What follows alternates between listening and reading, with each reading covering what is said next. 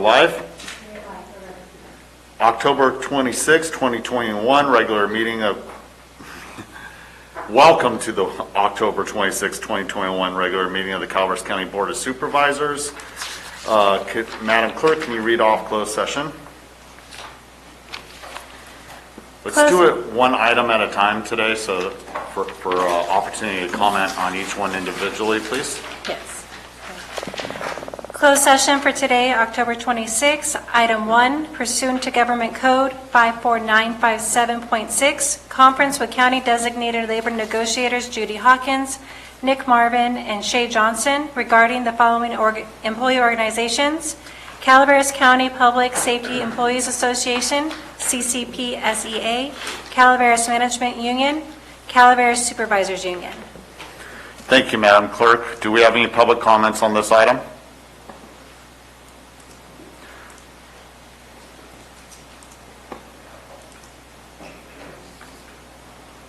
There is no public comment on these items. With that, can you please give us item 2? Item 2 for today's closed session. Item 2, pursuant to Government Code 54956.9D2, conference with legal counsel, anticipated litigation, significant exposure to litigation 1 case. Thank you, Madam Clerk. Public comment. Anyone in the audience would like to make public comment on this item? Sir? Can I take this off? Yes. Thank you. Good morning, ladies and gentlemen of the board. My name is Michael Gorley.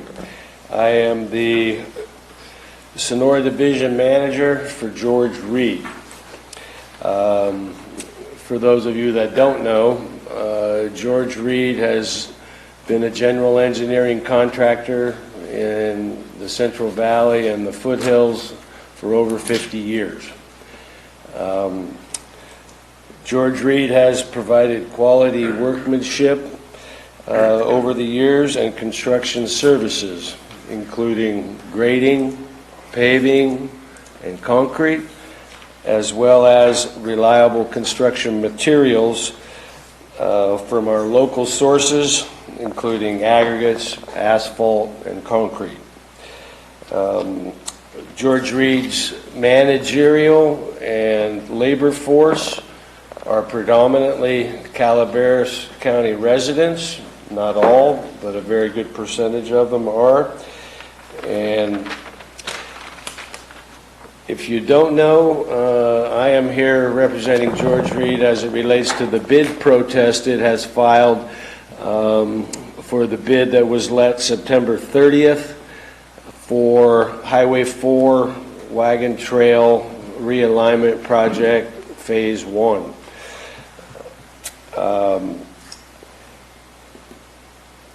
Our competition on this bid, I believe there were 5 bidders.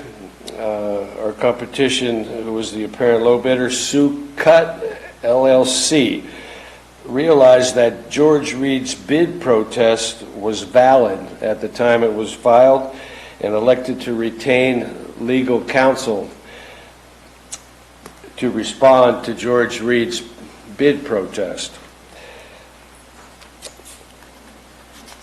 Our counsel, that is George Reed's legal advisories, recognized that Sucut's bid violated several statutes of the Subletting and Subcontracting Fair Practices Act. These infractions are identified and outlined in our bid protest submitted to Robert Packinger, the Public Works Director. It is for these reasons that GRI believes Sucut's bid be considered non-responsive and be rejected.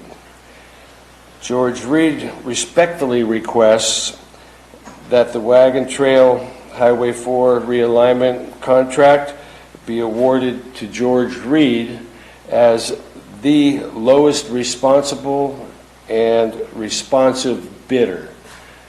I think that identifies what I wanted to make you aware of relative to what I believe you're going to be looking at in closed session shortly. Thank you, Mr. Michael Morley. Is there any further public comment to this item? Anything out there? There's no public online comment. Thank you. With that, we'll move into closed session. Can we tell, excuse me, can we tell if there are Zoom, I'm sorry, just a moment, sir. are there any people on Zoom that have contact with this meeting? I can see the participants, and there was no...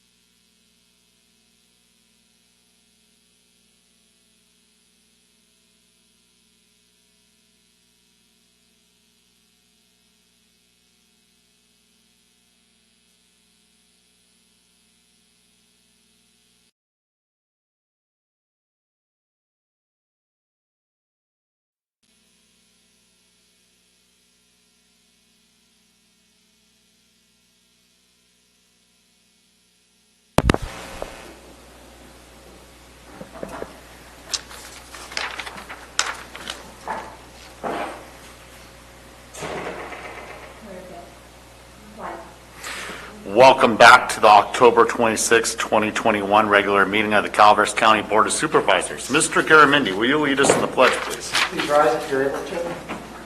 Join me in our nation's pledge. Ready? Begin.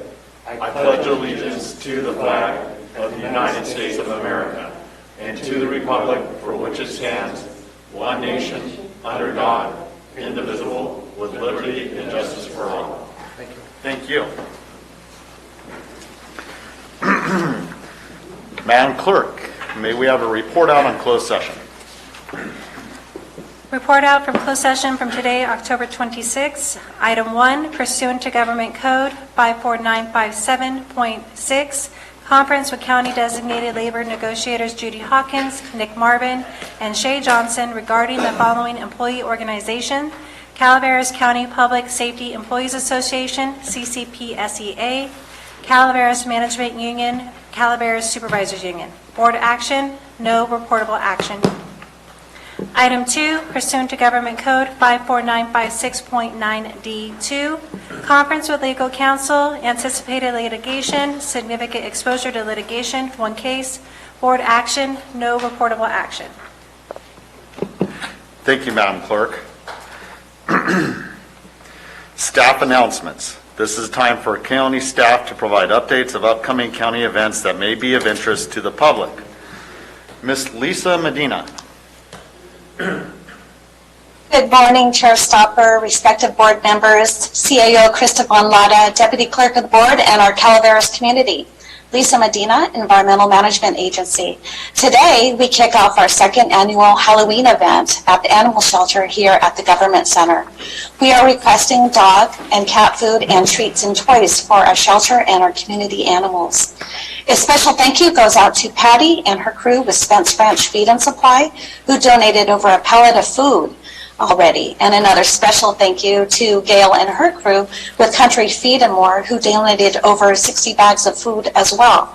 We would like to thank our Calaveras community for supporting animal services.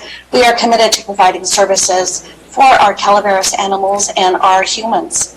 Come see us. We will even have treats for the humans, and no worries. If you missed this event, we are planning on another event around Thanksgiving. We are located at 901 Jeff Tuttle Drive. If you have any questions, please feel free to contact me at 209-754-6744. Thank you. Thank you, Lisa. Ms. Corey Allen. Good morning, Chairman and members of the Board. Corey Allen, Health and Human Services Agency. Today I have Jennifer Pruden. She's a supervisor within our Eligibility Division of Human Services, who's going to talk about our outstations. Jennifer?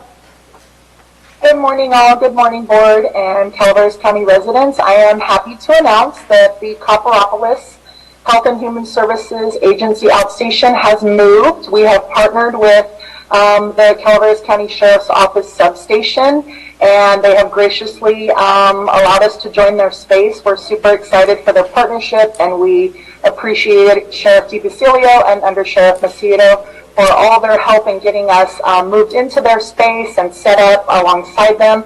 The Calaveras County Copperopolis outstation is open every Tuesday from 12 to 4 to serve our community for anything that Health and Human Services could do here in the main office. We'll do that. Thank you, Ms. Allen. Thank you, Jennifer. Thank you.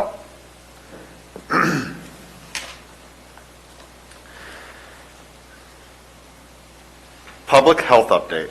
Informational item. Public health services. Receive an update presentation from staff on COVID-19 novel coronavirus. Ms. Corey Allen, you're back on the hot seat. Good morning, Chairman Stopper, members of the Board. Corey Allen, Health and Human Services Agency. With me today, we have Doug Archer, and we also have Dr. Ramirez and our Deputy Director of Public Health, Colleen Rodriguez. So we wanted to give you a brief update on where we're at with our COVID-19 response. COVID by the numbers, what I want to do is generally update you. We are at 3,788 confirmed cases of COVID-19. 76 are currently active cases and 3 hospitalized. This data is as of 4 p.m. yesterday. We did have 82 deaths to date with COVID-19, And tests that we've conducted have exceeded 60,000. Now, we are currently at 55.25% of our eligible population that are fully vaccinated. We're happy to see that number moving forward. Now, over on the right of the slide, you'll see we are less than 30% of the youth that are eligible for full vaccination. Statewide, they're closer to 60%. So you can see some of our concerns lie in that particular population.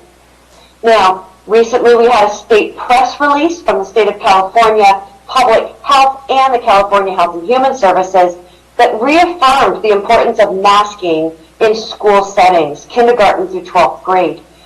The reason behind that is that the vaccinations are continuing to grow, and for us here in Calaveras County, we are, like I just mentioned, 1/2 of the state's percentage of eligible youth that are fully vaccinated.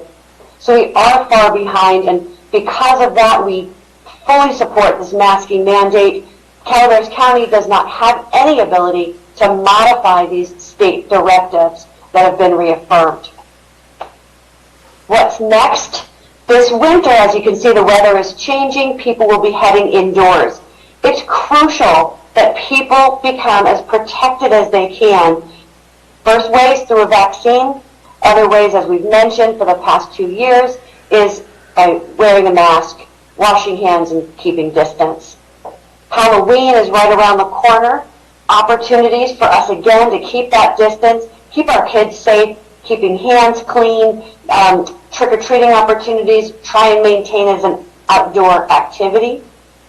COVID-19 vaccines, they are extremely protective against severe disease, and this includes in our teenage population. In a recent CDC report, 97% of hospitalizations and all of the ICU admissions of teenagers were those who were unvaccinated. Now, also, we are coming into flu season. So on September 9th, some have seen the reports that there was conversation about a combination booster that included a flu shot. We are far away from seeing that come to life, but I know that there have been questions about that, so I just wanted to draw your attention. Clinical testing will take some time on that, and it will be several months out. So as you're hearing conversations about COVID-19 and flu vaccine, you can get them at the same time. They will not be combined. But what we are doing in Calaveras County is providing a drive-through flu clinic. Calaveras High School, November 6th. We will be there for 2 hours in the morning and then the remainder of the afternoon. You can register at My Turn. What's new in the world of boosters? I know tons of questions. Our hotline's been alive with questions. The FDA has authorized Janssen and Moderna boosters, and it includes mixing and matching. The CDC Advisory Council did meet last week to talk about boosters, and there will be a meeting for the majority of today with the FDA to talk about that 5 to 11-year-old population and the vaccines that we expect to see in the future. There will be future meetings on that to continue to address this early in November.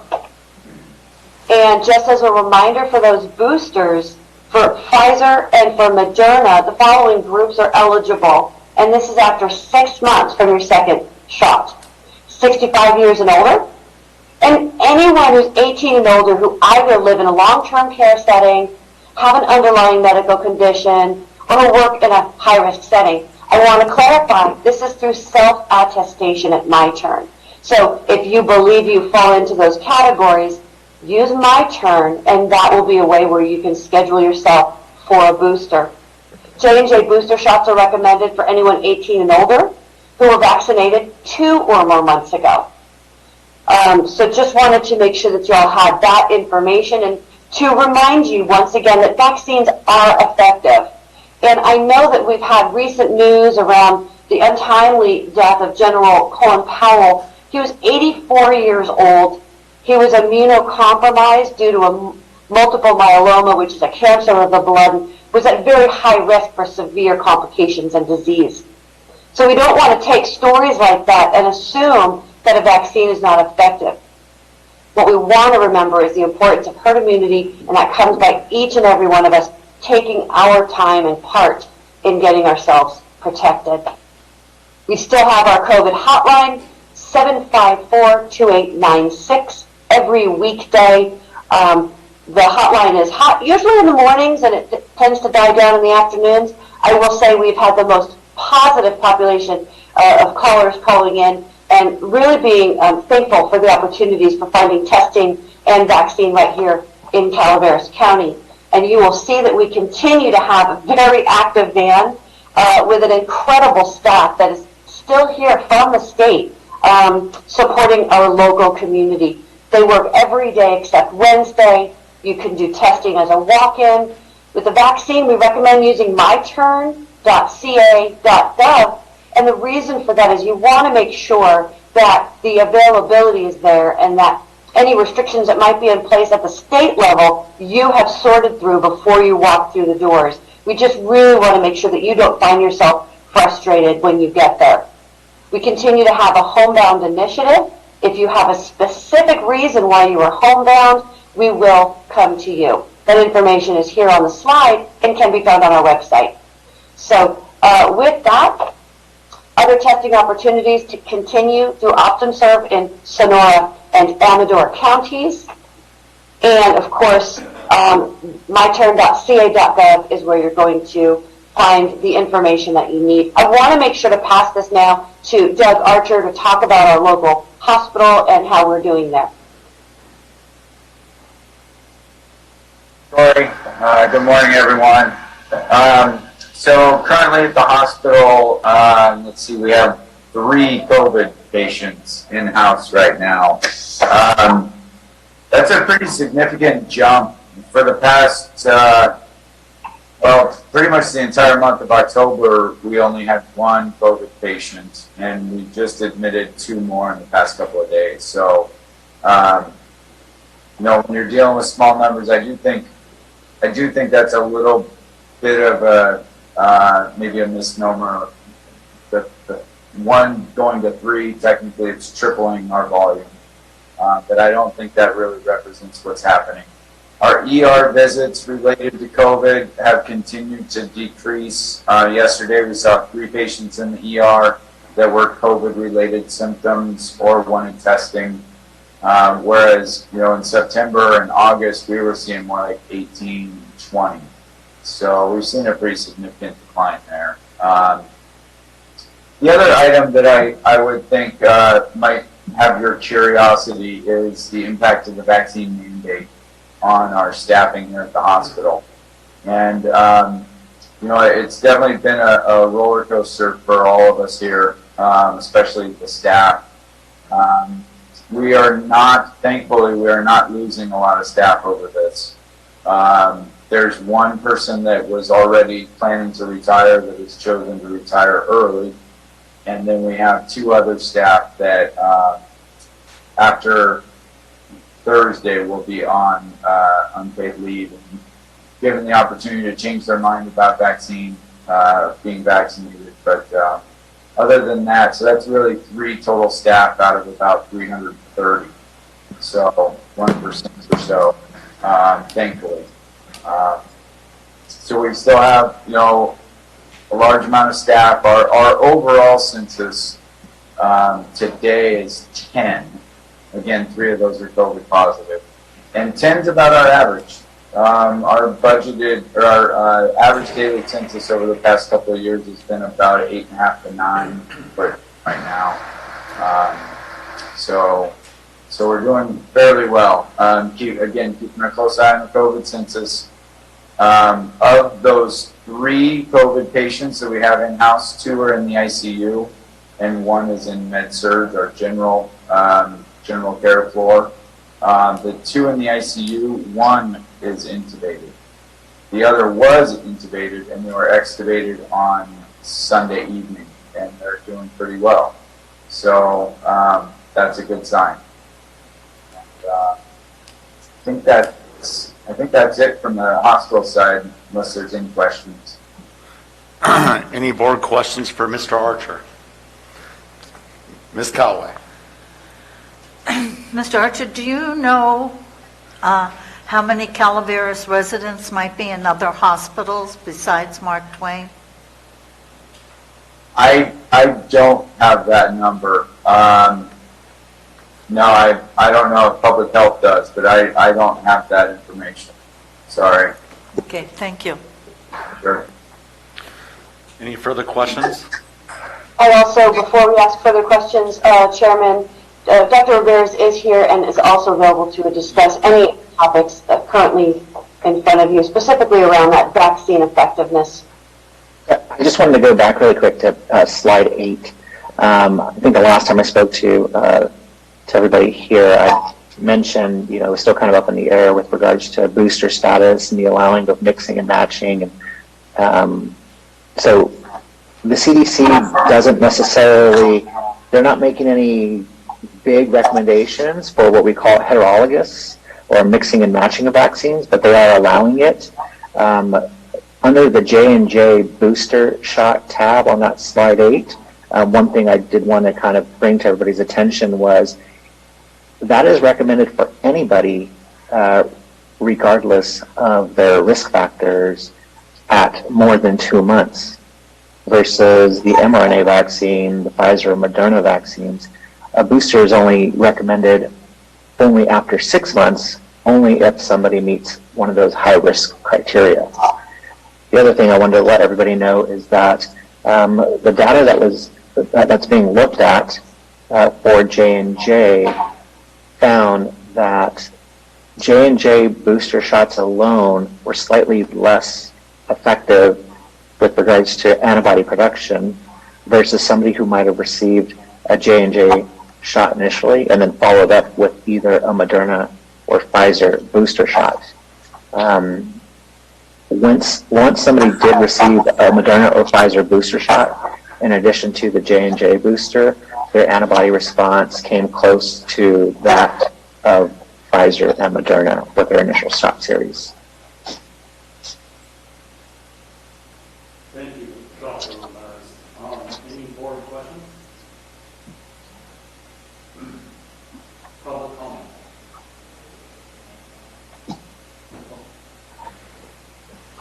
Thank you, Susan.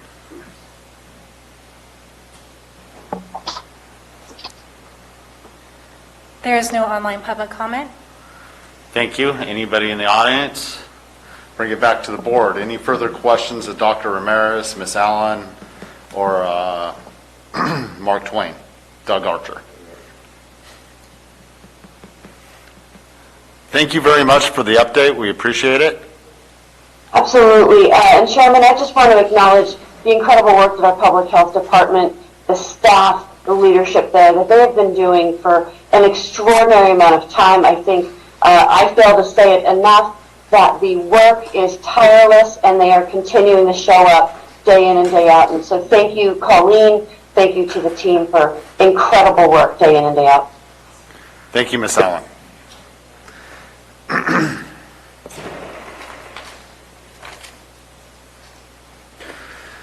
Recognition and acknowledgements. Item 4, proclamation. Clerk of the Board of Supervisors. Adopt a proclamation honoring Dixie. Ms. Callaway, how would I pronounce that last name? Linebaugh. As a Calaveras County centenarian. Ms. Callaway.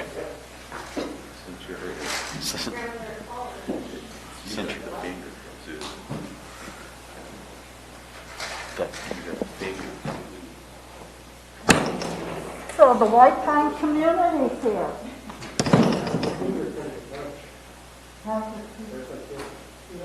I'm Marita. And we're here to honor you today. Can you hear me, or do Ms. Linebaugh and I need to move up? I can hear you. She can walk out. Okay. Ms. Callaway. Yeah. Thank you.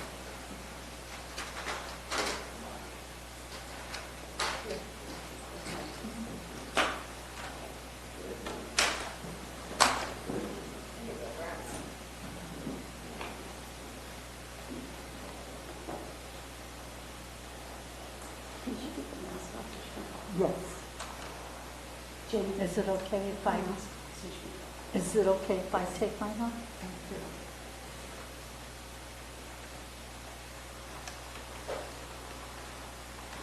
Hi. So this is on behalf of the Board of Supervisors. And I'm going to talk about you. Is that okay? Hope it's all good. I don't know. There's a little bit in here. Yes. Whereas Dixie Lee Johnson Linebaugh was born in San Antonio, Texas. Have you lost your Texas accent, ma'am? Yeah. Okay. On October 30, 1921. And whereas Dixie and her parents and 4 siblings moved to California during the Depression for a better life. The family picked fruit, nuts, worked in the packing sheds to survive during their first years in California. Do you remember that? Yes. Within a few years, her father was hired to manage a large ranch in Imperial where there was plenty of food and work for all. And one of Dixie's favorite memories when a teacher would take the whole class, 10 kids, in her old jalopy out to the desert. She said it was a funny sight. There was an old jalopy, the teacher, her big old dog, and hanging on the fenders and the rumble seat, y'all were piled on top of each other in the back seat, bouncing down the road with the torn canvas flapping in the wind. You remember that too? Yeah. During World War II, Dixie and her husband Ed lived in San Francisco. My daughter was born there. Did you have any kids born in San Francisco? No. Where they worked to help with the war effort. And during her days off, she explored San Francisco, went to Chinatown, the zoo, and the ocean. They later moved to the San Joaquin Valley to raise their 4 children. In 1964, Dixie and Glenn married. She quickly became the company bookkeeper, go-to girl, payroll clerk, camp cook, and multiple other jobs for SC Linebaugh Logging Company. Did you have anything to do with that little park on Blagan Road? Mm-hmm. Yeah. I feel like I'm talking about the history of White Pines. I mean, you can't say Linebaugh without saying White Pines or vice versa. Dixie has had a fortunate life and has contributed to many local and neighboring charities. She was a devout member of the Quilters Independence Hall group, and they're having another quilting show this year. Mm-hmm. She supported many fundraising groups such as Boy Scouts, Girl Scouts, fed the hungry, clothed the homeless, and many other private locals in need. Anyone could come and get a meal and leave with a few bucks in their pocket. No stray dog or cat left once they arrived, and they got a good taste of the eats from your home. Dixie has supported a multitude of charities throughout her life, but the ones dear to her heart are the Indian schools.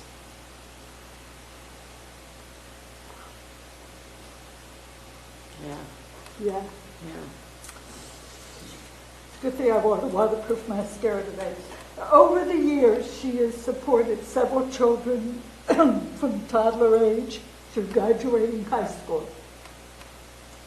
She provided them with countless school items, warm clothing, and funding to simply survive. Dixie now lives in Valley Springs, which for any of you who want to know, it is in Calaveras County, though if you're from White Pines, you're never too sure. Where she enjoys visiting with her grandchildren, great-grandchildren, and great-great-grandchildren. Some of Dixie's favorite pastimes are reading, word puzzles, watching cowboy movies, and embroidering.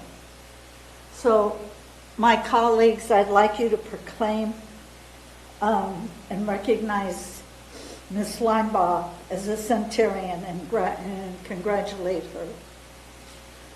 Oh, my heavens. I am just so honored to be able to do this. Would somebody give me a motion? Come on. So moved. Thank you, Supervisor Garamendi. I'll second. Thank you, Supervisor Tuffanelli. Do you have something you wanted to say? Awesome. Awesome. Thank you, 100 and years is just very awesome. Okay, before I call for the vote, is there any public comment on this? Ms. Linebaugh, did you want to say anything?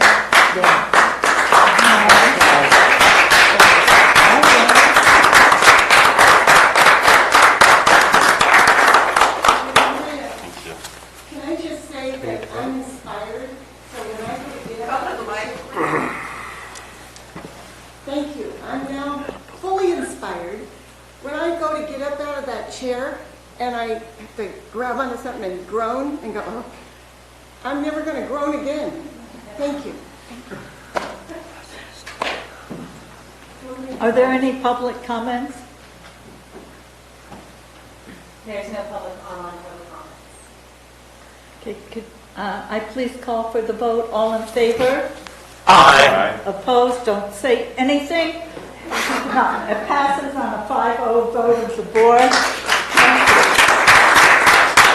And it's truly an honor for our Board of Supervisors to recognize you on this auspicious occasion. Thank you, and thank you for coming and sharing. thank you, Dixie. Thank you, family. And Go now. we appreciate your presence in Valley Springs, even though Marita doesn't know where that is. Thank you. Thank you all for doing this. What are we supposed to do? I think they're all done with you now. Pardon? I'm going to come out so I can take a photo of you guys. Oh, one. Okay. One faces the photo of the family. Now she wants to take your picture, so you're going to take Oh. the staff off. Would y'all like to come, please, and have your picture taken?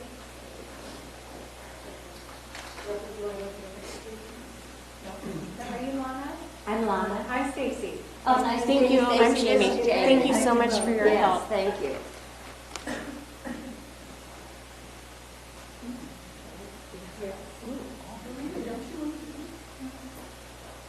Yeah, you should come with us. And we're all similar in height and everything. Right.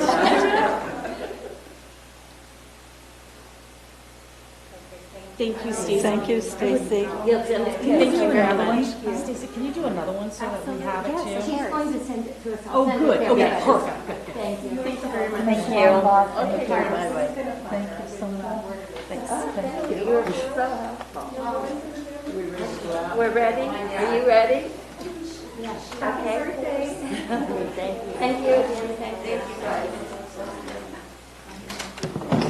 So now it's just all girls. Thank you.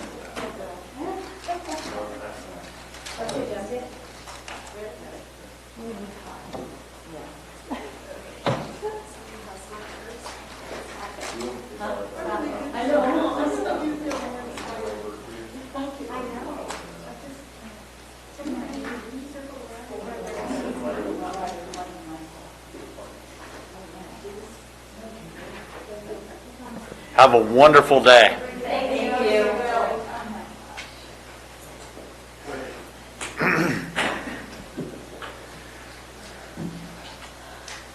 Item 5, proclamation, administrative office. Adopt a proclamation recognizing and honoring Ed Lark for 20 years of distinguished public service in the public access television studio.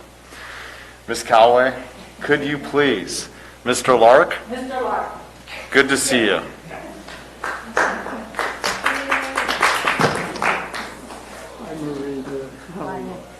Oh, I took my mask off. Is Is that okay? Yes, please. You're going to take it off, I'm taking mine off. Yes. I feel like we are honoring you, Ed, but I feel like every time I see you, I honor you. I meant, where's Joni? Oh, she's home. Well, where do I get hold of her? Anyway, this is a proclamation recognizing you for everything that you've done for community TV. Ed graduated from the University of California, Berkeley with a degree in engineering and a minor in business. He owned a successful business, Lark Productions, during which time he produced documentary, travel-oriented films for presentation in auditoriums throughout the U.S. and Canada from 1956 to 2001. Mr. Lark organizes and established Lark Tours, which specialized in tours to European countries from 72 to 78. He produced a 15-minute film for Calaveras Development Company, which promoted life and activities along Highway 4 in 1967. And for full public disclosure, Mr. Lark is a constituent, but more important, his wife's a friend of mine. I want to ask this question. How did you learn all this stuff? Oh my God, I am like a supervisor. I know these things. These are things that only Joni would know. Oh, really?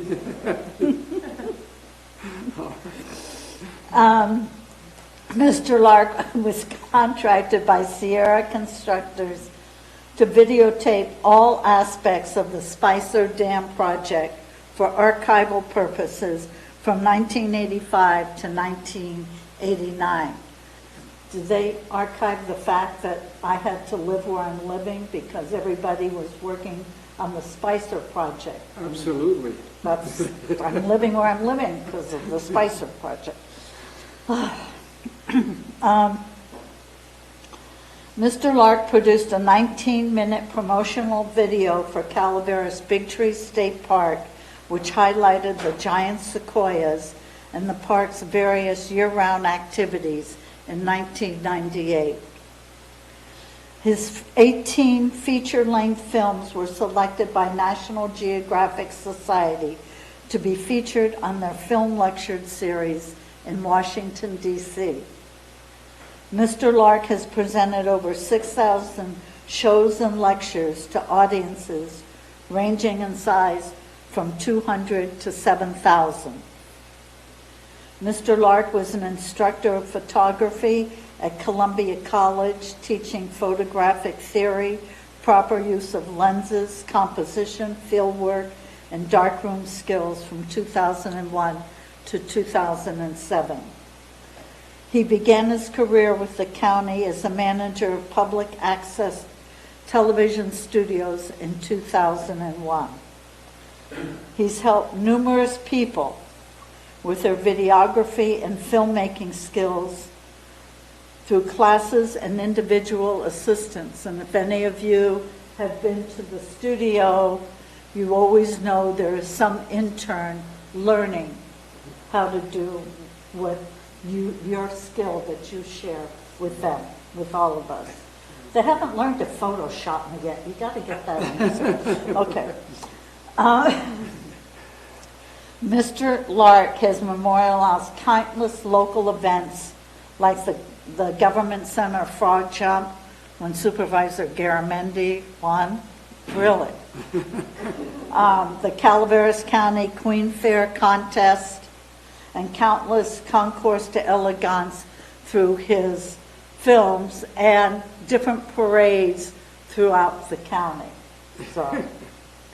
So my colleagues, if you would please join me in honoring Mr. Lark. May I have a motion on this proclamation? So moved, Mr. Chair. A motion by Supervisor Tuffanelli, a second.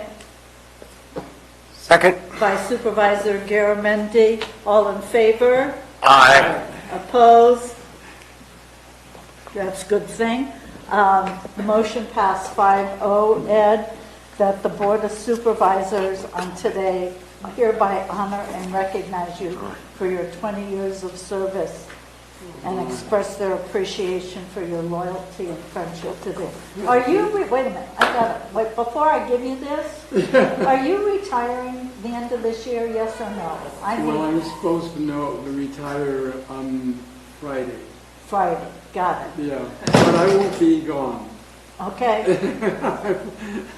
And I have to say, Ed's wife, Joan, Because also when you see Ed out in the field, you see Joan. Yes, So very please often. thank her very much on behalf of the board. I will. Did I do all of that? No, no, of course not. You did more than that. Thank you, Ed. Thank you. Thank you Maria. so very much. Thank you.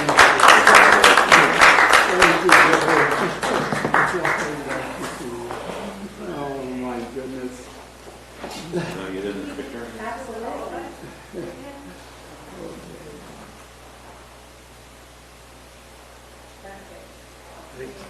Thank you. Yeah, appreciate it.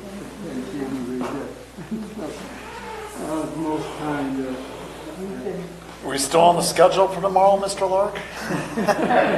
You aren't going to be gone tomorrow, are you? I'm sorry. You're going to be there tomorrow, right? You're going to be there tomorrow? Oh, be where tomorrow? At the television station. Well, I know on Friday I'm supposed to be videotaping the Halloween event Okay, excellent. and also the awards, but no one mentioned anything other than that. Tomorrow, Wednesday, I got you. I'll see you there. And good to see you today. We appreciate your time. I got you. And Thursday we're filming as well. So a pretty busy week for my last week here, but Right. that's okay. Well, I'm pleased that I get to see you when I go in here this last time. So, and hopefully you can volunteer and keep helping in the future. Well, that's what I plan to do in the future, although I want to take a month or two off so I don't have to get up at 5 o'clock every morning. That's going to be I think my favorite change in my lifestyle. I can appreciate that. I hope to do that sooner than later myself. Very, very nice last interview that's up on the Pine Tree right now. Oh, yes, it was nice. We have a copy for you. Did you get it yet? No, I haven't. Oh, well, you will. It'll be in your box. Okay, thank you. Thank you, all of you. I really appreciate your support that you have provided over the years, and it'll always be with me. There'll be wonderful memories that I've had during the 20 years that I've been here, and it won't be the end because I still want to contribute to the various events of the county and here also. So I won't be a stranger. Thank you so much. Thank you. I think it's important that we not let him go before we remind everyone who is out there watching this on TV that it's because of Ed and his work that we can actually go back and research and stay engaged in our community. So kudos to Ed. And by the way, you mentioned Joan, and she is like probably the longest standing school board member, dedicated, amazing. So what a team, huh? Thank you, I will. Thank you so much. Thank you, Ms. Crane. Thank you, Mr. Lark. Were you part of this resolution? Did you have anything to do with that?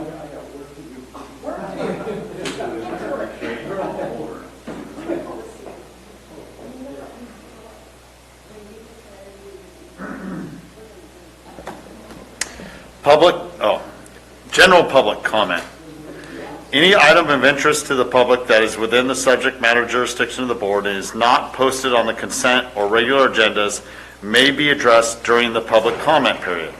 California law prohibits the board from taking action on any matter which is not posted on the agenda unless it is determined to be an emergency by the Board of Supervisors.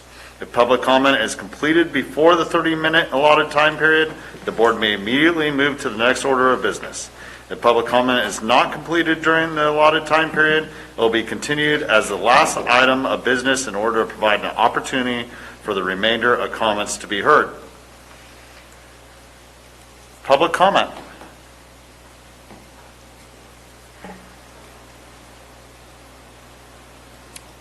There is no online public comment. Okay, and I'm double checking with the audience. That concludes the public comment period, or general public comment period. Consent agenda. Consent agenda items are expected to be routine and non-controversial. They will be acted upon by the board at one time without discussion. Any board member, staff member, or interested party may request removal of an item from the consent agenda for later discussion. Anybody in the audience like to pull a consent agenda item? Board member or staff member? Anybody out? So I wasn't sure if I was going to do this or if you were going to do this. Would you please pull the resolution recognizing the Calaveras County Arts Council from your consent agenda, and I promise I won't even go 3 minutes. Item 7. Yes. Yes, number 7. I don't know, I can't deal with that right now. Anybody online that would like to pull an item? With that, I'll entertain a motion on the remainder. Move. Thank you, Ms. Pullendorf. Second. A second by Mr. Garamendi. All those in favor? Aye. Those opposed? Passes on a 5-0 vote of the board. Item number 7. Please.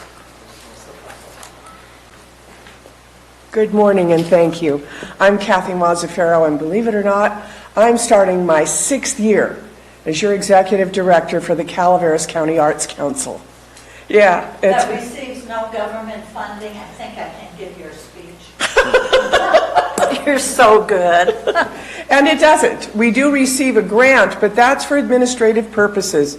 This wonderful county supports our signature events, Music in the Parks, Ovations, the Artist Studio Tour, and the item nearest and dearest to all of our hearts, and that's the support of education and the arts for all of our local kids. I just wanted to come in and thank you for the resolution. We are beginning the grant process stage with the state, and having your resolution recognizing us as the Calaveras County Arts Council is a critical step in achieving the next grant. Very briefly, during this matter of COVID, we adhered to all state regs. In fact, in March of last year, we shut the gallery down to the public. I moved the office to my kitchen, and we ran the Arts Council from my kitchen and from my assistant Maggie Sloan's up in Forest Meadows. But we thought creatively, as artists do, and Maggie put together a fabulous art show, totally online, highlighting all of the art from different artists throughout the county. We sold over $3,000 worth of local art last summer in 20. And the other item that came back to life, the lights are slowly coming on, is Music in the Parks, resumed this last summer. It was fabulous, and we had a wonderful turnout. We are moving forward cautiously with Ovations, our professional performing arts program. We cannot be in our local schools, so we will not be using the Bret Hart Theater. But thinking creatively, we're going to have our first concert in the Alhambra Music Room at Ironstone Vineyards, and we're going to make it a party. It's going to be a champagne reception with hors d'oeuvres on Sunday, December 5th. I'll make sure you get a mailer, but I invite all of you to attend because we have invited the Golden Bough, and they're going to present a Celtic Christmas to kick off the holiday season. The arts are what bind us all together. It bound us together during the Butte Fire. It binds us together during times like this. We even have a small display right now that we're working with our local sheriff's department and their pink badges, and Mark Twain Hospital for the support and raising awareness of breast cancer. I thank you so much for recognizing what we do and for approving the resolution. And that's it. Thank you so much. Thank you for your time, Kathy. We do appreciate the work you do. Is there any board comments or questions? With that, public comment? Thank you, Ms. Marty Crane. I'll bring it back to the board and entertain a motion. I move this item. Thank you. A motion by Ms. Marita Callaway. I'll second. A second by Mr. Gary Toffanelli. All those in favor? Aye. Those opposed? Passes on a 5-0 vote of the board. Thank you so very much. Good seeing you, Kathy. Keep up the good work. Kathy. Thank you. That concludes our consent agenda. At this time, we have scheduled the public meeting to start at 10:30. Things proceeded quite a bit quickly and smoothly this morning, so we're going to take a break and let's say return by 10:25 so that we can be on the schedule for 10:30 for the public session. Is that correct, Ms. Clerk? I'm going to double check my agenda here just once before I call for this. Yeah, redistricting public hearing is the only thing on our regular agenda. No. Supervisor announcements. That's post redistricting, Mr. Toffanelli. That's on the regular agenda. Break time. Break.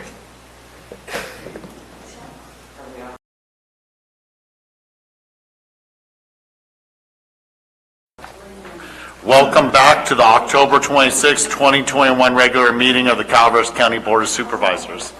At this time, we'll move on to our regular agenda, redistricting public hearing.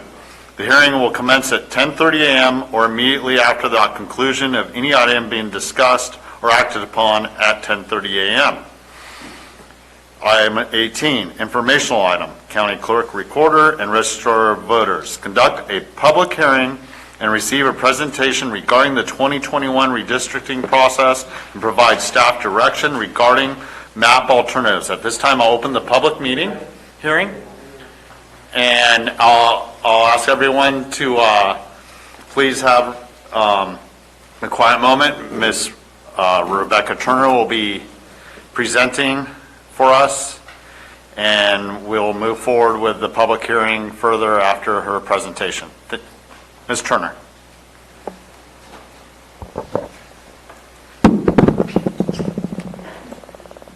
Couldn't tell if my mic was on. Good morning, everyone. I'm going to go over, try to be brief presentation, but I don't want to miss anything, so feel free if you think I'm not covering anything to go through it.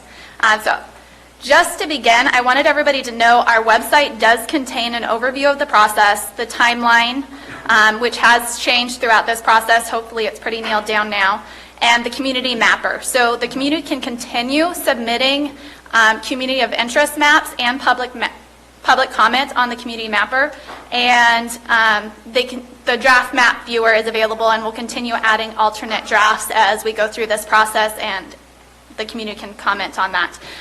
Any public comment that was received prior to us posting the agenda last Wednesday is going to be discussed today. Anything that we received after we posted the agenda, we'll discuss on November 9th at the next community meeting.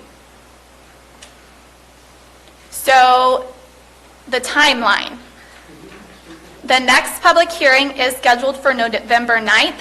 We'll continue soliciting public comment, and we'll be discussing with the board potential changes to alternative maps that have been drafted so far. The issue with the timeline is the deadline is December 14th. So if we have, well, the deadline's December 15th. The last scheduled board meeting is December 14th. And we have to adopt a map by that date. However, if you wait till December 14th, it does extend, I'm trying to think of the word, prevent us from opening the petition and lose on January 3rd. So if we wait to adopt till December 14th, we can't open the filing, the petition and lose until January 11th. So that is the biggest, in my viewpoint, change with not adopting by December 7th. The drop dead deadline to open the signatures in lieu filing period timely is December 7th. Other than that, there's no major impact. The elections office needs those 28 days to adjust the lines for voting. Does that make sense? And then, of course, we've got June 7th election coming up. Does anyone have questions about the timeline before before I move on? Okay.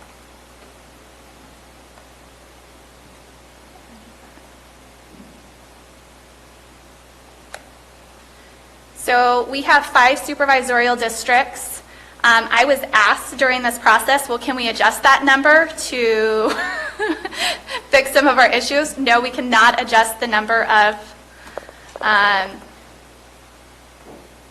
districts that the county has.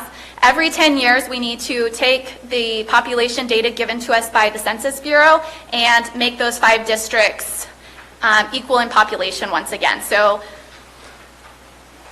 population changes over time, and it's the county's responsibility to even out those districts every 10 years with the census data provided. This process is called redistricting, and it's important in ensuring that each board member represents the same number of constituents. In Calaveras County, the Board of Supervisors is responsible for drawing the supervisorial districts. When redistricting, the county is required to use the most recent census data. Redistricting determines which neighborhoods and communities are grouped together in a district for the purpose of voting on their supervisor.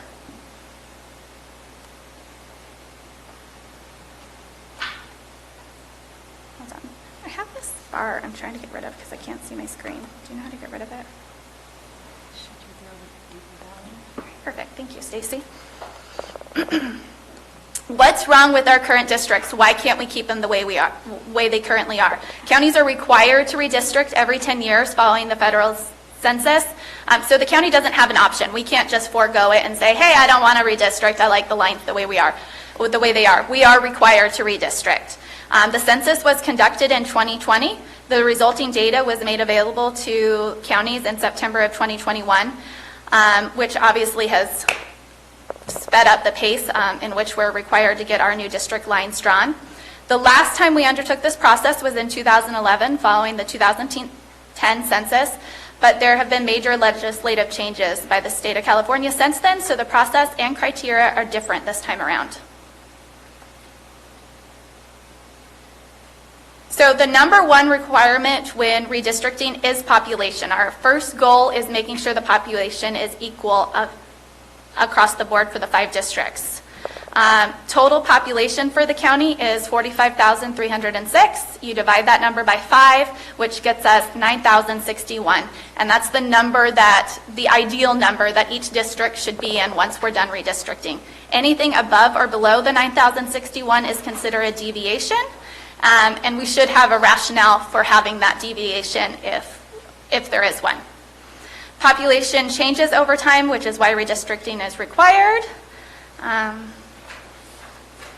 So in addition to population, we have state requirements, federal requirements. Federal requirements include the Voting Rights Act that we cannot change, the districts for a discriminatory purpose. So we can't draw a line so that one minority has no voting power and the voting power goes to the majority, or vice versa. You shouldn't be drawing the lines to gerrymander or to favor one racial party or a partisan office or a certain candidate. So aside from population, we also need to make sure we are not favoring a certain political party or anyone in particular. So. New requirements, AB 1276, now requires these ranked priorities. The important thing to remember is it's to the extent practical. So if we can go through the redistricting process and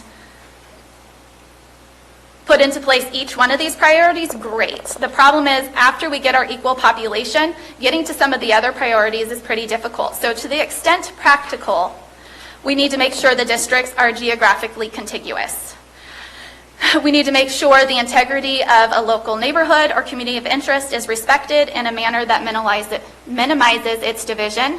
The integrity of a city or census-designated place shall be respected in a manner that minimizes its division. One thing I'd like to note here is neighborhoods and communities of interest was ranked higher than cities or census-designated places on this list. So we actually have a higher priority to keep communities of interest in place above a city or designated census place.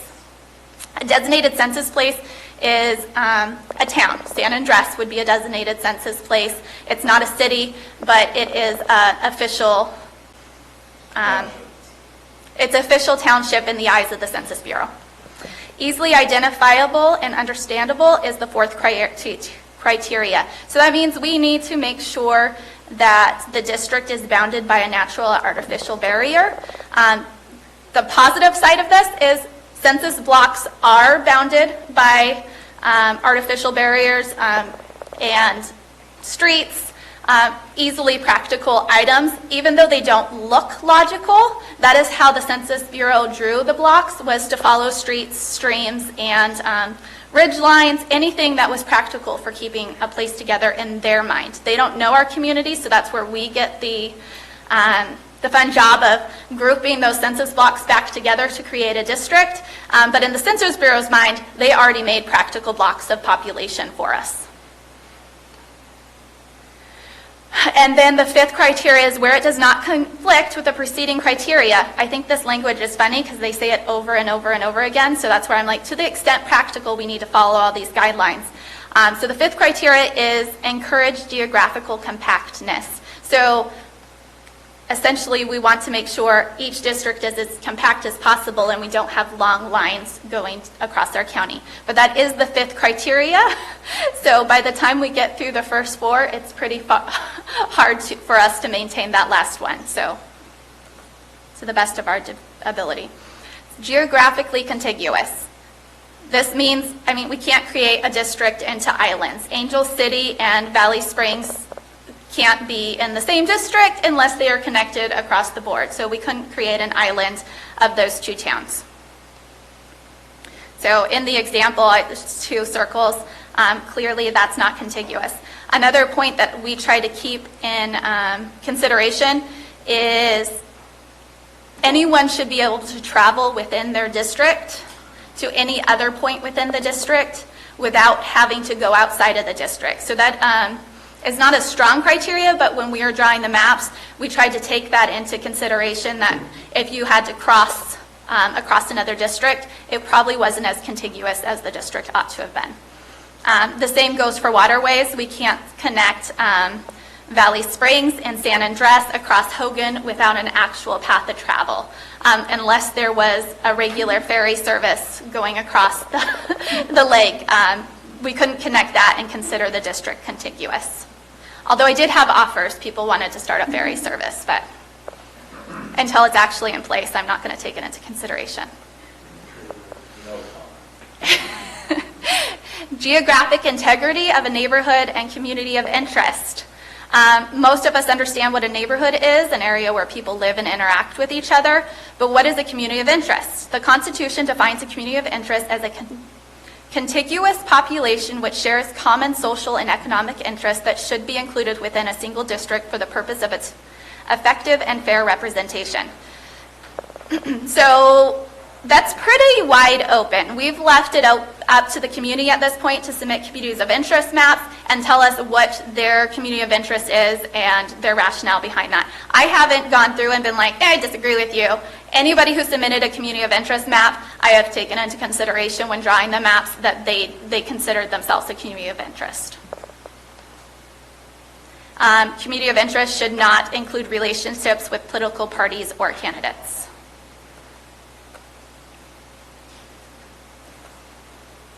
Geographic integrity of cities and census designated places. That's a pretty easy to understand concept. Just like the communities of interest, to the extent possible, we should not be separating townships or cities. One thing I found interesting is some townships did cement themselves as a community of interest. So if they did that, I held that they had two criteria. They were a community of interest and they were a census designated place. So they had two ranks on the profile. Easily identifiable and understandable. This was a hard criteria for me to some extent because what I thought was easily identifiable and understandable isn't necessarily what the public thinks or Or what our census blocks are. Or what our census blocks are. So sometimes I made notes because I thought something was an oddity that wasn't necessarily easy to identify or understand, but it still did follow a street or the boundaries of the county, waterways, a mountain range. It still followed the path of travel. So so I tried to wipe that from my mind of what I thought was easily identifiable and understandable, and tried to just draw maps as if I didn't already have set priorities in my head. And then geographical compactness. To the extent possible, it does not conflict with any of the preceding criteria. We are encouraged to draw compact districts. So if you can grab a closer area of population without having to reach for a farther area, that should be the goal. And I'm going to give some examples where this was made difficult because we had to follow communities of interest. But to the extent possible, the goal is to have a compact district.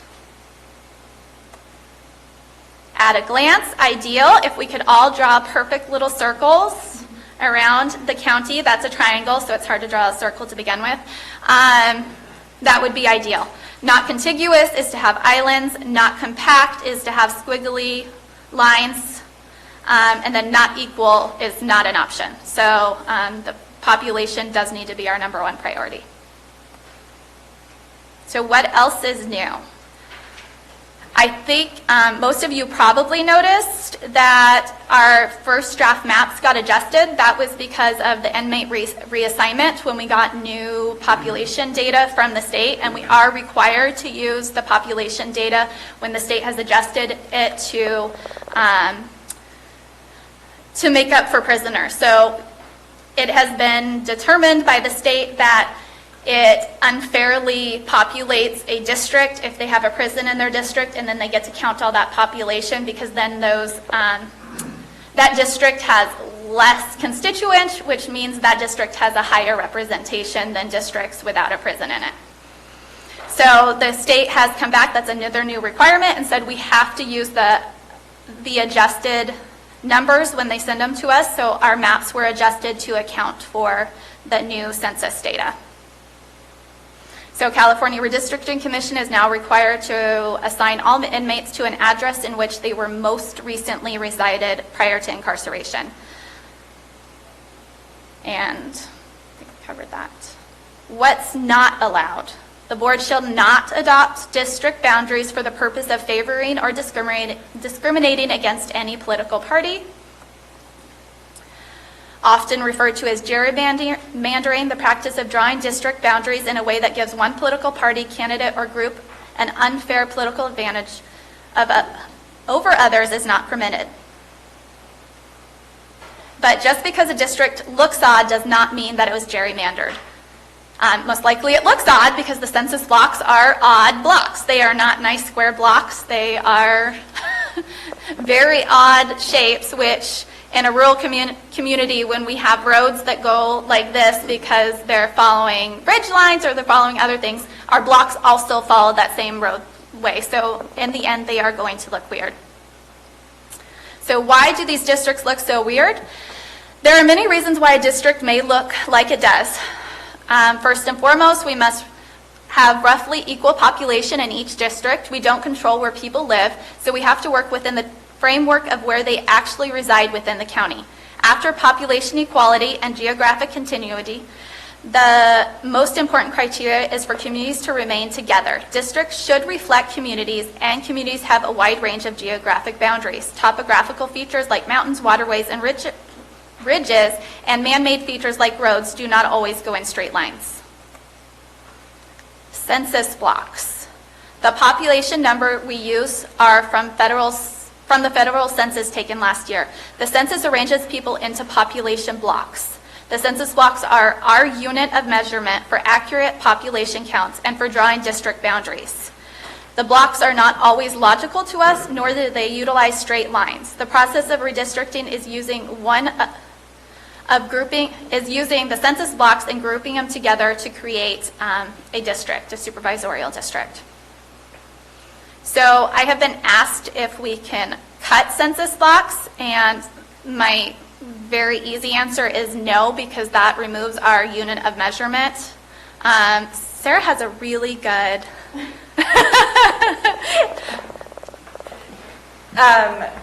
What did I say? I should have written down what I said. There is no, as you will note if you read the Elections Code and the New Fair Maps Act, there's no explicit prohibition against splitting a census block.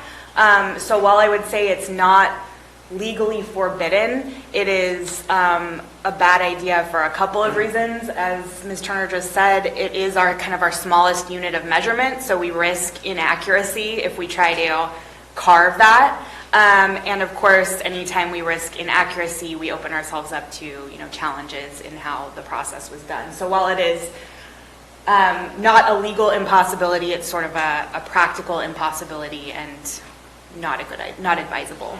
Is that what I said, sort of? Yeah, thank you. And she's not the first attorney who's told me that. I went on several meetings asking, well, why can't we? And everybody just went, Why would you do that? why would you do that? So I left that as, no, I guess we shouldn't be cutting census blocks.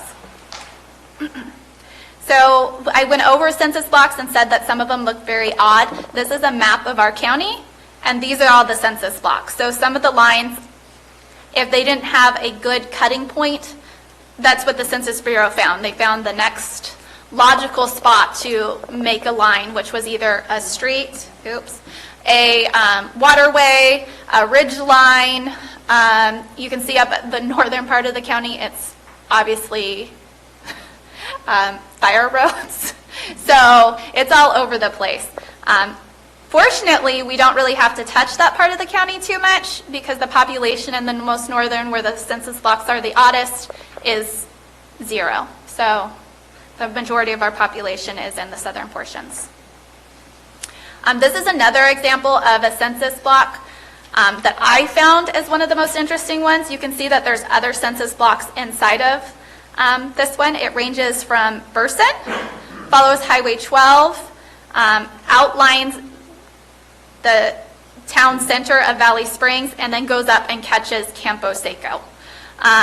What I find interesting about this is it made it hard to split off where a district line, if it came up to there, where it would end, because it was cutting Campo Seco, and if you opted not to cut Campo Seco in two, you most guaranteeably would be cutting Burson in two.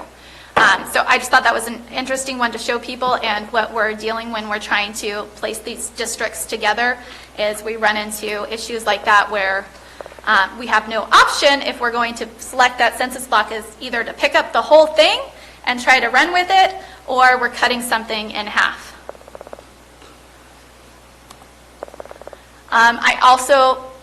One of our largest communities of interest that was submitted would be the Rancho Calaveras. When you select every census block that covers Rancho Calaveras, you get a population of 7,697. That is a very large concentration of population. I would say the largest in the county. And once we grabbed all of those, the next thing we were doing was splitting the next neighborhood over, which was La Contenta. And I'm not as familiar with the subdivisions on the west side of the highway there, but there was also comments submitted that we split subdivisions on the other side of the highway as well with some of our maps. Sorry, do one of you know what subdivision that is? It's on the tip of my tongue. Mr. Toffanelli. But we had a few comments submitted. The HOA on the top of the hill on the west side near Crestville. That would be on top of the hill. That would be Hillville Estates. I don't think I got a comment for Hillville Estates, but Quail Oaks commented that we are splitting off of Quail. That would be unit 2 up there, or unit 1 up there on the crest. Okay, so we split on the other side a couple of other subdivisions as well. Sorry, Susan. So that's where... Hillville Estates Unit 1 up calling Crest. Okay. It was a pointy thing. Your mic, got it. So no matter what we do with the way the census blocks are drawn, I can guarantee we're going to walk away with there's going to be a community of interest or a neighborhood that is split by this process, and that's simply because the census blocks are following streets, and streets are where we have our households, and no matter what, one side of that gets cut with part of those people. In a subdivision, typically there's houses on the outskirts and then streets on the middle, and the census blocks are following the streets in the middle. So on some of these districts, no matter what, they're going to get split. So I think that's where the guidance from the state is, to the extent practical, without cutting a census block to make it line up with the houses or parcels as opposed to the streets. In the end, we're going to cut some communities. And I'm going to just take a minute and correct myself. Okay. Valley Hills Estates. Oh, okay. Well, it sounds like we are splitting Valley Hills Estates Are in you some sure, of our Mr. maps. Toffenali? I am sure, that's why I corrected myself.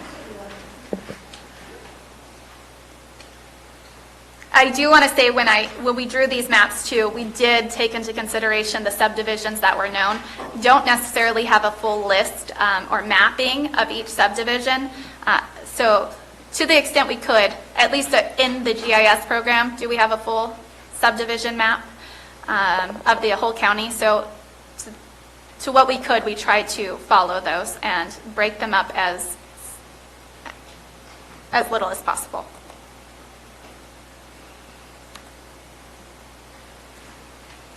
So then I said in the last, we grouped all the population blocks that contained Rancho Calaveras, and we saw that we split La Contenta. So in the next iteration, we tried to include La Contenta without splitting it at all either, and then the population's 9,125. Well, at that point, we're already over the 9,061, that was our goal, so we already have a deviation, but then we split more communities. We split Gold Creek off. So if I wanted to include Gold Creek that as well, mainly for a practice for ourselves, Doug and I would go through and see like what happens if we do this, what happens if we do this. Then we have La Contenta, Gold Creek, and Rancho together, and the population is far over an allowable deviation at 9,477. So the main reason I shared this one is, like I said, it was the most populated condensed area in the county. And so depending on how we draw Rancho Calaveras, it really does impact the rest of the districts. Because by the time we put all of that population in District 5, then where does District 1 draw their population from? They start to get, and you'll see in the iterations where District 5 was an island, District 1 turns into a very long lake across the county, or just envelopes the district completely.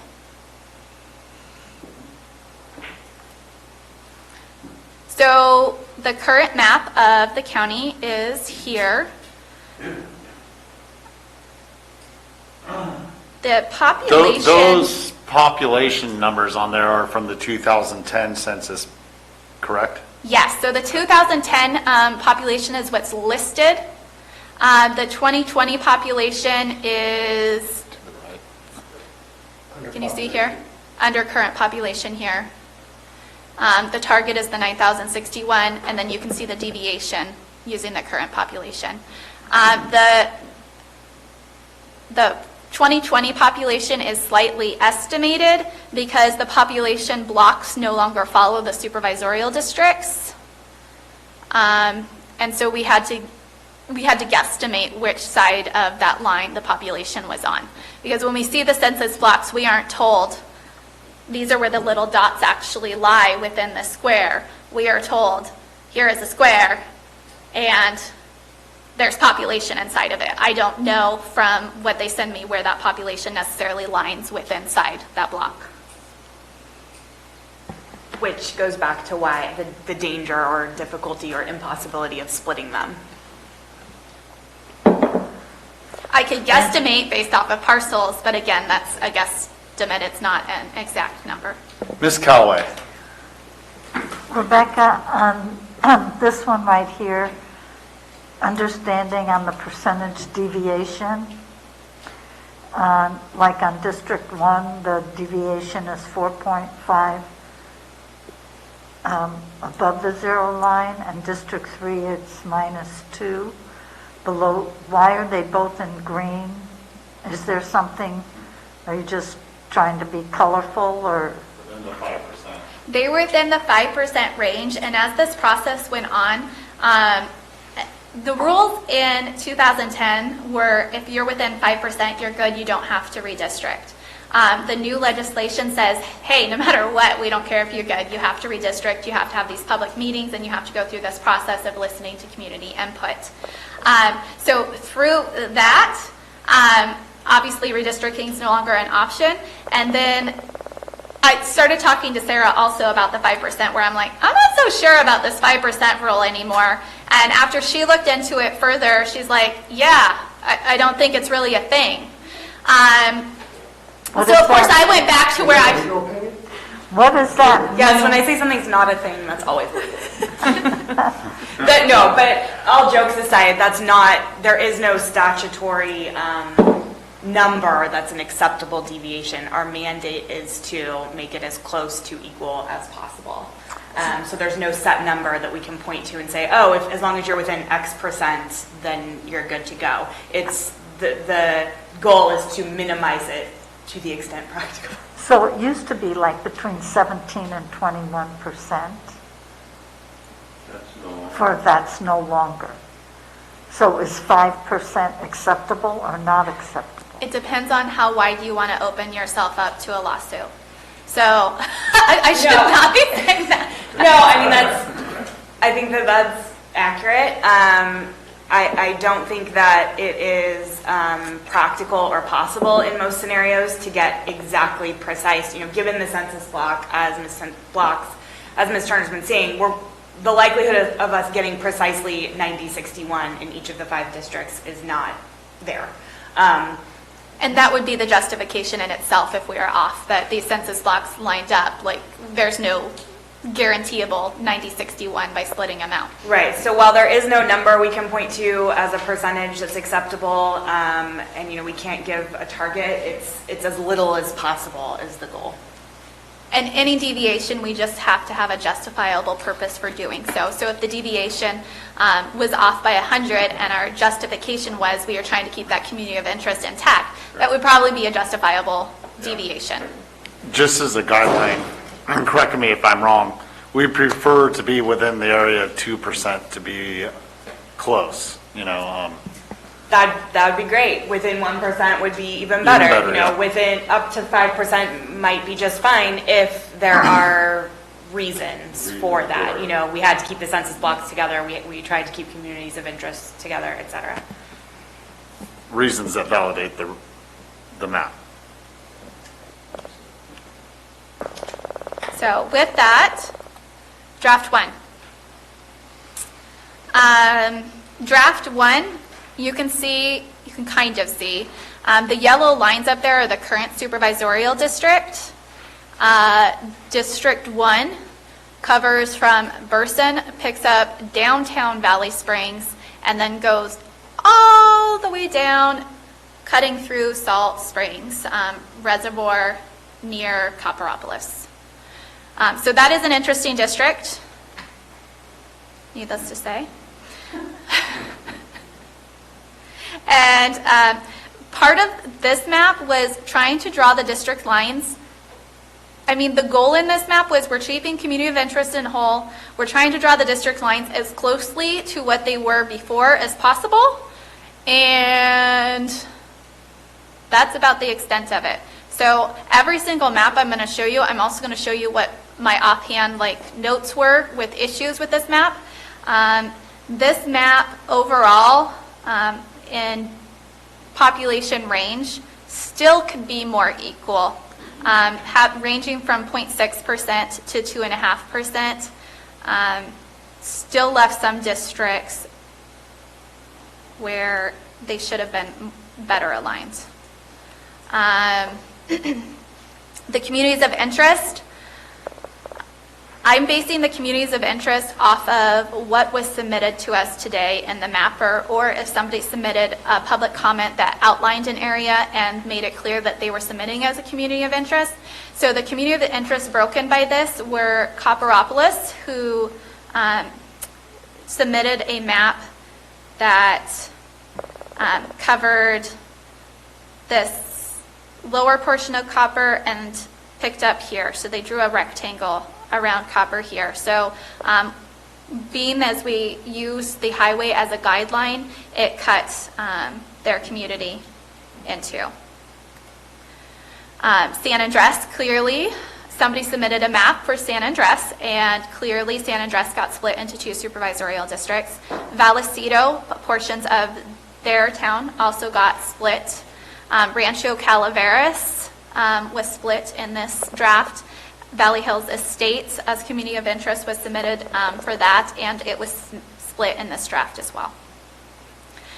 Cities and census designated places, San Andres and Vallecito, which are also listed as a community of interest, were divided in this draft. So is it easily identifiable and understandable? I think for the purpose of what this was trying to do, yes, we did follow the guidelines we were supposed to follow to draw the map. Some things were odd to me, like Murphy's Pines, which I personally felt, and then we had public comment submitted to say the same, was shifted from District 3 to District 2 to make up population. Whether that actually falls and easily identifiable, I think is questionable. I just found it difficult to understand.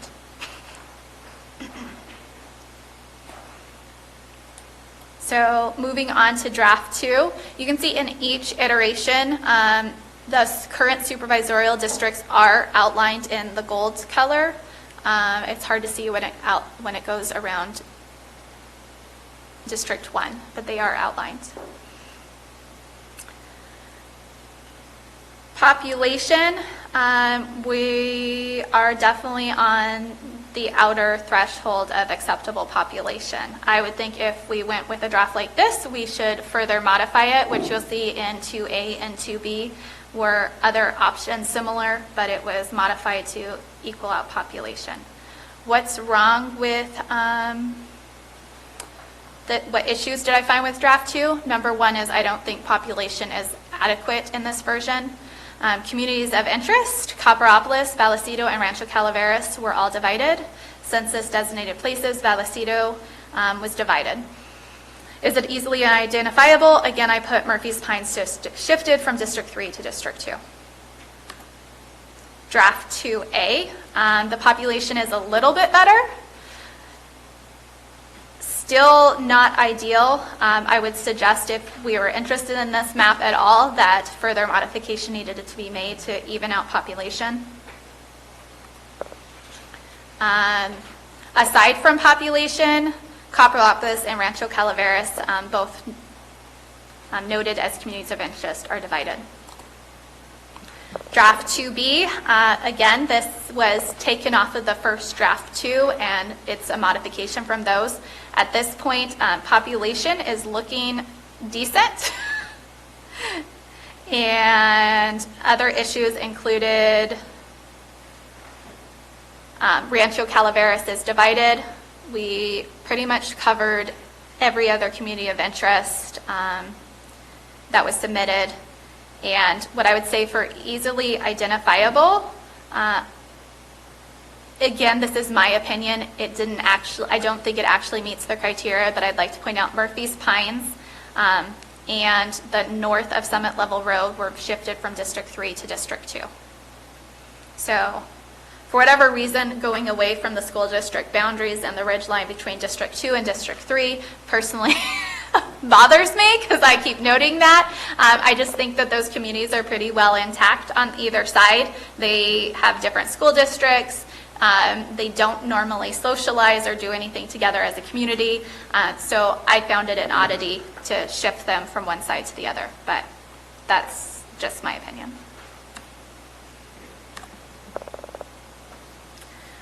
And then draft 3. Population was very good in this draft. It potentially could be modified further. I couldn't find an area to pull from that didn't start splitting into another community to do so, though.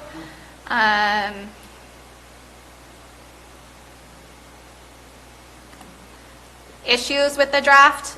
Population is in what would probably be considered an acceptable range. Rancho Calaveras, San Andres are both divided in this draft based off of public comment of what a community of interest is. We tried to keep San Andres as intact as possible, but it didn't match up with the community of interest map submitted for San Andres, so I put that it was split. Census and cities and census designated places, Campo Seco, which is considered a census designated place, was divided in this draft. And that would have been because of that census block that covers from Burson to Campo Seco. Easily identifiable and understandable. Downtown section of Valley Springs shifted to District 2. That's just out of the ordinary. It's hard for me to think of Valley Springs not attached to the Burson and other areas, but again, it's a matter of my opinion. It still followed roads. They may have been minor roads, creating it what looked like a difficult to understand split near Valley Springs Town Center, but that split is based off of, it's hard to see here, so I think if anyone was interested in looking at it further, we could open it up with, and have Doug share his screen to go in on any of those parts. But there's just like what look like little fingers going down from District 2 and slicing into District 1 that I think look odd, but they're following census blocks.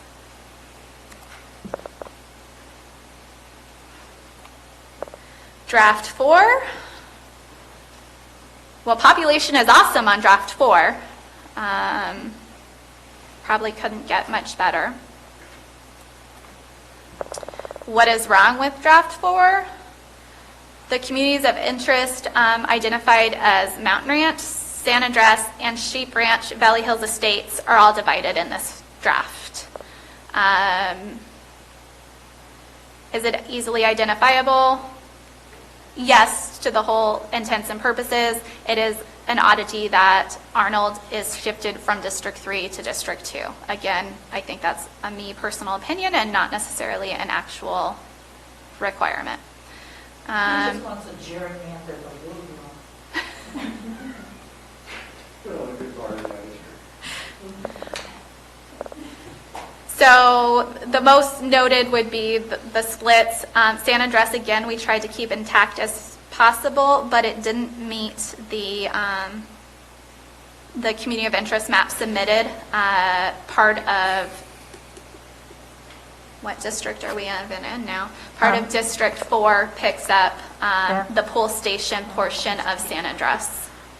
Ms. Callaway. Rebecca, I don't understand why Sheep Ranch and Mountain Ranch, why they're...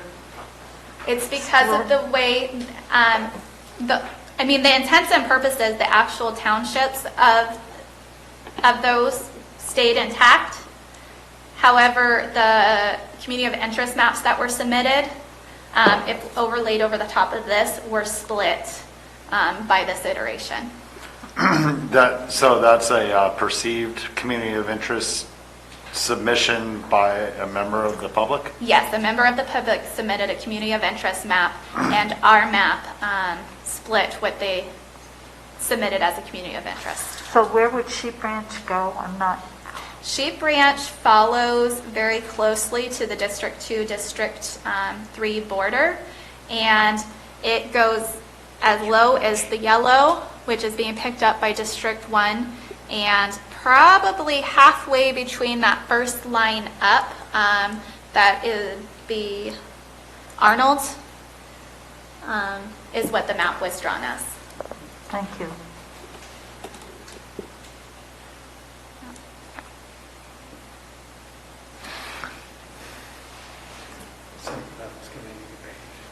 Draft 5. It's already created.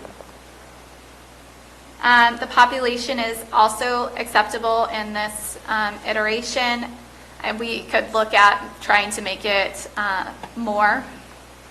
what we did in this draft was try to keep Rancho Calaveras whole. We had a lot of public comments submitted for Rancho Calaveras that it should be a community of interest and kept intact. So this iteration was trying to take into consideration that public comment and pull Rancho together to the best ability we could while still keeping the population even and trying to take into consideration the neighborhoods that also could be split.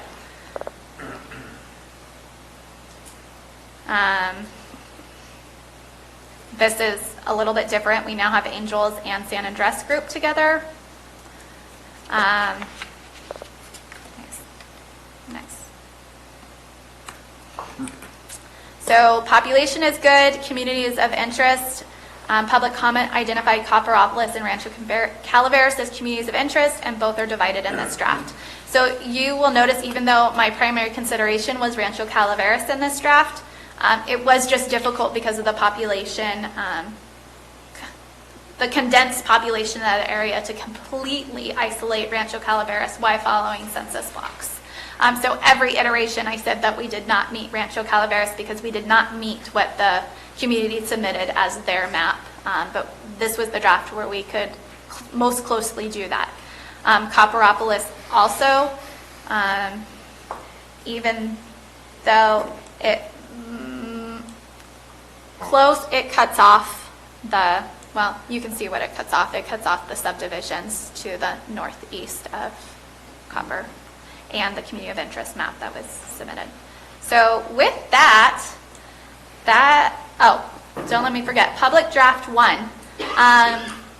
We also had a member of the public, a committee, submit a draft map, and their population is good.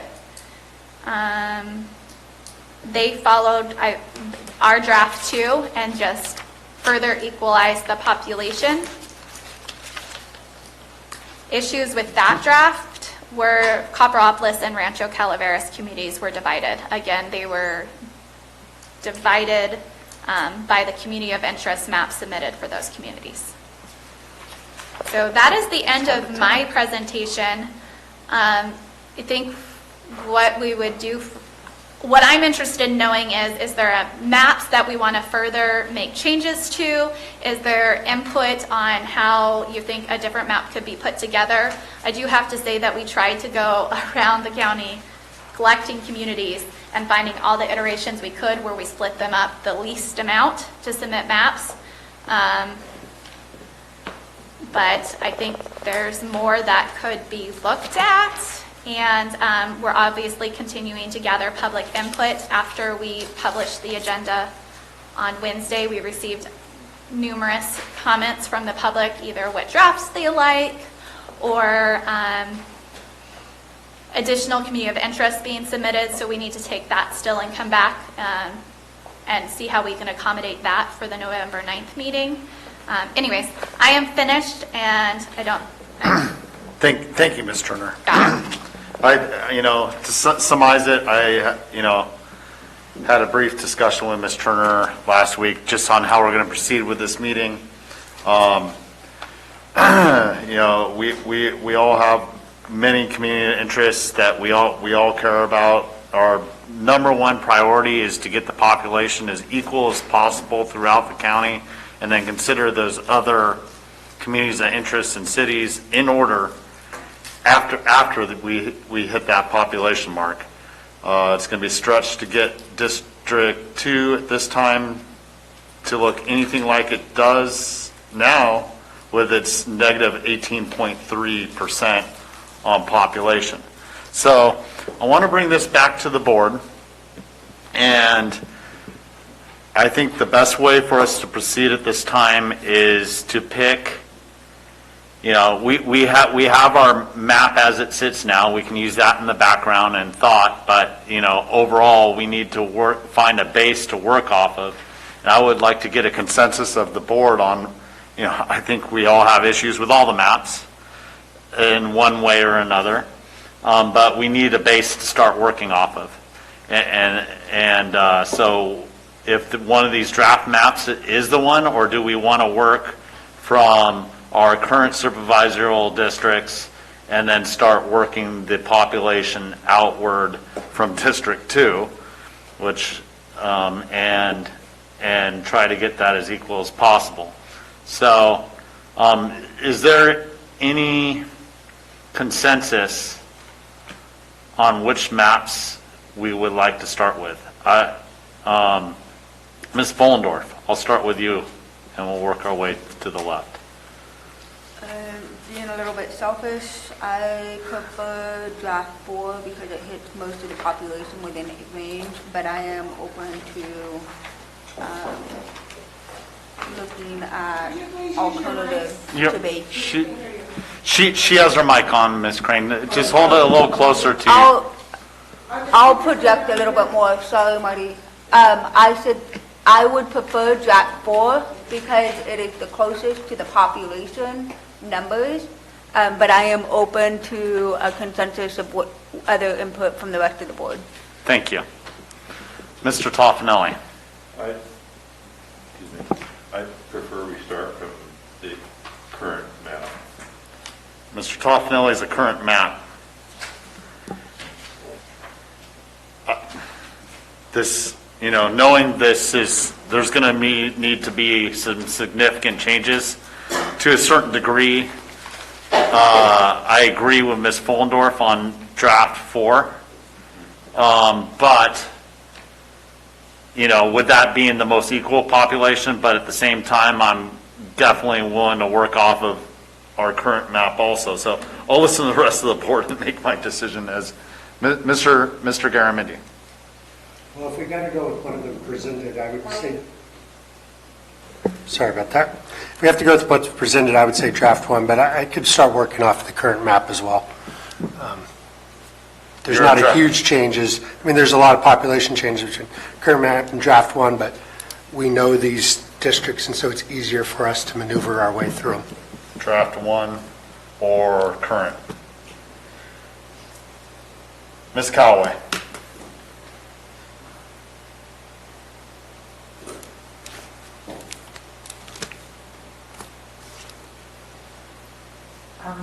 More in the draft, since we have to make changes, more in maybe the draft 2s. Oh, sorry, thank you. More in some of the draft 2s. I mean, we're going to have to take a bite somewhere. So before this continues going this route, we could look at every single draft and make changes to it. There's no opposition to that. There's not a current map drafted, so I do want to say I'm not opposed to it, but saying current district map means we're just starting with a clean slate and we're drawing the districts new, which that's not something that we couldn't do, but that's what that would be. It's starting from scratch. It's starting from scratch, which there's no reason that we could not do that. However, I think when we're doing this, we do need to keep the goal as we're communities of interest and population, not to match the current map. Yeah, I just want to jump in as well. I think put another way, all other things being equal, presuming that we hit all the statutory criteria in the correct order, there's nothing wrong with also then looking at, does this match what we have currently or what we have in our heads of what our current districts are? But to be clear, trying to keep it as close to the current districts is not one of the statutory criteria. Yeah. Understood. Well, we got a 4-4 and original draft split. I'm looking at this and I'm seeing draft 1, which, presents its issues, being the closest to the current map. Not that that is the top of the criteria, but it has some of the considerations put forward, but definitely splits a lot of our communities of interest. Does the board? I'm gonna ask Mr. Garamendi and Mr. Toffenelli, because I said I would switch my idea one way or the other for the, starting from the beginning. Do we want to do the work from scratch? Or do we want to go off of one of the draft maps?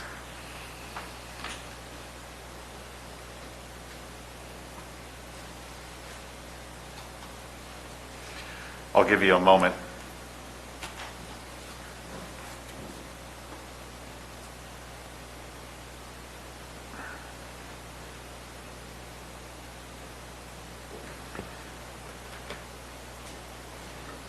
And if you want to think further, because I mean, we're really getting to the bricks and mortar of this, I could present public comment, and then we can take that into account on how we want to proceed forward with which draft, and which may be a good idea. Ms. Callaway, you turned on your light. Okay, Mr. Garamendi, did you want to say something, or do we want to take public comment? If we're going to pick a draft map, then I would, as I said, I'd pick draft number 1 and adjust it, I would suppose. I guess we're going to adjust all of these. I don't know, Gary, where are you at? I would draft 1.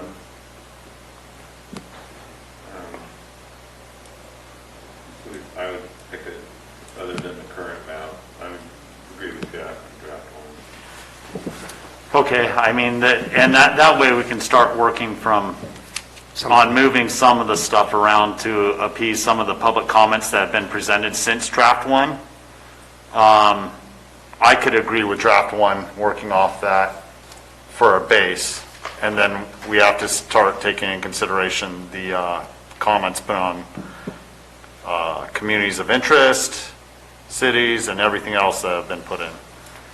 Will that work for you, Ms. Turner, for a better base to work off of? I mean, there's a disparity on population there that I see is a little bit higher than some of the other ones. So it's going to take some work to work off of number 1. Agreed. So the consensus, thank you. The consensus at this point is to look at draft 1 and see how we can make. Ms. Fullendorf, are you good with draft 1? The only concern I have with draft 1 is it does cut District 4 and having to go through another district to connect back in. Let me double check And that. it is in the corner, it is in the upper corner along Parrots Ferry, Morning Cave. And that is why I did not prefer the first draft. That would be a small change we possibly could, I'm looking at it now, and we could possibly fix that with adjusting the lines. I mean, this is just a basis, but something to consider as we move forward. Yeah, absolutely. You got a good point there. So you would be fine with that, working off of that? Yeah, as long as we're able to consider, because one of the areas of interest, which has been consistent through all the drafts, is Vallecito being split. Okay, Mr. Toffenelli is a yes. From what I'm understanding, I could work with that. Mr. Garamendi, you're a 1. Ms. Callaway, I just want to see, are you okay with working forward from that point and forward? Yeah, not my preference, but I'm okay with that. Agreed. So that's a consensus on we're going to work from draft 1 and modify it from there. I'm going to go ahead and give the public the opportunity to comment now, and that so that we can, with them knowing that we're going to work from draft 1, and then we can consider the comments moving forward as we get into the brick and mortars of this map. So, public comment. Yes, absolutely, ma'am. Greetings. Greetings. So basically I have a question. I was really excited about, I know we're going from draft 1, but in looking at draft 4, there seemed to be a green spot in the area of what's currently 5, section 5, and the purple seemed to go in the lower part. I wonder, would it be possible or difficult to bring up draft 4 for a quick second? Absolutely. We'll work with you during public comment, but we're going to limit you to 3 minutes. Okay, well, that's all. My question is, draft 4 looked magnificent in the standpoint of Region 5, unless that green dot in the center of the southern hemisphere there was all that 5 was. I couldn't understand why all that purple, there was a green island. So that was I seeing it correctly? Yeah, 5 is very small, so Oh. that green dot is District 5. Oh, yeah, okay, thank you. So yes. Yes. Okay. Thank Further public comment. Thank you. And if you're willing, please identify yourself so we know who we're talking to, if you're willing. Mr. Chairman, members of the board, my name's Amy Augustine. I'm representing the City of Angels Camp. I'd like to submit this letter, which is signed, so that it can go into the public record, which identifies me as the official representative for the city for redistricting. I apologize for coming into the process late, and we did not realize that all of the options were still open.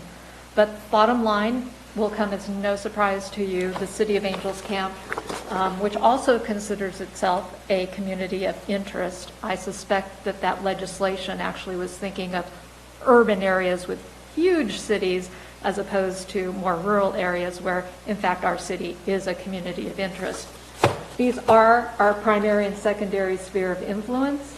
The city, first and foremost, asks that the entire primary and secondary sphere of influence for the city be contained within a single district. Our transportation, our water, our wastewater is all tied together.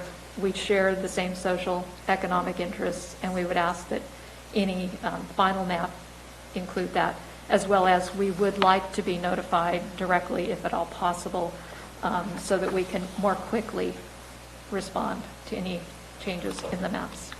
I'd be happy to answer any questions if you have any. I don't believe we have any direct questions at this time, Ms. Augustine.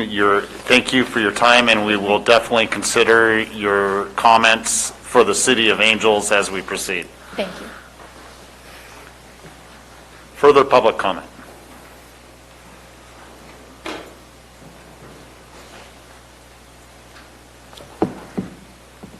Good morning, still. Colleen Platt with myvalleysprings.com, and I'm also a resident of Rancho Calaveras. It's been a long time since we've been up here. It's nice to see you all again. I'm glad the public's finally being allowed here. It feels really odd to be here again. Anyway, thank you very much, Rebecca Turner, for the informative presentation. The public didn't know about these federal census block lines, that they had to be followed in this process until yesterday, basically, when I asked her if that was something that was absolutely set in stone and couldn't be moved. It would have been very, very helpful much earlier in the process for us to have known about these census block lines, that they had to be followed.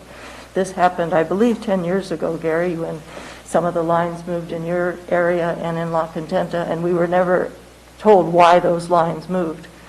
And at this point, we weren't told either why some of these lines made no sense. And my point only is that it has frustrated the public trying to submit these communities of interest, not knowing these restrictions that were placed. And we spent a lot of time and effort trying to get things straightened, and led to a lot of frustration here. So it would have been very helpful for much earlier in the process for you to be straight and forward and open about what the restrictions were and what the rules of the game are for us to be playing here. Just venting. Thank you. Thank you. Spent a lot of time on this. That being said, I always try to give productive input. I've submitted many comment letters. I've submitted community of map interests. I've had many emails with the clerk. Very helpful. Thank you. And I've looked at the draft maps, and frankly, I'm baffled by all of the maps. They just don't make sense other than balancing in population. I know that's the main point. You have to balance population. But they don't make sense other than that. Every one of them splits communities of interest, some of them major, some of them split them in half. Geographically, the districts don't make a lot of sense. You've got areas way up in Highway 26 east of Mokelma Hill that are joined with half of Copperopolis and the opposite part of the county. That makes no sense. So I'm not sure what the point of, other than just exercise in demonstration of drawing lines every way you want to balance numbers. These maps just aren't practical. So you can't comment on each one. There's no way online to comment. There's no way to actually tweak those lines. As the staff report notes, Calaveras County does not provide a tool for the public to use to develop redistricting alternatives, so the public can't get in there and actually move lines or tweak them. So without being able to work with those blocks and those lines and not even knowing that was a parameter, we can't get involved in that process. It would have been helpful to have a mapping tool that we could use. And as a member of the public suggested to me, it would have been helpful for us to have a workshop with those maps on the wall so people can actually see them, because they're very hard to see online. Ms. Platt? Yes. Your 3 minutes has been up for a moment. I'm sorry. But I do want to answer a few of your questions. I would have liked a warning. Sorry. I would have liked a little warning and I could have wrapped up. If you watch the lights there. I don't watch lights. I watch you. They work and they go across for warning for 30 seconds and everything else. But I'll let you know that we did have a community input meeting in Rancho Calaveras and Copperopolis, which I attended, and then each individual district that other supervisors attended that were similarly affecting them. So there's 2 supervisors at many of these meetings. Not with these maps. They were filmed, and we did talk about the census blocks then, and you did post them to the website and as part of the information that's accessible. So the census blocks have been talked about as we proceeded since September, the beginning of September. Not that they were set in stone. There was nothing about that. Okay. So, I'm sorry. Sorry. No, it's okay. It's okay. But, you can go back and watch them, and, they're talked about. I did, and I've read everything, and there's nothing that says these are absolutely set in stone, and the guidelines, the boundaries have to follow it. Understood. We're past the back and forth. And this is the first meeting where we're talking about all the draft maps, and I think everyone here is in agreement with you about none of them fully make sense to any of us. So if there's one spot that's taken care of in one draft map, it pushes people onto another one, because absolutely population is the number one criteria, and we will move forward trying to get it as good as possible with that criteria in mind. So I definitely take to heart your comments and everything, and this is our first public working meeting for this. Other than that, our hands have been tied about doing anything to that point until now. So please continue the comments. I appreciate everything that you put in. I've read them. I followed it. You were, I believe you had one comment for Rancho Calaveras before anybody else did, before these draft maps came out. From what I read, it looked like you had written it. You always stay very involved. I appreciate that, and I would hope you would continue. Thank you. And I hope Colleen. you guys can have a workshop or something for us. Thank you.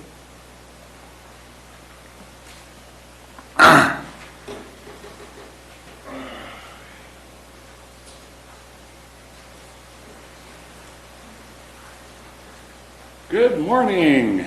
Ralph Copeland, Copperopolis, D4. How y'all doing? Good to see you. It's been a while. Okay, keeping the integrity of Copperopolis and the anchor being Lake Tulloch, the gem of Calaveras County. I believe map D4 would be the most appropriate map to follow. I agree with D1, but 7 out of the 8 presentations split up Copperopolis. And with all due respect to Supervisors Toffanelli and Stopper, we do not belong in your district. We're just not built that way. We belong on the Highway 4 corridor that leads east to Angels Camp, Murphy's, and so forth. I'm not saying we should have Murphy's, but we play, we shop, we entertain in Angels Camp. So that's my position there. As far as the mapping online, fortunately, I had a career where I worked with these type of features, and I was able to download and present to our community through the social media, Facebook and Nextdoor. And I entered those comments, and hopefully the links will connect to where you can review the comments, the thumbs up, the thumbs down, the smiles, the cries, and the comments again there. I'm the one that also wrote the public comment that you see for Copperopolis presented today. What that is basically the community plan that was drawn up years ago, and I added some interpretation to it. But that's one thing that we definitely do need is a community plan for Copperopolis, but that's another meeting.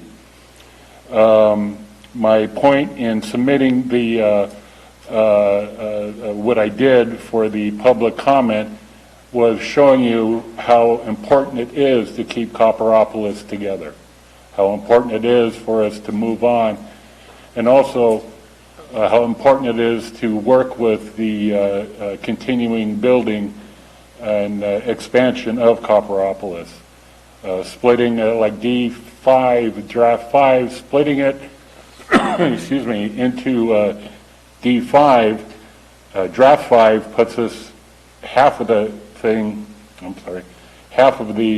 Copperopolis into the haves and have-not. We have enough division already in Copperopolis, and we're working through that through community meetings, and what I'm talking about is between the new developments and the existing people. Mr. And so Copeland? we've done a lot of work there, and thank you very much for your time. Thank you for your time. I appreciate it. Just a reminder that there's lights there on the podium that light up. We are lighting up when it's 30 seconds on yellow, correct?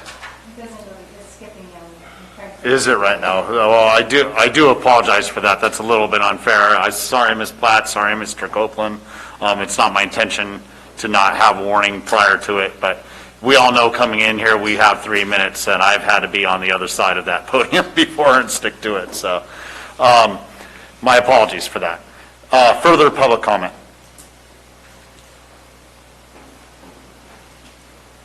And just to check, do we have people raising their hands out there also? Good. Right. Marty Crane. First of all, are the speakers out here turned on? Because we have people that aren't able to hear. So, are there speakers out here? And if there are they turned on for out here? Anyway, sorry. This morning I came here really frustrated, and I just want to say to Rebecca, kudos, a lot of work. Doesn't make any sense, but I figured that was just me, but now I can see, no, it's just a huge, huge undertaking. I just wanted to say that I live in Rancho Calaveras, and it was established in 1967 by Boise Cascade, and it is considered the largest subdivision in the state, so I've been told. 6,000 acres. The Rancho Special Plan was adopted in 1966 as a long-standing community of interest. Everyone who has purchased property in Rancho has been given a copy of the special plan. The plan makes assurances that impact their decisions to spend their life savings in that location. Rancho is a community of interest. I think we've all agreed that it is. My request would be that you not split off any more of Rancho into different districts, although I've been to every single, until this year, every single redistricting meeting for the last 30 years. And it seems like we moved part of it to District 1, and now we want to take another more section of that and move it into District 1 again. But I've been told that there are other ways to move different boundary lines to get those 400 and some odd people. I agree with Ralph. Rancho has nothing, no common interest with with Copperopolis Town Square. You know, they did that once before, and if the development there booms like some people want it to or expect it to, what would then happen with the population of Rancho? Cut it in half? I don't know. So anyway, please do not divide or split any further or carve out any parts of Rancho again. Like I said, I think there are other options that would not damage our sense or feeling a community, or how we facilitate the logistics of our individual lives. A lot of people have little kids who are just starting in school and they've made friends, and then you take them out of that district, put them in another school. It's a frightening thing. It's just something, I don't have children in school, but I hear it, you know, that's just another fear right in the middle of COVID, you know, they're already stressing. So I just would want you to look at that. So we're counting on you, and I just wanted to say that I appreciate that I don't think any of Sheep Ranch has been split. And I remember them saying in the meetings, leave us alone. So anyway, that's all. We're counting on you, and thank you for your work. And when Colleen, when you said that there's going to be another meeting, town hall meeting, I think what she was saying is, well, we want the maps in paper on the walls. Okay, I know. I see it. Thank you.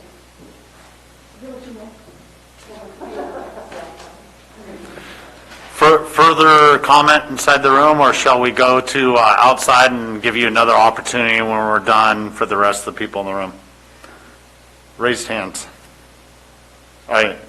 We'll go to the people out there and somewhere. Janet? Yes. There we go. Hi. Good morning, Chair Stopper, board members, and community. My name is Janet Sterling, and I live in Diamond 20 in Copperopolis. And as has stated by Ralph and others on the website, Copper needs to stay together. We are one community with many shared interests, and some of the maps has shown Diamond 20 being split, and that is a community of interest. We are all one here in Diamond 20, so it would absolutely not be appropriate to split Diamond 20 in the north from the south. We have shared community and interest. For example, we've had severe storm issues in the past where we've had to utilize the help of our previous supervisor, and they have been helpful. But as you guys know, dealing with two supervisors and also trying to deal with the county and the state and the feds is incredibly difficult. We also share interest with Angels, as has been mentioned now. We not only shop there, but we also have to deal with a lot of our medical issues and services in Angels, because although Copper has the new clinic, it does not provide all of the services, for example, x-rays and things like that. We go to Angels for that. Copper and Angels are communities that should be together. Copper should not be put with Valley Springs or Rancho as stated. The distance is too far. We do not in Copper identify at all with that area. We again identify with Angels, as that's where, you know, we do our shopping, we do our entertaining, we do medical issues. Our children, they start school here in Copper, but they complete it in Angels. So there's a lot of community of interest between these two towns. So I believe separating Copper and Angels would be a huge disservice to our community, and I would respectfully request that Copper and Angels stay in District 4. Thank you, Janet. You're welcome. Anything further? All right. Mickey Williamson. Yes, good morning. Thank you for the presentation. I really appreciated the detail and appreciate all the work that's gone into what's been done so far. And I just want to make a very quick comment about the Murphy's Pines issue. That happens to be where I live. And Murphy's Pines in District 2 really is almost impossible because in order for us to even get to District 2, we would either have to go through Murphy's and into Sheep Ranch or Avery, or through Angels and San Andreas to get there. So we have no roads that even even connect with District 2. So I just want to make sure that that was clear. Thank you, Mickey. We appreciate your comment.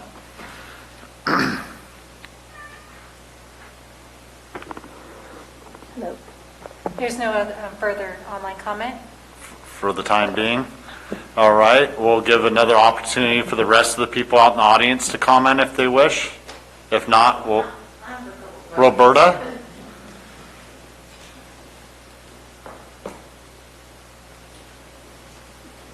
Hi, Roberta Corso from Rancho Calaveras. So I was trying to work on these maps too, so my question is the census block map, is it going to be available so I could kind of start from scratch from there with our current districts? And if so, how do I find it? Because I looked for that, I could not find it. It is currently available. So if you go to the original map on redistricting, and you zoom in on it, it's one of the check boxes on the left. It is, I'm looking at it right now, it is labeled right below our existing supervisors districts, redistricting 2021 population blocks. And if you scroll in or zoom in on the map, those show themselves. Sometimes I got to uncheck the different drafts as I move forward, so there's no confusing lines overlapping them. So I have to take it clear down to there. Yeah, and you make sure that one's checked so it shows up when you zoom in on it. Okay. And I'll show you the population in those census blocks at the same time. It was a little confusing. I had a question yesterday that was brought up that somebody asked the same question. Now, I was saying census blocks, right, but it's redistricting 2021 population blocks is how it's labeled on the sidebar. I didn't start from that at all, so whatever work I did, I don't feel was probably very valid at this point. Right. So. No, and it took me a little while to figure it out, clicking on everything also, so I understand your question. Good. And I do appreciate your presentation. It really did help me understand all the different maps and the areas and concerns. So thank you for that. Thank you, guys. Yeah, and I'll just remind everyone, because it's come up a couple times, this isn't our final meeting. Yes. And you're going to have an opportunity for more public comment after we make it more complicated as a Board of Supervisors today. Okay. Thank you. Can I add in too? We don't have a mapping tool for the public to use. One, because that would be very expensive for us to purchase a tool like that. However, we have had the public submit paper maps. And the one that was submitted, they took one of our drafts and they drew lines on it following the census blocks, and then we inputted it into the tool so that everyone can view it as a map alternative to be looked at. So even though we don't have a tool, because we just don't have the funds to make something like that available, we will take paper maps and we will draw them into the tool for you.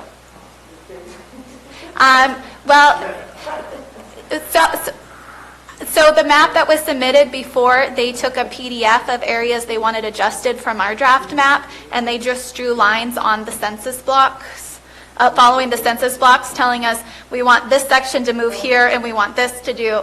And so they just took blow-ups of the map from online and then made their changes and then sent them to us as a PDF. And we were able to take that and then turn it into their alternative. Any further public comment in the room or online? You already commented it.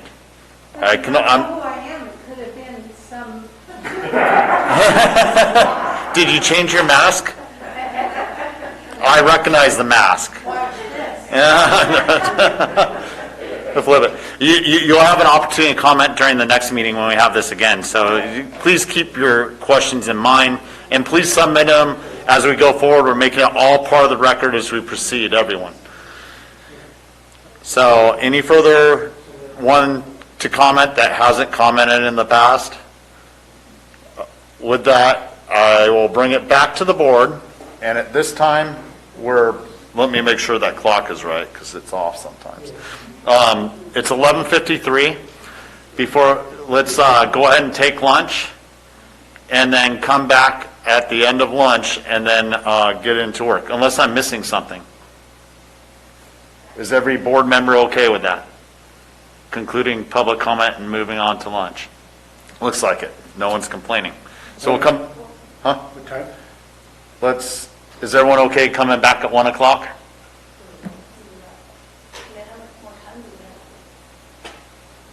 much time do we have left before we finish? Depends on how much comments board members want to make. She was thinking about going through and finish it before we went to lunch. Good luck. Are you done with redistricting? Are you done with redistricting or not? No, we're not. We're going to bring it back after lunch. I'm just. Yeah, we're discussing lunch, just. Do you want to break or go? Yeah, I'm to break or continue. I'm confused between ham and pastrami, so.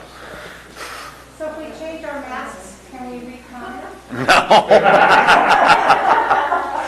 No. You can comment while we're gone. Yeah, no, we're going to take lunch and we're going to come back. We got a lot of work to do, and we're going to get this done in the next 6 minutes. 1 o'clock? 1 o'clock, please. 1 o'clock.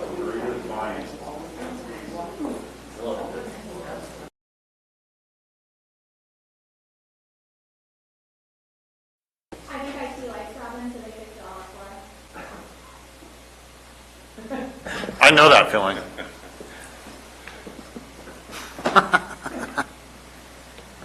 Easy. Watch it.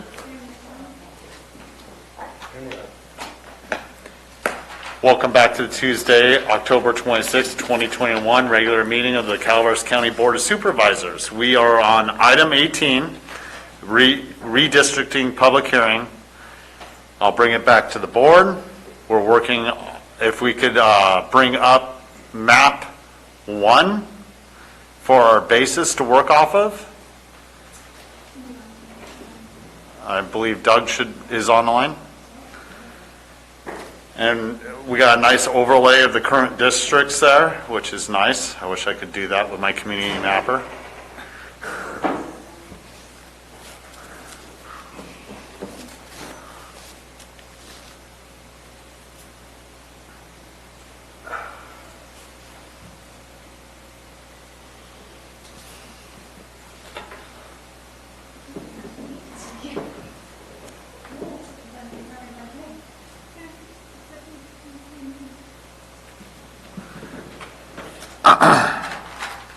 Ladies?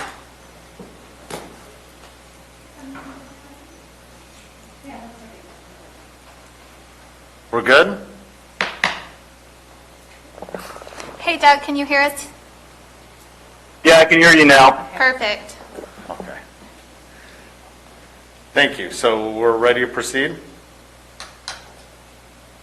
I'm ready when you are. Okay. Unless there's a board member that has a comment to start, I'll start it off. Can we see an overlay of Rancho Calaveras over the top of the area just to see how close the boundaries are? And can we zoom in, please? So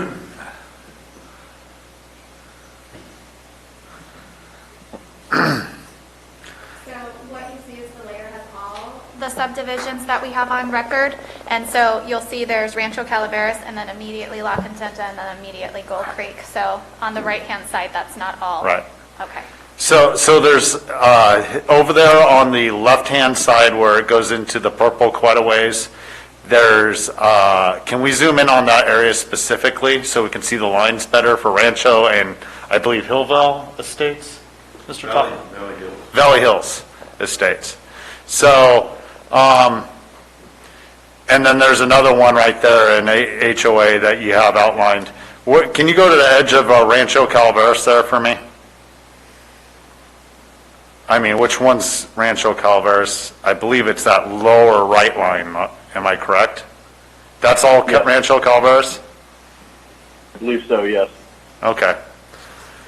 And then basically that part of Rancho Calaveras is cut off because of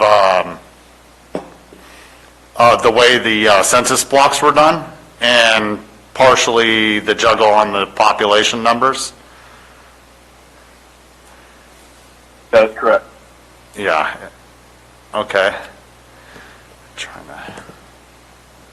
Yeah, so the black lines are the subdivisions. I'm not sure if you can see that, but. Yeah. The black line is subdivision? Right. Yes. Right now, the red line is the district line. Yes. The red is the current district. The red line is your current soup district. No, that's the one map. The all in red and all in purple are the current districts, correct? The red line that you see, that is the current supervisory districts. The color districts that you see behind it is the draft one. Okay, understood.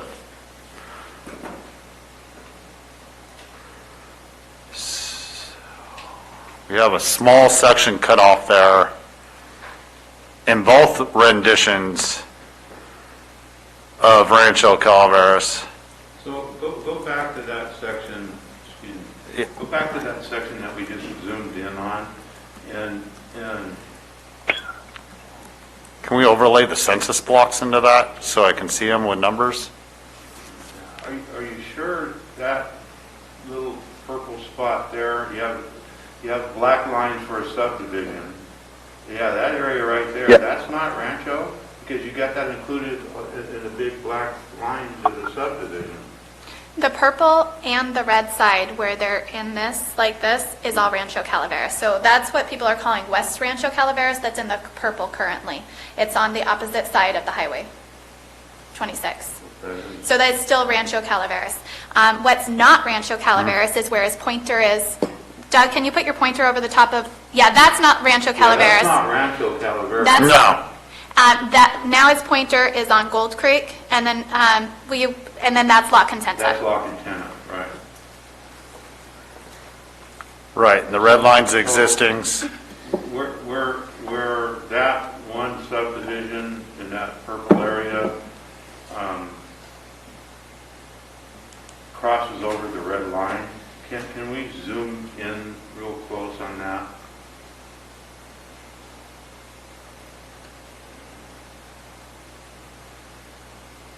Closer, or? Because I believe that red line is Crestview Drive. That's Rocky Road and Ross Drive. It kind following. of, it goes, they have it labeled as that, but it goes into Crestview, just like you're talking about. Yeah. It's like all the same road. Yep. There's a gate there. Yeah. So do we know what that census, what numbers are in that black area that's in the purple? 113. And that's, 113? I believe I'm looking at the right one, or it's the 376 right here, one of those two. Yeah, that purple area right there within that subdivision. Well, there's all of these. Right. Yeah, all of those. What do they add up to? All of those. Right. But again, we have to, yes? Can you show them how the tool works for adjusting population so that they don't have to be over here adding and subtracting? Oh, sure. Thank you. I am capable. I saw you starting to like it. I'm like, let's let the tool do it. Right. Should I put my shoes back on? So it's trying to add. I left my cap in the truck. So they're wondering if they tried to take, I think this is where they're going, if they tried to take the population that's inside Rancho Calaveras, but not the block that cuts out, how much population is in there. So I don't know if the easiest thing to do would be to move it to unassigned so we could see the population numbers. Sure. Is that correct? Yeah, I know it was A little bit. blocked, but Okay. see that's the problem is these blocks. and they don't fit perfect. So, see, once you click on that big one up there, that's a huge amount of population. And we start going into the other HOA that you're concerned about. Yeah. So, all in all, I know, considering Rancho Calaveras, I want to keep it whole, but it's not possible while considering other population centers moving forward. I want to keep it as whole as possible, in my opinion, but I'm willing to concede some outskirts things with lock antenna in that small area a little bit back and forth, just because there's no real solution for that with the way the population or census blocks are drawn. Do you understand what I'm saying, Mr. Toffanelli? Because this is both a concern of both of ours, and keeping our communities of interest together.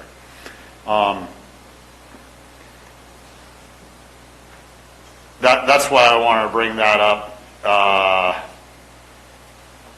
And also, I'm looking at the two different, if you go down to the west side of the county, there is a significant area and that was given to District 1 from District 5. I'm not sure what the population blocks are, but yeah, there's population down there that's 211, 59, going down to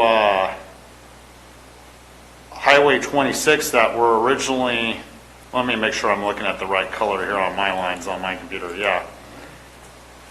Okay, no, that was moved into, so District 1 moved into that area. Never mind, I'm going to leave that alone. I'm trying to see how we can move population back and forth to at least fix some of the lines there. But we also, I don't know. I don't know what the solution is. Are you suggesting the line follows the highway down Rancho? The new one does. Down the highway lower towards the county line towards San Joaquin County, but never mind. I was thinking something there and I'm wrong. Never mind. I was thinking of one of the other drafts. Yeah.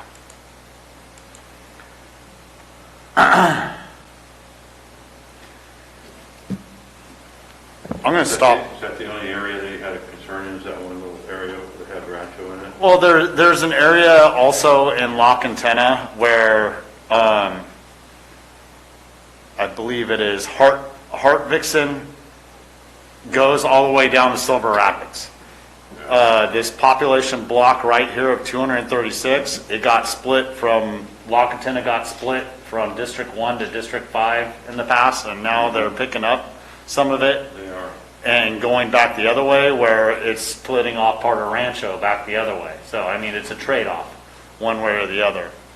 And there's other areas in Rancho that are, I think that's the biggest census block right there where it says 236.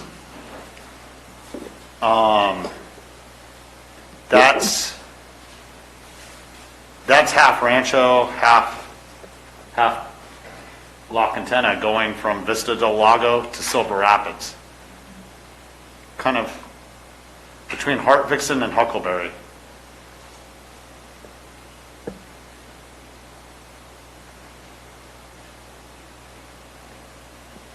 There's a lot of population in there, though.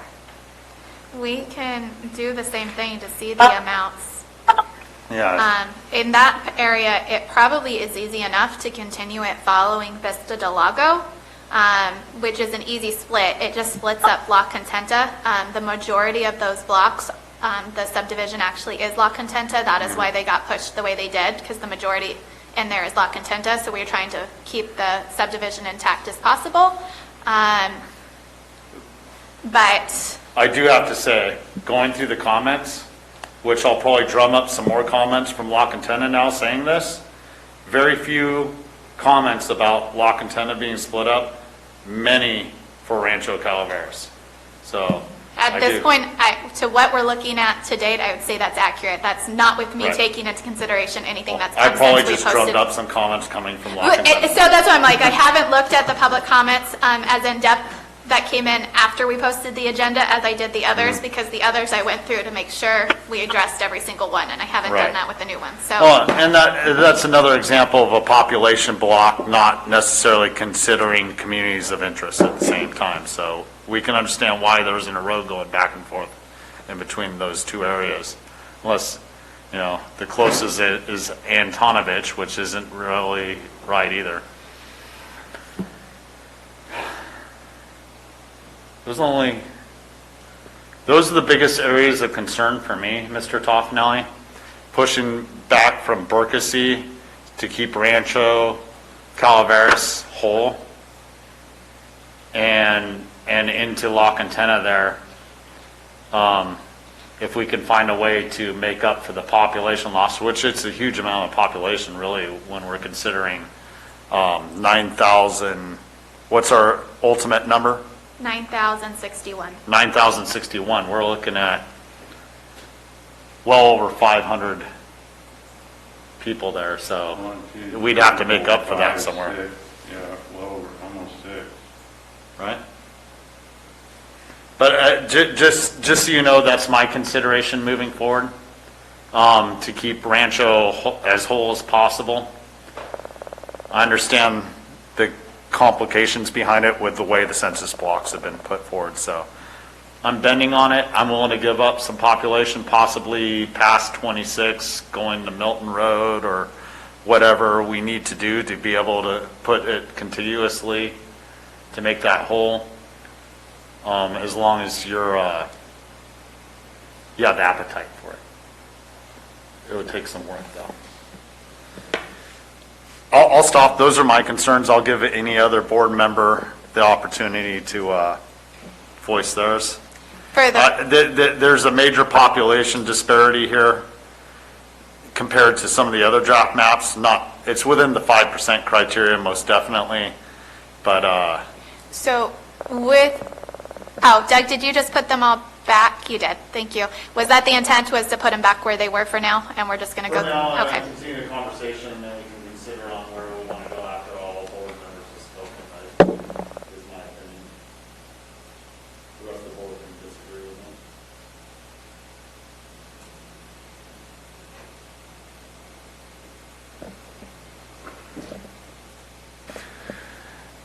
Ms. Callaway, or Mr. Garmany, I see you reaching for the button. Ms. Callaway, do you have any concerns, questions? Murphy's Pines, Murphy's, that should be in preferably D3 versus D2, since the access road that everybody uses is French Gulch, as Mickey described. I know there's supposed to be back roads, but everyone I know that lives in there uses French Gulch Road. And that one, I know exactly the population in that area is 190, because that one gave me heartburn to move over to District 2. So I don't know if we need to go through that exercise of highlighting it, because it's 190. So whatever we do there, we need 190 to make it up somewhere else. I'm sure one of my colleagues would be happy to give D2 190. Otherwise, the current supervisor would have to leave his district and come through D3, which is fine if he wants to spend money to get to Murphy's Pines. Is there anything further, Ms. Callaway? I'm just hurt that Mickey doesn't want to be in D2. I thought she was a friend. She is, mine. But I'm just going to take this opportunity to rate, that is actually a really interesting, maybe only to lawyers, legal question. I think that it would be preferable if we have a road, public road that's paved and frequently traversed that connects districts. But I think technically, so long as it's touching, I don't know that we need to have a road, but I agree with you that all things being equal, it would be preferable. And it actually does have a road where it doesn't have to go through. It's just not a traveled Not the road. most But traveled we road. did follow the road. Doug is Okay. pointing it out right now. And so that would absolutely Yeah. meet the statutory criteria. No, we did follow road. Mr. Garamendi. No, I think Marita's correct. I mean, that is part of Murphy's. Everybody I know from that community describes themselves as being from Murphy's. And I guess if you're from Murphy's, you don't want to be from anywhere else. So. The bubble. The bubble. I like where we're going. I was very encouraged to hear that it's not a statutory requirement that we have exactly within 5%. It is a preference, and we want to do that. I have cut this map 9 ways to Sunday, and I cannot figure out, without breaking up the integrity of several communities of interest, how to make D2 fit within that 5%. Just being frank, maybe I'm sure there are people with better ideas, but especially when we get around the city of San Andreas, that is a community of interest. We need to keep it together as much as we can. If maybe somebody knows a better way, but I've got a whole lot of ground and not a lot of people. It already takes me over 3 hours to hit the corners of my district. And so, that is a consideration also, is geographic dispersion. I might, there's some points that I think are relatively easy that we could do around the edges of San Andreas to put into that. I think some of these need to go back into D1 in particular, but as bringing them into D2, certainly to the east of Calaveras Road, there's a census block with 148 people in there, Doug. If you could drill us down a little bit. Okay, so we hold right there. So we've got that one. If you go due north of that, there's a census block of 11, and then a census block of 13 above that. Those are, I think, I would hope that Gary might agree that those are peripheral to the community and might add to our totals. If you went to the north side of town, Doug, can you scroll to the north? There's a census block with 31 right there. That I think we could add in to D2, but we're still not getting close to the numbers that we're going to need. And I am wide open to ideas on how we can do this while still maintaining the community of interest. It sounds like the only thing we might, and those are things that open us up to liabilities. The overrepresentation's a possibility, but Gary, this is your town. You understand it better than I do. Well, we're looking at draft number 1 that's up there. You're talking about taking those numbers from there, but according to draft 1, District 2 is already within 1.6%. Right. I was concerned that, particularly when you get down to, Doug, can you scroll us down to Mountain Ranch Road and basically around Government Center? I was concerned that taking out that block. So you want to add back in those blocks and then take those other blocks that you just talked, okay. Yeah, I wanted to add. I want to make sure I understood what you're saying. I wanted to add the 271 back to D1 and the one that's on the Southern Gateway. So we have this saved as a new draft. Can we just go ahead and make the changes so that you guys see the population changes as we go? Can we do that? Yeah, go ahead. With this type of work, if the two supervisors agree on how they're working forward on this, and then we'll work from there. I mean, we can delete it later. I want to try to make an effort to get into the bounds, but I also want to be very cautious about what we do to San Andreas. Okay, so if I am clear on this, we're taking the block that has elk shadows in it. That's the easiest for me to To describe. 567? And we're moving it to purple. To D1, yes. Yes. To D1. And that takes away 567 from him. And then I was suggesting that we put the 271, which is the block above that, which is just right here, Gold Hunter, and put that back into D1. And that's the subdivision across from the library. I'm a little, right. I don't think you put in the 576 one, which is a Southern Gateway. Can you put Toyanza, the 83, and the 576 back into D1?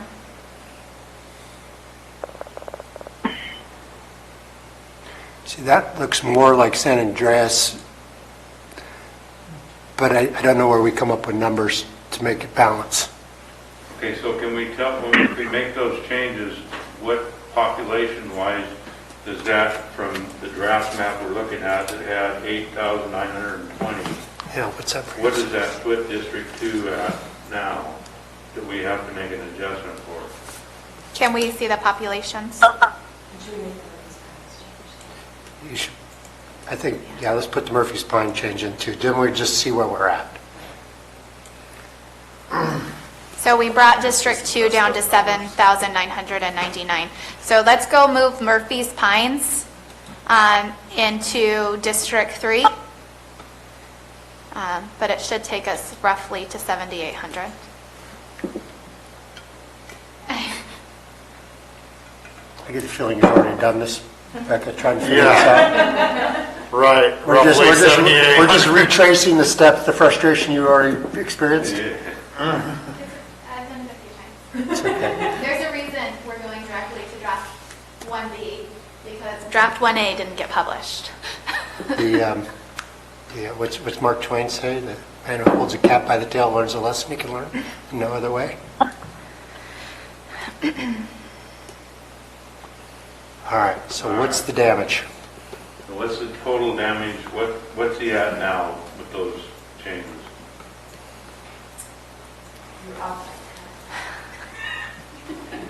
$7,810. 7,000 what? 810.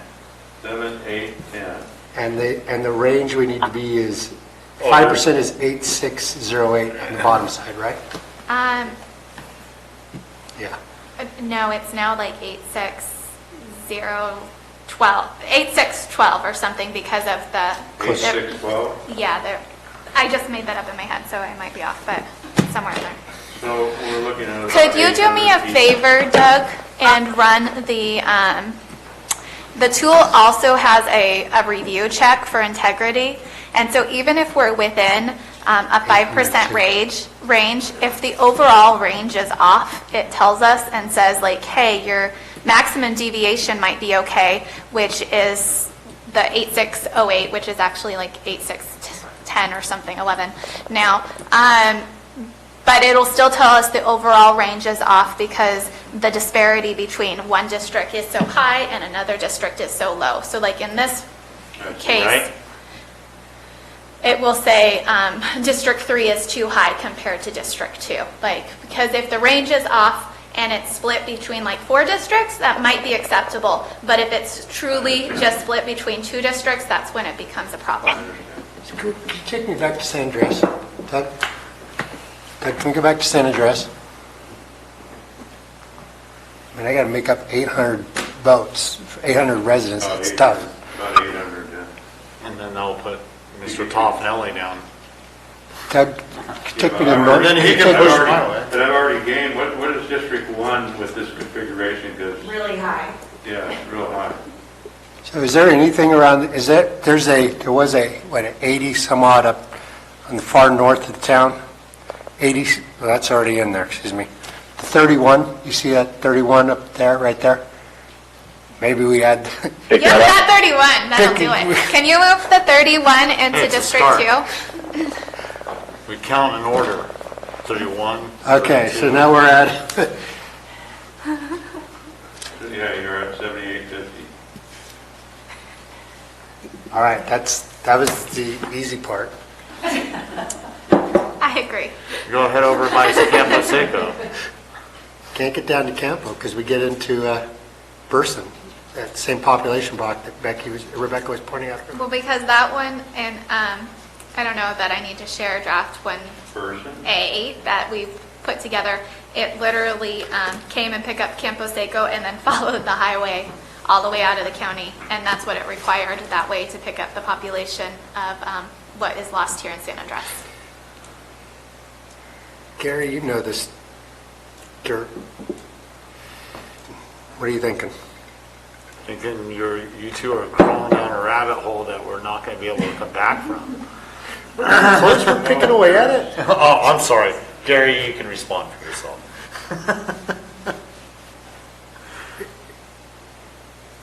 Well, Campo Seco, if you look at Campo Seco, there's some blocks there. There's not a whole lot of population. Trying to draw it in here. Can we put Rancho Seco up? Rancho Seco. Campo. I mean, Campo. I don't want a nuclear power plant. Can we put Baja up? Baja Calaveras. Football. Can we put Campo Seco up, please? That area. See, there's not a lot of population that you're going to be able to make up unless you come all the way down to Wallace. Towards Wallace, yeah.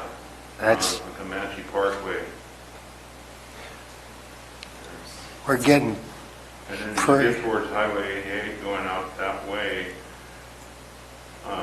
There's some population out that way. You know, Borders Valley Springs, I'm not sure if it's an area of influence, but there's that big one that's 292 people. how about, I guess if I added, what is, right on the edge of, I think we're getting, that's really getting geographically spread out. We head down that way. Gary, there's this one piece back on San Andreas.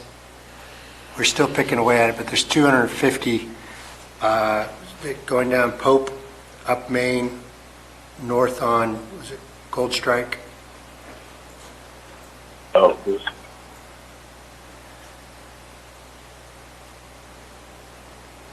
Doug, it's, I'm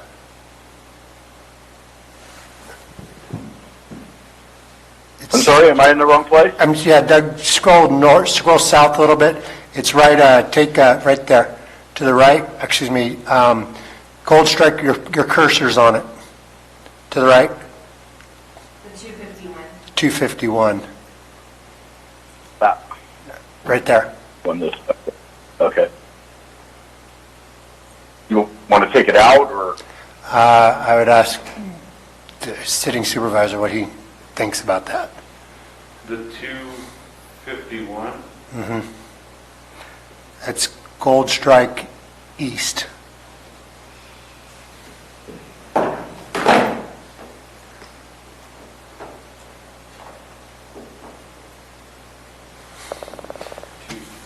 I see 250. 250 even, yeah. That's 250. That still takes out part of the township right back behind folks. Well, yeah, up behind Polk Street, up Murray Creek Road. Right. And the elementary. But it does get us up to 802. Which still That includes Polk Street, the north side of Polk Street.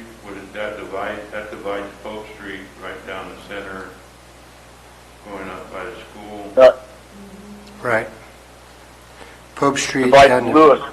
It divides Lewis. This is Polk down here. Okay. Try to find the elementary school that they aren't going to close.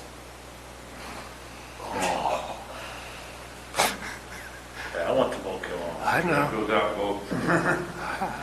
I don't question your credentials. Hard truth. That goes out Gold Strike Road. Mm-hmm. So it goes up, goes Pope, all the way Lewis, All the way Maine. to Howard, by Howard, where it's in your district anyway. Plug it in and see what there's an additional 31 there also up at the top. I think we already got that one. We already did that. Doug, you want to put that 250 in my basket? It's there. You did. How'd we do? What's our number now? 8,092. 8,000?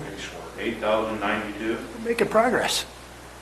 All right, let's work on District 4. Are you touching District 4? Not a lot of bodies off Pole Station, Gary.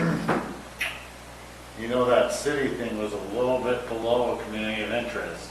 You are down there by Angels. There's this pool down there. How much, what is the percentage are we off on Cosgrave 8,092? Road, there's a block there with 202 in it by Cosgrave Road, off 49.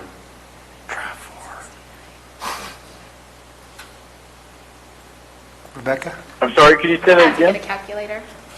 I'll get it. There's also 95 on the other side of the highway.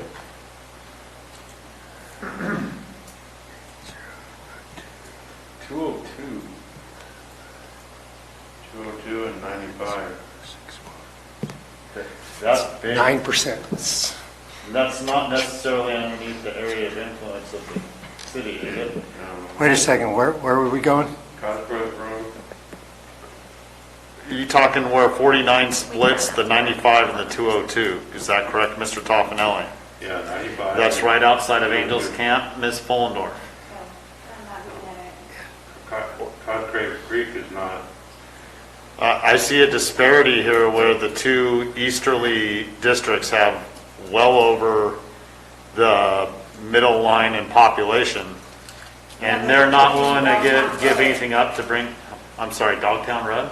That backs up in the Dogtown Road, and that's where the numbers are coming from, and no one relates to, unfortunately, B1 or B2, because it's coming off of the Dogtown Road. Here. Yeah, it is. It's coming off of the Dogtown Road, and that's one of my notes of bullets of concern, because either way, it either goes into D2 or D1, and that's concerning, because they're more relatable to the city off downtown versus what you're looking at from Highway 49. Relatable. And on that side of Can you define that for me? Because they're close to Angels Camp, so they're relatable?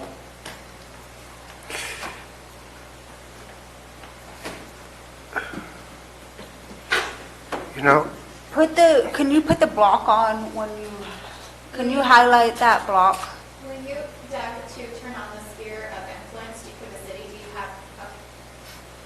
have And this map, what's currently on here is not reflective to what the city brought in today, just to be noted. It's definitely. It's not, the overlay that the city brought in today for comment is not reflective in this current map for this sphere of influence.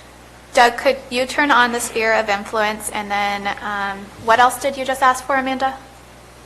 To bring out that 95 block that touches Dogtown Road. Gary, I'm sorry, I'm switching here.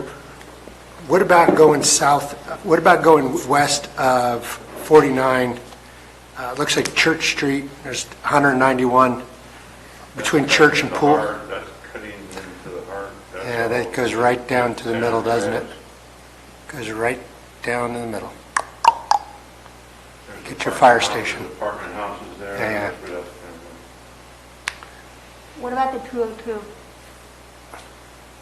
202. 202. The one that, the census block that runs into the city, the 202 there, between the purple. That's the Capella Park issue, huh? Yeah, right there. That's the one that goes in and picks up Capella Park. That's not going to work.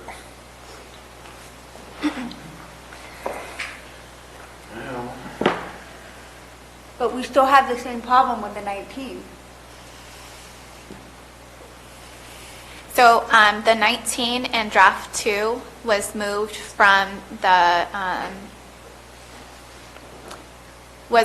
District 2 and put into District 4. In this variation, it's here. So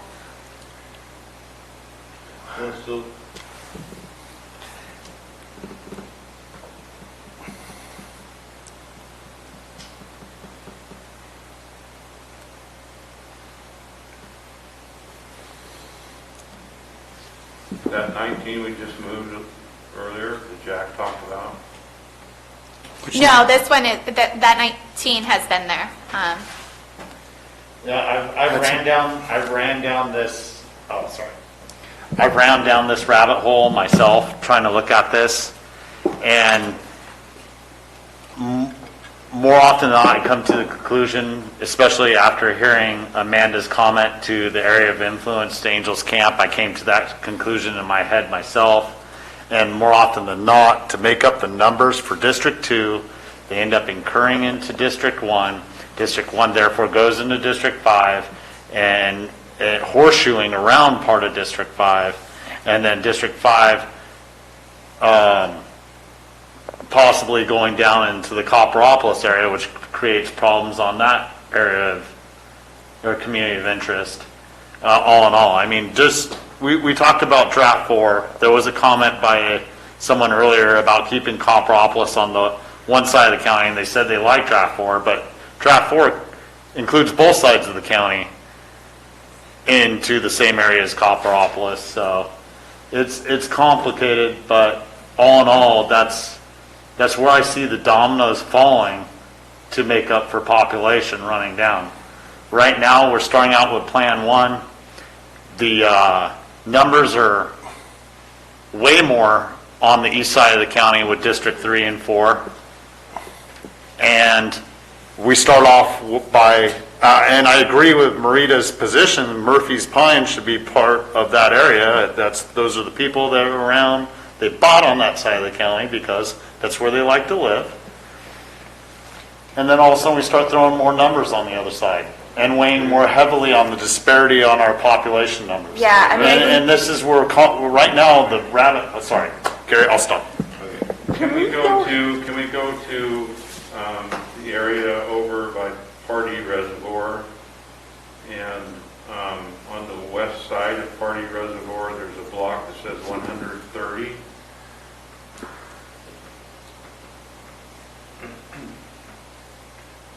That actually, the way this is drawn, District 2 stops right there at that block. Gary, I think that if you zoom in more, that's a 13 and a 0. So it's not 130. There's definitely not that many people living right there. Here, yeah. You know, I did that. For the state of I'll take the 13. Just keep adding them up. Does it not look like 130? It does when you zoomed out. I saw that at first. I was like, wow, how did those people move there? Okay, and then there's another block of 7.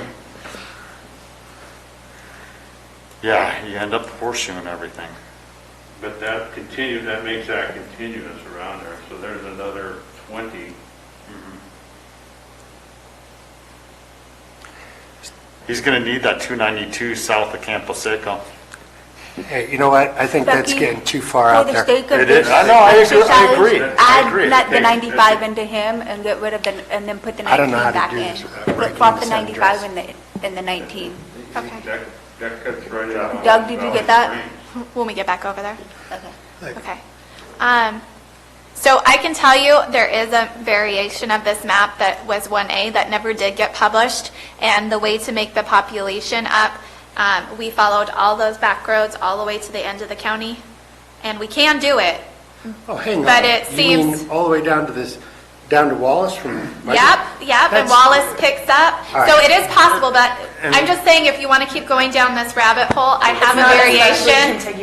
It's 1A, and I didn't publish it because I didn't think it was a good option. Well, and then as soon as you do that, Mr. Toffnelli needs to make up for the disparity in the numbers he just lost, and then we have to work our way. Well, right now, because District 1 took all of San Andres, he's actually too high.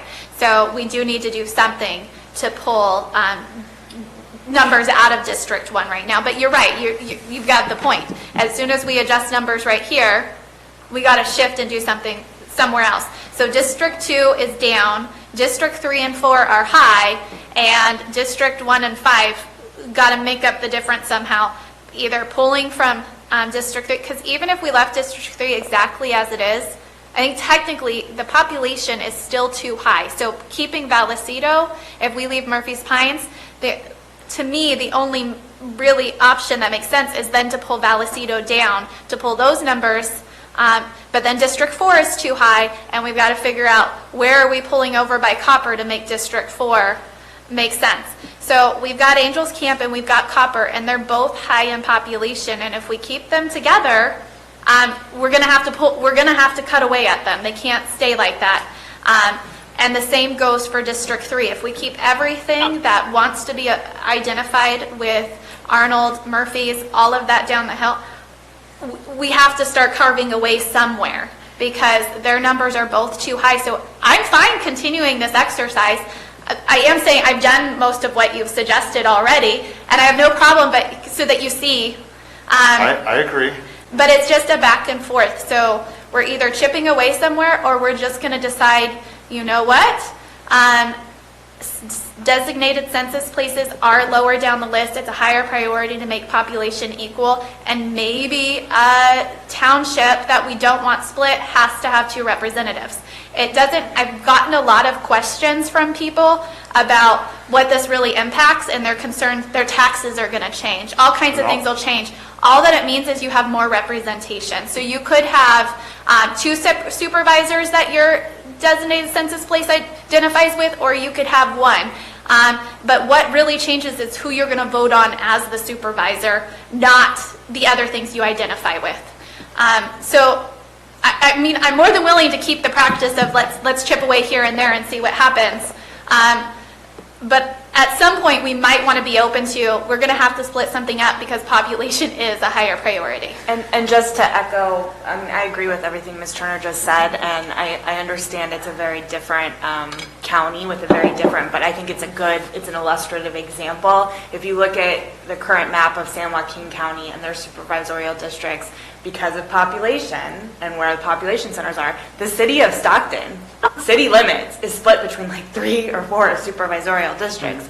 So we do have to look at where population, I mean, that's why we're encountering this problem, right? Population is concentrated in certain areas, and if that's concentrated in a city, in a CDP, in a township, it may have to get split. That's the reality of it, for better or worse. So, well, and understanding that with everything considered with the community districts and everything, that's why I said in the beginning, although it's kind of crazy looking, map 4 makes the most sense to me.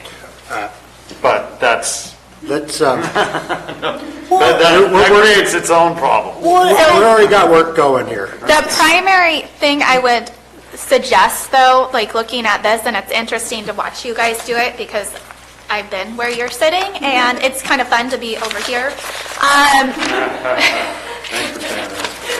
I would suggest that since neighborhoods is a higher priority, if we ended up splitting anything, I'm not suggesting that's what we do, but if we did, we followed something like the highway so that we weren't actually splitting up the neighborhoods. We were keeping the neighborhoods intact and just splitting a town.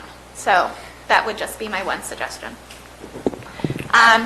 Do you want me to go over and have him go back to District 4 and make that change before we move on? Well, I'm wondering Yes, if we go to the D3, D4, it might settle some of their concerns if we can If we figure could, out our numbers. if we could split Vallecito by the highway. By You're gonna Highway fix our 4. problem with It sounds, Doug, like we're going into Vallecito. And when we talk about the highway, we're We'll come talking back to about San Andreas. Highway 4. 4. We are not talking Pitt, we're talking, The highway, That's right. for real. North and south. Before we do that, do you want us to move the 19, the census block, You cannot send me. with the 19 in yeah, I it? mean, like just for the sake of this exercise, yeah, let's, Can you Go move with the what we 19 that dips down, the District 2, and put it to We have to figure 4? out what we're going to do on San Andreas. I don't know where else to go. Thank you.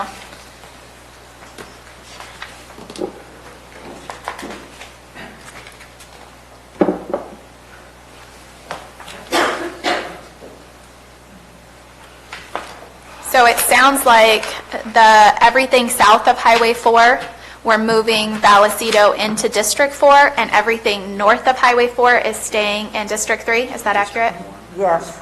Okay. yeah, let's just 3 do and it. 4. That's How'd that Vallecito, go? right?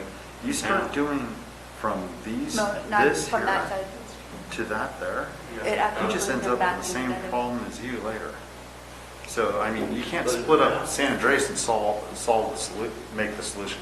You find new bodies. Well, you find bodies there and there, because that's where they are right now. So that's good for District 3. District 4 is now pretty high. But District 3 is in a very acceptable range, it appears. District 4 is now 9,560, so ideally we need to lose at least 400. You have to reduce 4. So go back to that 95 and that 19.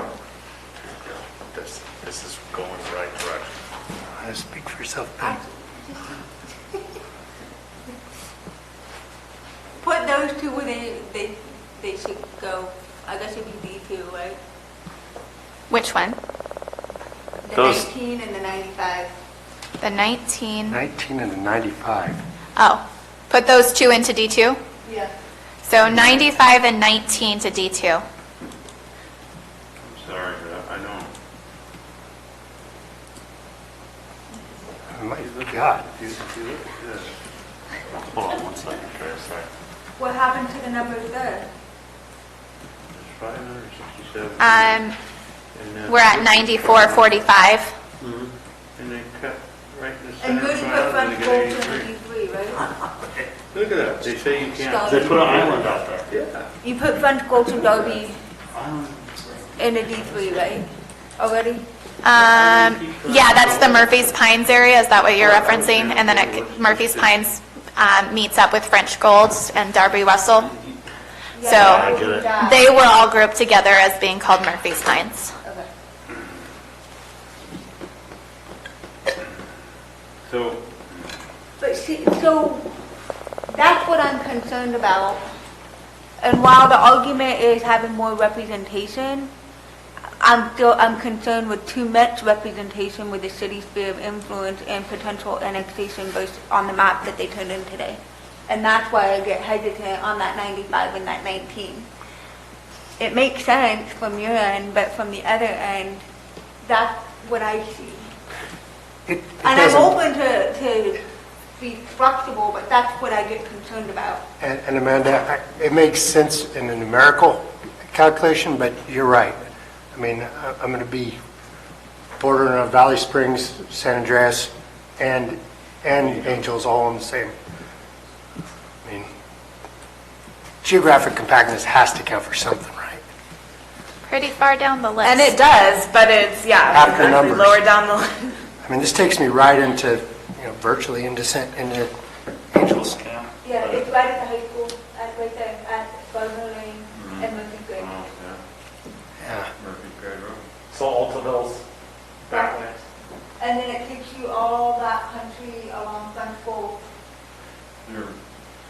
They're either stomping ground for I PG&E agree. station there. Marina went to work. But I then mean- if we, so the other, just for the purpose of exercise, say you take those two out, the 19 and the 95, you swip it with the 202 for Gary, and he's right in the Capella Park, and with the build out for Habitat for Humanity going to be. And you take in that whole population of Angels for the annexation. So I guess the question becomes, do you want to represent the city as well? I love the City of Angels, nothing wrong with the City of Angels, but this is right within this sphere of influence and the direction that, as I understand, Angels would want to grow, if it did want to grow. And that's why I was looking at the draft 4 map, is because it reflected the comment, at least being more selfish on our end, it reflected the comments of the public to keep those 3 communities intact as a whole. I don't think anyone cared who the rep was. It was mostly keeping them whole and not split, was the way I was looking at it. Something to consider after population. I have a question, which I just noticed on this map. we go to the San Andreas, we go to the 567 that we discussed putting back into District 1 in order to keep San Andreas whole. If you go over to Toyanza, where Toyanza is, there's a cell there, a census block with 83, that's right in the middle of Toyanza. So we have to include that in the 567, otherwise you have a cell there. It's in there. Yeah, so I don't see how, So you might I as don't even well know how that consider- came about. How did they determine to split? They say you can't. They just follow rows. So to create the census blocks can be islands. Just when you're use them to draw your final districts, that can't be an island. So you might as well consider the census block is actually 650. Yeah, correct, Yeah. exactly correct.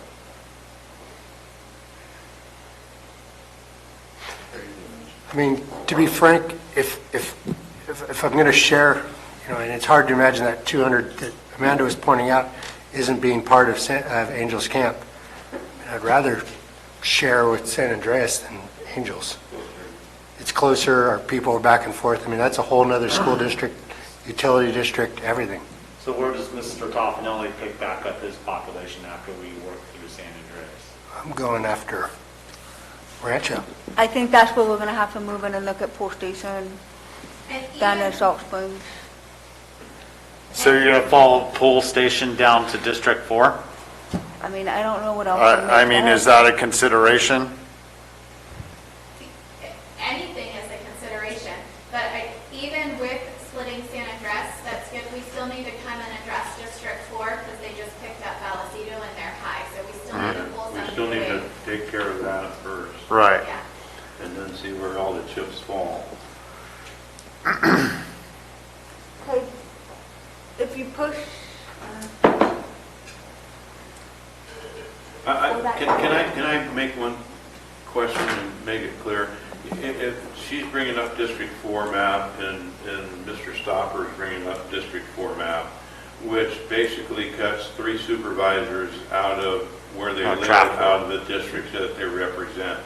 So it's my understanding that we would still continue to represent, I would just represent District 1, Jack 2, and Amanda 4. But we would no longer live in it, and we'd be representing a district that would. So you would. When the elections come around, You couldn't run it there again. would be no supervisor in those 3 districts that's sitting supervisor rerunning. They would have to go into that new supervisory district as So this works, never seen it for a supervisor level, but it happens on the Assembly and Senate level a lot.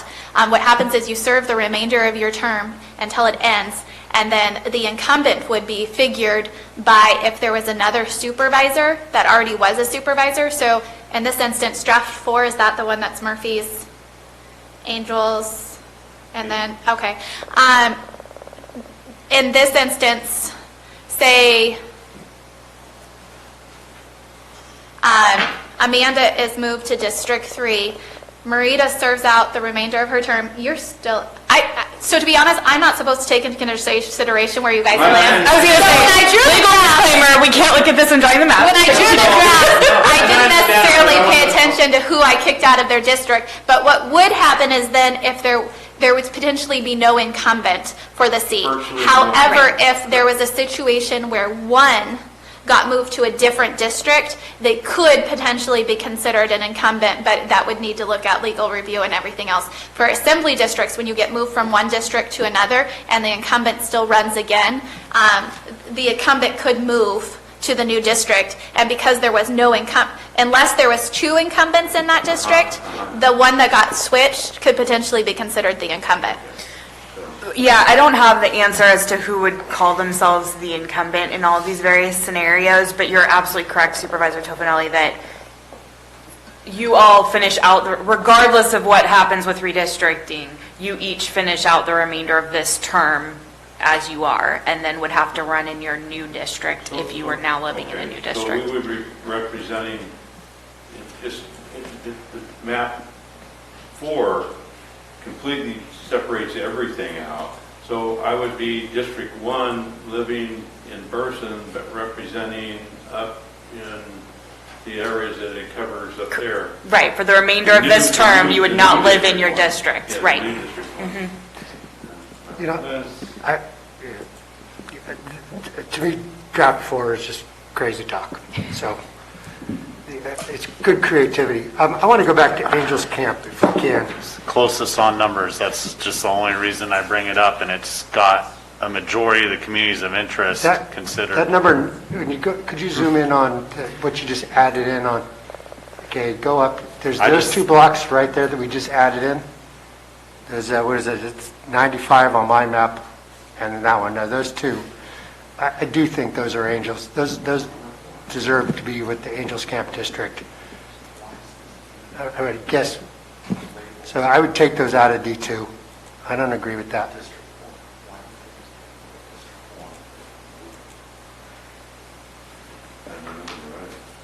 If they were labeled in the right And succession. the 10 we'll figure out.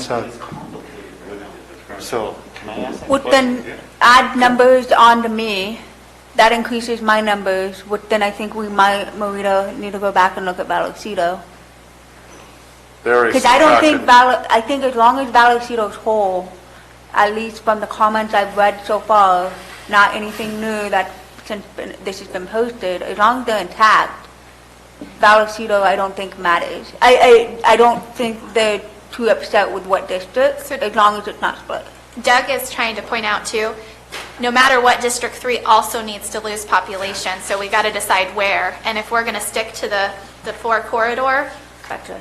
the only place to lose is to District 4. If we're going to not pull out any of the outskirting So then I areas. need to lose, So right now, with losing Vallecito, District 3 is perfect with population, but then it puts you more out of whack and you need to lose so population. then we need to go down and look at between If we labeled Gary on this and map, I. number 4, So if I and they labeled take this 3, the this north 2, side, 2, this 1, if I take the north side of Vallecito. that'll raise The five. right? Out of that, oh, No, right now, as the District Don't 3 bring up lies, four. District 3 is good with population. If we leave it at that, District 3 is set. and where's Vallecito? Vallecito, south of the highway is in District 4, and north of the highway is in District 3. And with that line, District 3 is, got an So- acceptable range of population. But with the map we have right now, District 3 and I think District 5 are the only ones that have an acceptable amount of population. So further adjustments would need to be made. Zoom in into the corner of Vallecito down by the bridge.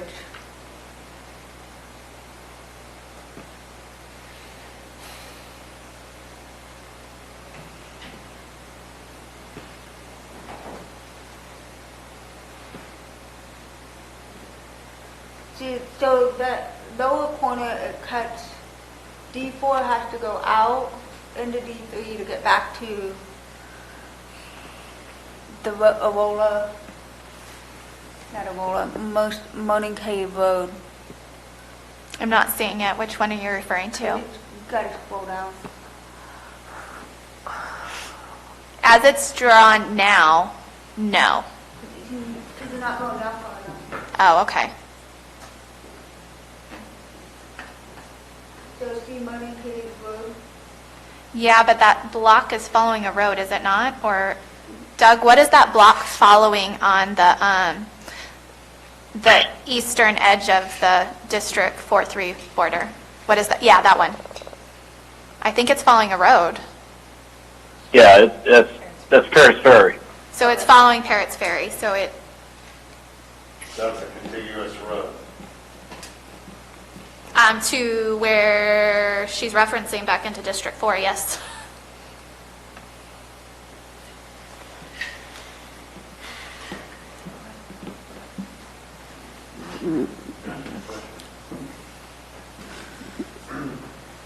Quick question, and and it's just so that I'm knowledgeable on it. Is there a rhyme or reason why you name a district 1, 2, 3, 4, or 5? Or is it just you put numbers to districts? So like in draft 4, could we, label, for example, in draft 4, could we label the top district up top, the 9149, 3? Could we name the next district at 9066, coming down the hill on the McCalmy hillside, District 2? The next one down is already District 5 at 9058. Why wouldn't we name the district here at 9016 that goes from Copperopolis up to, man, that's a horseshoe, but why wouldn't we name that District 1? Is there a rhyme or a reason behind why you name one way or the other? So I would say for my rhyme or reason, which is not necessarily what Sarah would suggest, is just the one that had the majority of the geographical landmass to begin with. That is what it went with. Whether we can just switch the numbers all around, I would ask Sarah to respond to that because I don't have a good answer. I'm unaware of any provision of law that dictates what they have to be called. That's the first thing I would say. And I'm also unaware of anything that would preclude us from making it that way. Totally renumbering them. Thank you. That's a perfect answer that I was looking for.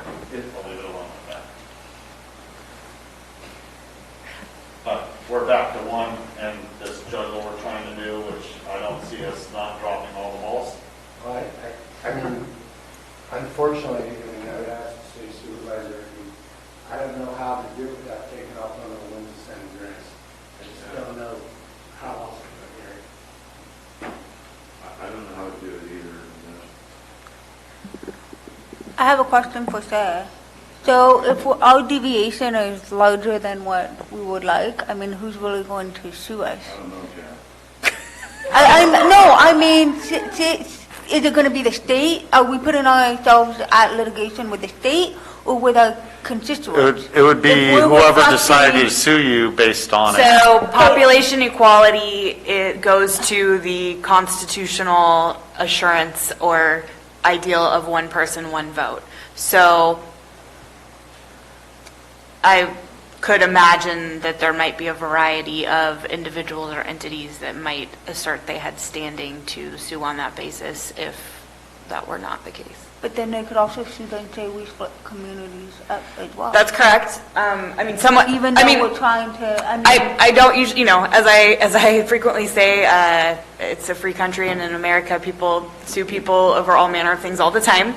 I just as a reminder, though, it's sort of the number one big overarching first criterion here is population equality to the extent possible. And there is a lot of case law, right? That were jurisdictions were sued, and it was by the federal government, it wasn't just.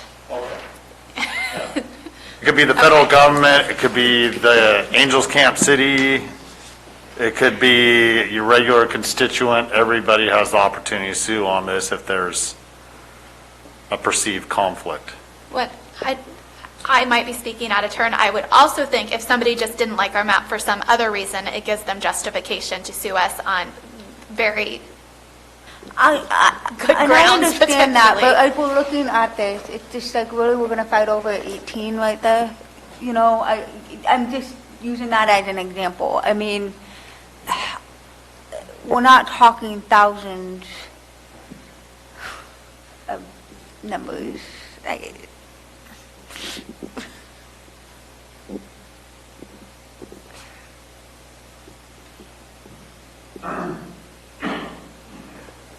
It's not where we need to make up the numbers right now. District 2 is in need.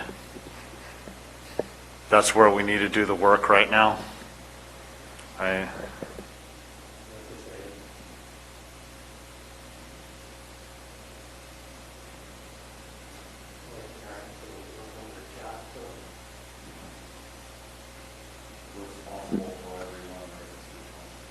we can no longer do our own census, right? Just had to put it on record. Yeah, so the new legislation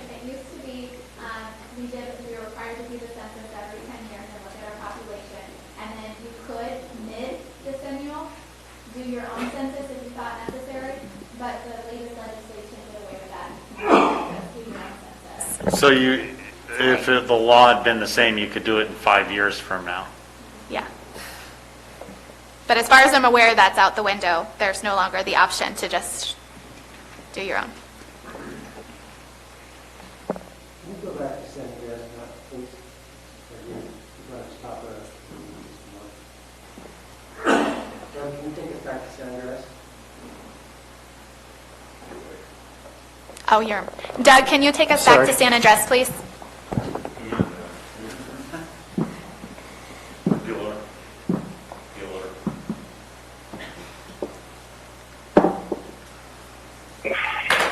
Show me where we are now.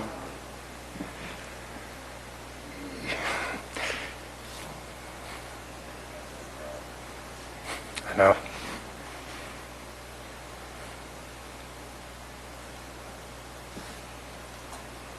So if we left this draft one map in the area of San Andreas the way it is, I'm sorry, if we leave this draft one map in the area of San Andreas the way it is, and we did move some of District 2 back into District 4 around Angels Camp. It was the 19 and the 202 or whatever it was.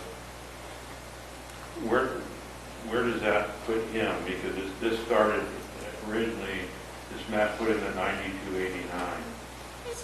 So roughly 11% off. So I think there's still 900. If we leave these, no, if we go back to the original draft one map, instead of cutting out the 271 and the 5. Oh, to the original draft one? The original draft That is one. 8920. He was at 9289, and then you took out Murphy's the Pines. Where does that put him if we left this the same in San Andreas? Do you want us to back up what we've just done? Yeah. Okay. Are you able just to hit undo until we get there? Can't we save this so we know where we've been? No. Okay.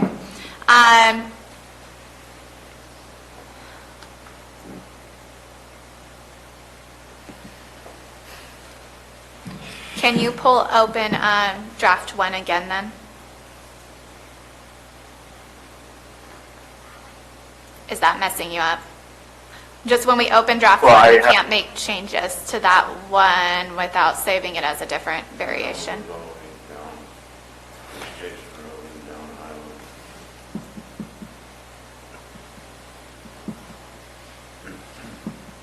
Oh, boy.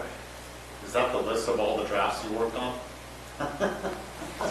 You're glad I haven't seen a lot of them. If they just didn't make any sense and cut too much stuff up, we didn't publish them. You have been very busy since the election, before the election, and then after the election. Yeah, you logged a lot of hours. Yeah. Your whole crew has. Yes, yes. Okay, so say we take, can I see the population for District 2? So all they want to know is if we take the 190 off of District 2 here, where does it leave us? And it puts us at 8730. Which is within the 5%. Yes. It's within 5%. But the disparity between the highest and lowest is? Do you want to save this as draft 1C? Isn't that draft one? Or is that taking out Murphy's Pines? If we took out Murphy's Pines and saved it as draft 1C so that we don't change draft 1. Yeah.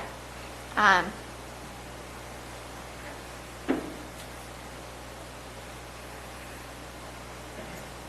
don't want to change drafts. We've already shared with the public, that's all. Agreed. 1C, right? Yes.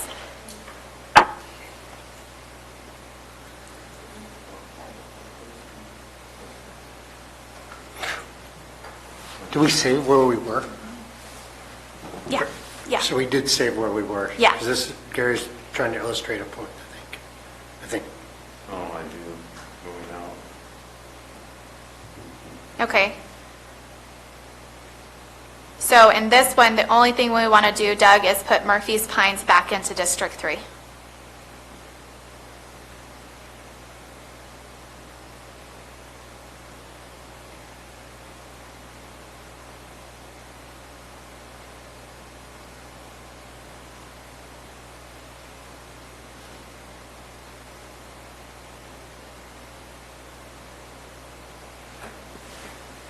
And then can you hit the review for disparity?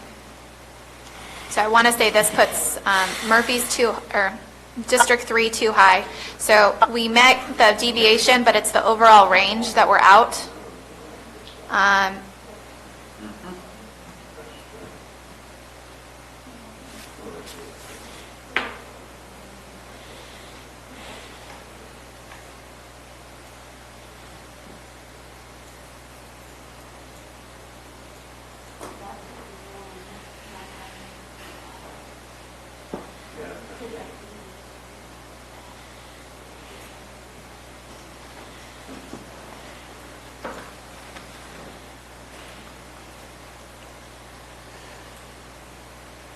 Was that how Murphy's Pines add to District 3 to the point where they're on the high end?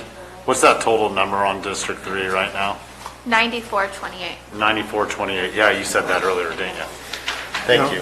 If we do find the numbers, I think we ought to take that little dog leg and put it back in 4 down the road if we do come up with more numbers.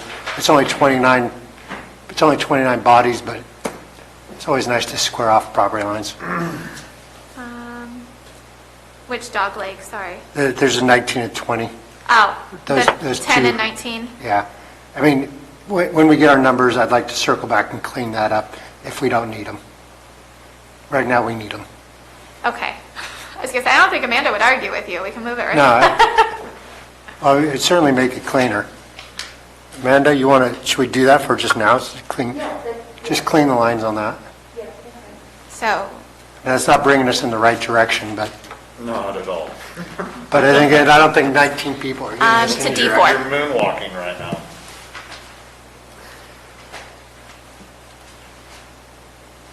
Can you select D4 and then put those in D4?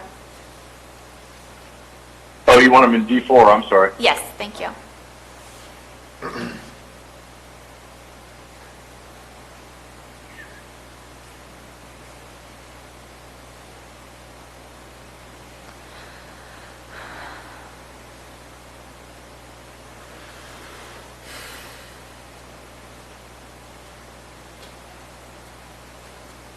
And we still need to go down to the corner of Jennifer's Esmeralda. It's deep. So what do you guys want to look at now? Are we still working on 1C? Do you want to go back to draft 1B that we just created? Anything there you're happy with, Mr. Garamendi? Scroll back. I mean, it keeps going down to San Andreas. Can you scroll back up?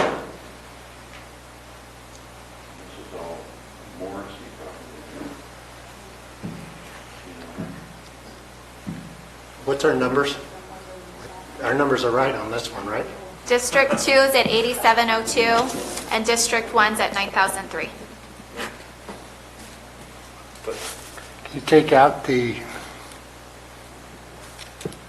hang on a second. I'm sorry. I'm still looking at Angels.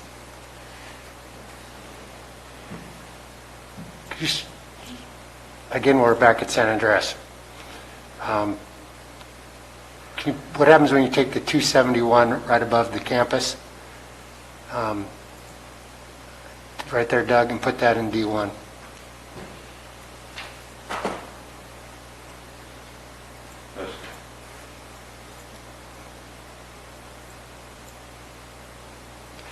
What do our numbers look like now?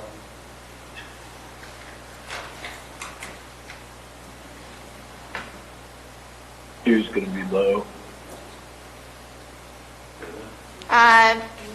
It drops District 2 down to 8430. 80 what? 8,431. So that's roughly 6%.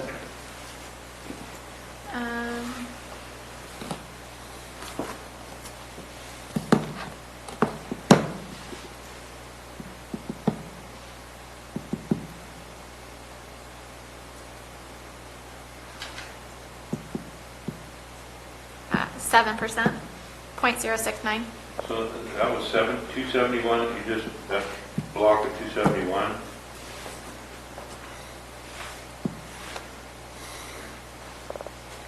You go back over to the Hardy Reservoir area. Actually, there's a 31 that's up there in the top corner, San Andres. We talked about putting that in D2. Yes, we did, that's correct. Doug, can you put that in D2? Thank you.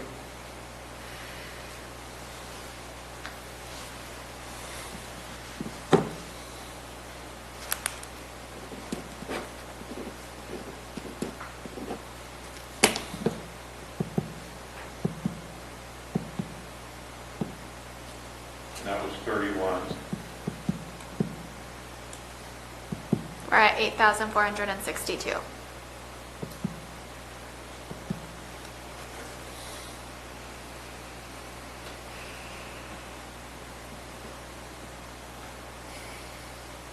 Doug is That 23 right there, between Palmer Road and Watertown? and Watertown.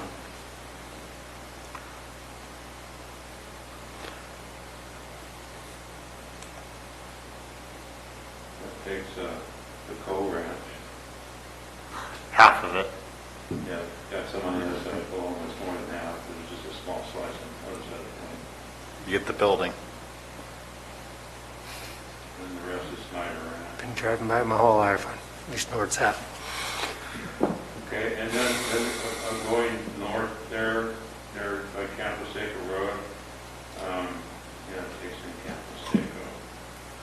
There was a 0, 16, 7, 13. Wow. There's a 292 in there. That goes all the way down to Valley Spring. I'll take that 13. Actually, does that actually work? Take you around Hardy Lake. okay.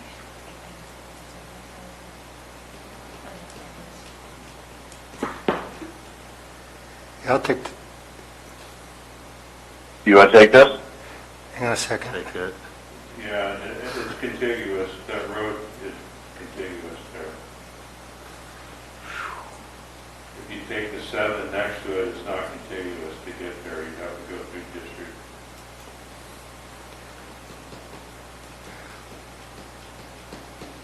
I'm sorry, did you want me to take them or not?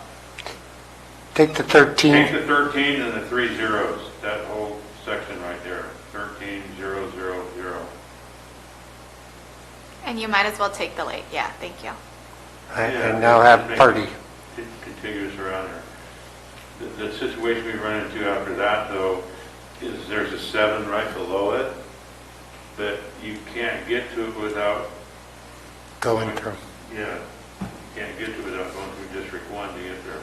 Well, the Campo Seco Road does intersect there in between a 292, a 0, a 16, a 25, and a 7. I mean, yes, you can consider Campo Seco a community of interest, and I would say that San Andres is more of a community of interest than Campo Seco. It's a stretch, but I'm just saying.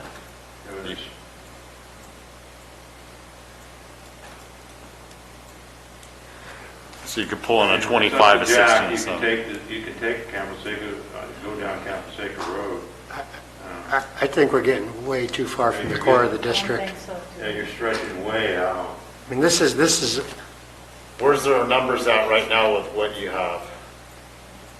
8,498. And that's almost 1,000 less than District 3 right now. A huge disparity. It is 1,070 difference, yes. Thank you, Rebecca.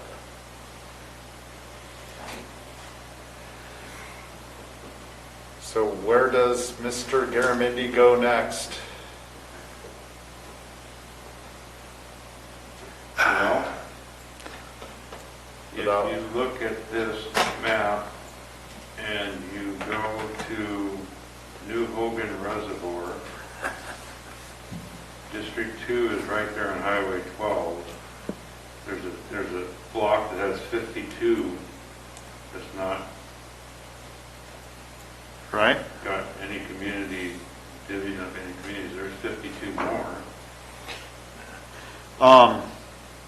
May not Really, be- no, that chops, if I'm looking at the right draft, that chops up District 1. So that's literally splits District 1, I believe. I could be wrong, but. Oh, yeah, it does. It does. So you don't have any way to Highway, make it. Going outside the highway, you cut off. Yeah. I see your thought process, but. Yeah, I thought Rebecca said we were going to get a ferry building, a ferry to go across the lake. There you go. That'd solve all our problems. Ferry across the Hogan. Hey, from where to Hogan's where? a great lake. That was actually running through my head too, if it makes you happy. Just follow census block line across. Why not?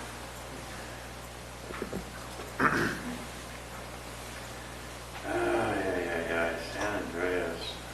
Can you pull us in on San Andreas again? I'm sorry, I keep doing this. Just trying to create better numbers. So how many bodies do we need to pick up to fall within? We have 8462, we need to get up to 8608, right? To be within 5%. You still have Miss Callaway up at 9,400, which creates part of the problem. Well, you can, going back to what Jack said earlier on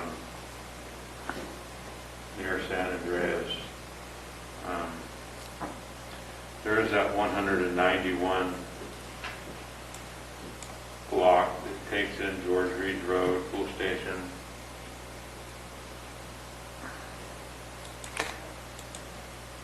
Down Church Street and straight into St. Charles. I count us as 146 short of the 5%. There's an 80 variation. between Churchill also and Pool Station there that could add to it. Yeah, but this 191 is taking in a lot of San Andreas. Taking in the churches, the cemetery.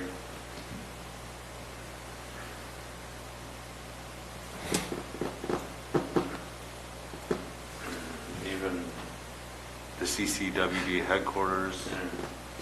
Well, it looks like, Gary, it looks like when you get downtown, when I zoomed in on this, it looks like right at the, right below, I think it's right below the churches, right below the Catholic church as you head down towards St. Charles. Those look like separate blocks. Looks like a 24 block. And then the 191 looks like it's probably taken in the firehouse.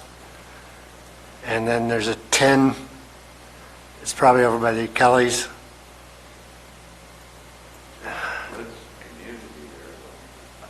Yeah.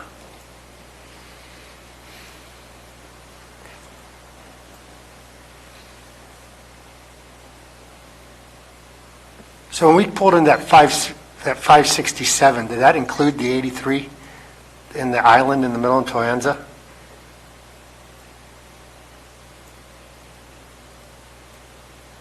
Did we count that? Yeah, it looks like it. It does. It includes that 83 in Toyota. Well, 191 gets it done.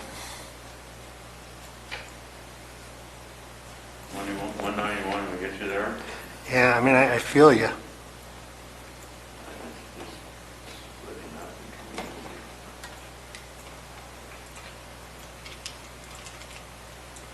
What does that do to me?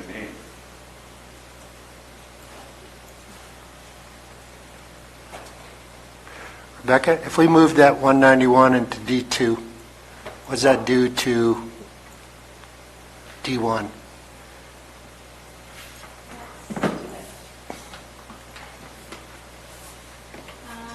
It now has D1, its line of following the rest of the district is Pool Station, I believe. So now District 1 should be following Pool Station until it meets up with District 4. What's the population? What does it do to the population? District 2 is at 86, 89. What's District 1's population? 9,016. 9,000 what? 16. So District 1 is good.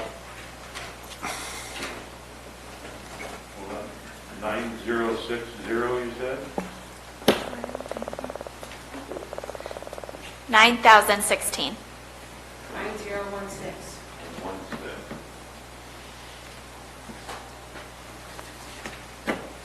And that takes out 191. And then we still have to deal with Ben and his issue on the other end of District 5 and District 1. I wish there was a better way to do this. What's the difference between District 2 and District 3 now? Because that's still a significant number. Yes, it is. 700 or 800? maybe? So it's like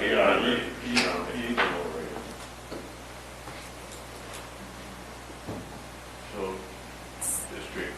So even though we're within acceptable deviations, our overall range is not at an acceptable level because we're too far out, plus or minus, with District 2 and 3. Which is the problem. So how are we going to get anything from District 3 right now? It's why I keep bringing it up. So this range thing, can you explain what the range problem is again, Rebecca, for the fifth time? Really Sorry. wish I could explain it better. Go I ahead, mean, I think Sarah. the way I would characterize it is that it's, there's a really large discrepancy. So for instance, with what we have drafted right here, there's a huge discrepancy between District 2 and District 3, for instance. It's not just that District 2 is well below the 961, it's that District 3 is really far above. So then if this were to be adopted as is, somebody in District 3 has less representation than somebody in District 2. So if the discrepancy was split between the other 4 districts, it wouldn't necessarily be an issue. It's the fact that it's split, that what is being taken from District 2 is in District 3, or vice versa. So that's part of the problem with the range check, is we need to even it out between those two. So even if it was evening it out by giving a little bit here, here, and here, that would be acceptable. But just taking a 500 and shifting it to District 3 is a problem. So what about the sheep ranches? Avery or Murphy sheep ranch, and moving some of those lines? So, Doug, we have a variation where we followed, what's that creek? San Antonio Creek? I think so, where we took from, right in there. And we pulled that over to District 2. I want to say it only picked up. You already did that. That isn't a variation that, Yeah. But that San Antonio Creek area is already in District 2 in this map. Isn't that variation 4? no, it follows San Domingo Creek. So north of San Domingo Creek in one of the iterations was put into District 2. Isn't that already in this map? Isn't that represented by this right there? No, right now it's in the wrong map, wrong river. No, right now we're following San Antonio? we're following the school district boundary between 3 and 2 Okay, right so now. you're going right up the school districts. That's the fourth crossing. So we could pull some of that area over to District 2. Do you want to go ahead and pull what's north of San Domingo Creek? How many bodies does 3 need to lose? I'm just curious why we're following a school district line, because it doesn't change the school district and where you attend, even if it's a different Because district. school district is something that each side of the line identifies with as the rest of their. So you decide that was a community of interest. I mean, the school district line's the line we've always followed, so in a sense, yes, it is a community of I didn't interest. see any comments to that. But Highway 4 corridor has always been split off by the school district line. I think the same reason that we follow the line is the same reason the school district follows the line, is accessibility. One side is more accessible to District 3, the other side is more accessible to District 2, and that's why the school district's drawn that as their boundary, and that's why we followed it for supervisorial districts. That makes sense. What is our, how many bodies does 3 need to give up? How many extra bodies do they have? Ideally, they're at 9428. Ideally, between 250 and 300. At least, like, getting to the 300 range would be ideal. And what about D4? Can they take them, or does that throw them off too? Well, they're also thrown off. Ideally, they still would lose 100. So they still need to lose 100. Yeah. So if we rotated everything clockwise, We can go down and look at... Been and brought down 254 from Marita to Amanda's district. Is there, you guys know your districts, is that something we can do? And then you're going into the draft 4. No, I'm not going to draft 4. I think, When you rotate it and Marita gives me 250, it's gonna, sorry. When Marita gives me those 250, I'm gonna lose, you further dividing copper. And so then copper is gonna have to route and go toward Ben and Gay. And that's where you were seeing that loop around Rancho Calaveras. If you lose 250? If she gives me another 250, I'm gonna have to push down into copper, which further divides copper. And then copper is gonna have to get pushed back into D5 or D1. Is this dying on the vine for D3 that have 9,400? Is that something that's really too skewed out from D2 and D3? right, because the 5% range was, the high side of 5% would be 9,514. So I guess what, you're talking about this variation and being out of skew, but what weighs more? Well, again, I mean, the 5% we're kind of using as a rough upper limit. That's not actually in there. What is in there is that I'm sorry, and I apologize, I feel like a broken record, but I can't think of a better way to say it, is that they have to be as equal as possible. And I think on its face, it doesn't look particularly equal when we've got one district that has, 8,600 and another has 9,400. That's a pretty big swing when we're talking only 9,000 people. About 8 to 9%. In that vicinity. So pulling north of San Domingo Creek from District 3 to District 2 is 95. And then in one of the variations, we also pulled everything above, what's that road? Ben knows what it is. What, Sheep Ranch Avery? No, north of that. What? Where are we at? I'm North sorry. of Sheep Ranch Avery? North of Sheep Ranch Avery. Swiss Ranch, No. Fulham? That's south. upper summit level, which comes Yeah. out, that comes off of Swiss Ranch, so. And that's then we also pulled, that's a in line. one of the variations, we pulled north of Summit level from District 3 to District 2, and that really, it looks like a major change, but it only gains population 77 people. So, But you grew up there, you know that's not a real, it's not. it's a county-maintained road, so I realize it's not a well-traveled road, but it is still a county It road. is maintained. During the summer, somebody drives a grader up it. I'm pretty sure. Yeah, we do not plow, you're right. But I do make it through when I have to in the middle of the winter. No wonder it needs to get graded in the summer. Yeah, that is why. So I'm not suggesting we draw our lines off of roads traveled that way, but it's not so I'm like, if we're really trying to shave things off, we have 77 people there. We've got 95 north of San Domingo Creek. There are spots to do it. So to say it's not possible, I don't know that's I don't know that we could go away saying, well, it wasn't possible to even them out a little bit more. Which is why you put Murphy's Pines in D2 before. Because even though it identifies with Murphy's, identifying with a town is not in the criteria.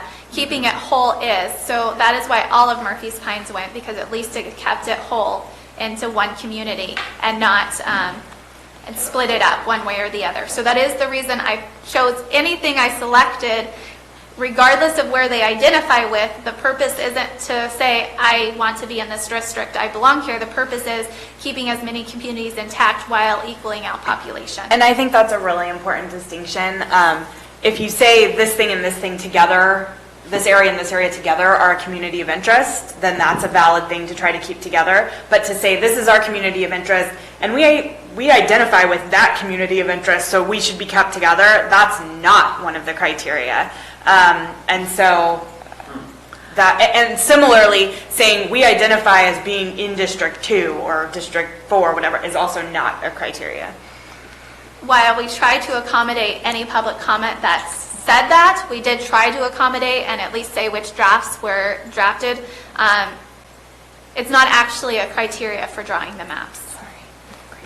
I do not know anyone who takes the back road. They all come out onto French Gulch. We all do for fun sometimes. No comment. But you're right, for path of travel, regular commuting, they're not roads often taken, which is why we've always had the Highway 4 corridor isolated and District 2 isolated separately. What is the drama of keeping D3 and D2 that much difference in population? If their borders make sense to that community of D2 or D3.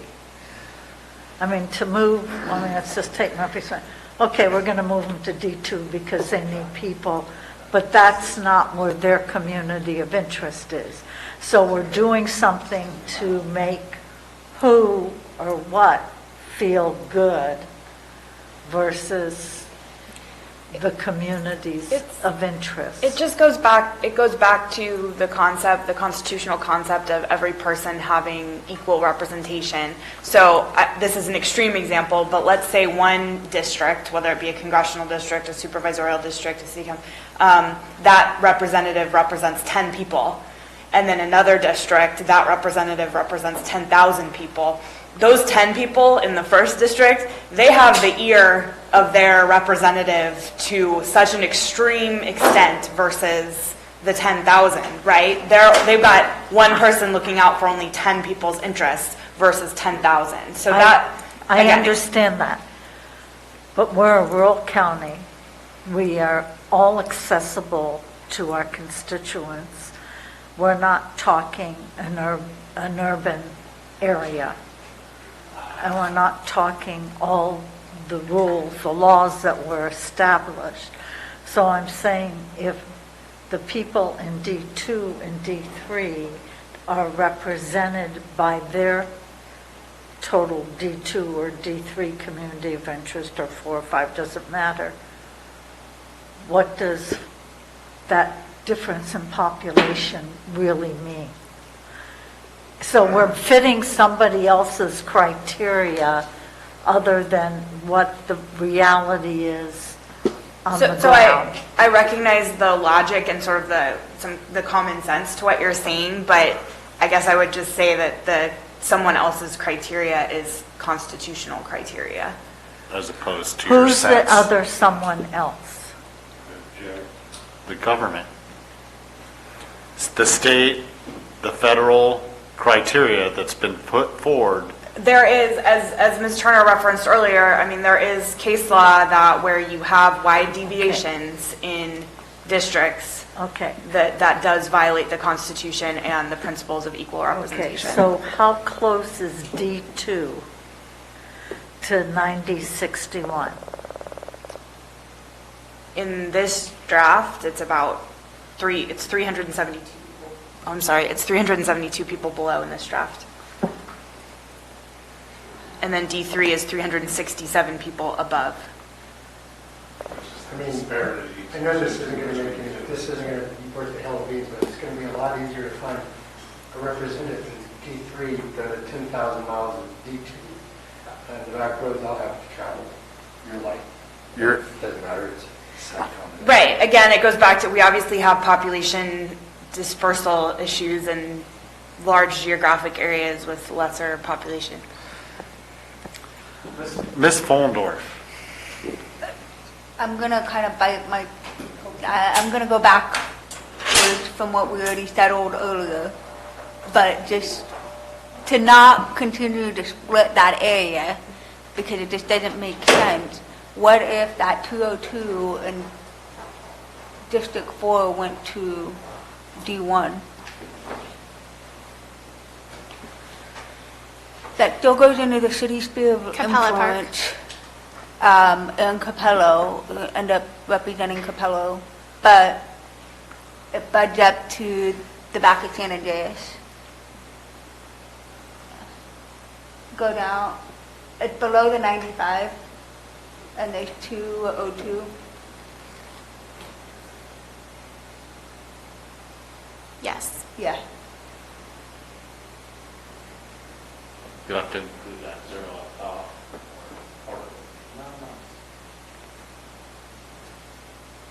What are you proposing? It goes to Into yours. We talked about earlier, that's down by Cosgrove Road, Cosgrove Road. Yeah, that's the one that goes right to the edge of town. That doesn't help out D3. Can you turn on your microphone, please? No, but it will, yeah, it will, because then it'll remove. The differential. It'll give you 200 more, and your disparity from 800 goes down to 600. Yeah. I mean, I get the math, just as a citizen, it just doesn't make any sense. And 8 communities already, part of San Andreas, part of Angels. I mean, that's a lot of masters. I know. I'm just trying to, from a mathematical, that was, Get the math. and then you still are between the two of you splitting Pole Station, San Andreas, that area, yeah. On the back end. Can we just put in a new road to Murphy Spines? You let us use your PG&E money? We could work on the farm. I've already spent it. Shoot,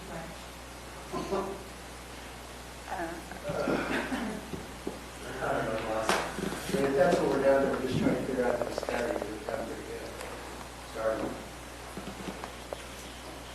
Well, there's one other disparity that needs to be remedied.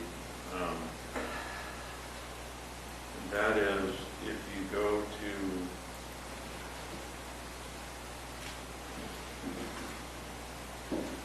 District 1 going down towards Copper,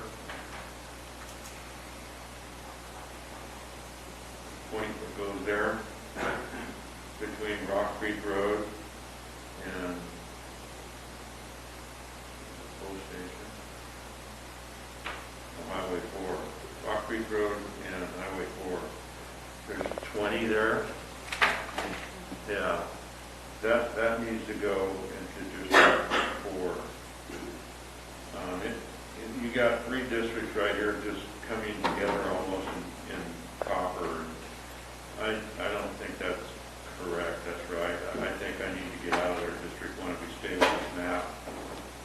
I'm sorry. Sorry, Susan, you're on your way. That's all right, but we did get a complaint from someone that said... That 20 needs to go into District 4 because that's going into copper, and right now copper's being focused on in 3 different districts, 4, 5, and 1. And 20 is not going to matter to me one way or another on the amount of numbers that I have. So that 20 block needs to go into 4.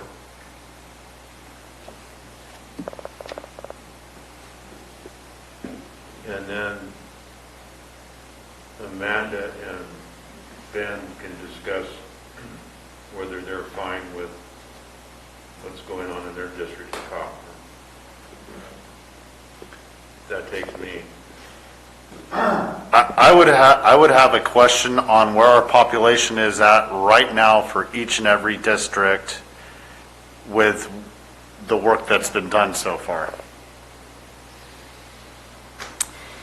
District 1 is 8,996. Just start again, I'm sorry. District 1? 8,996. District 2, 8,689. District 3, 9,428. District 4, 9,338. And District 5, 8,855. 8,855. And what was number 2 again? Just go, let's start over from the beginning and go a little slower. I need to get what you had for District 2. 8689. 8689? Thank you. We have for 3. And my concern, look where this is, and I know that it'll jump my numbers up, I get that, but you're still splitting copper up. And 8855. And 8855. See, we... Doug, can you put the subdivisions At back all, up again? just because of the, where District 3 sits with the 9428. And the disparity between any one of ours on the west side of the county. And District 4 has a larger number too, but it's closer than the 9428. Yeah, District 4 and 3 are very high. And the other ones are fairly low. I mean, even on the closer end, we're pushing towards about 5% with the 8996.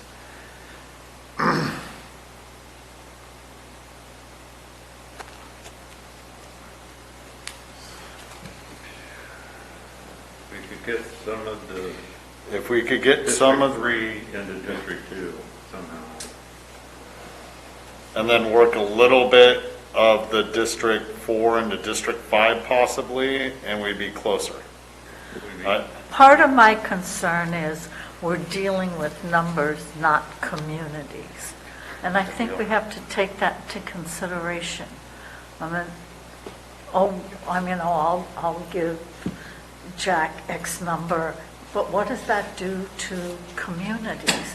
Communities within 2 or 3 or 4 or 5. We're so focused on numbers that if we're close to where we should be, to the 9061, then why can't, and we're not breaking up general communities of interest, a community being a D1, 2, 3, 4, 5, why can't we do that?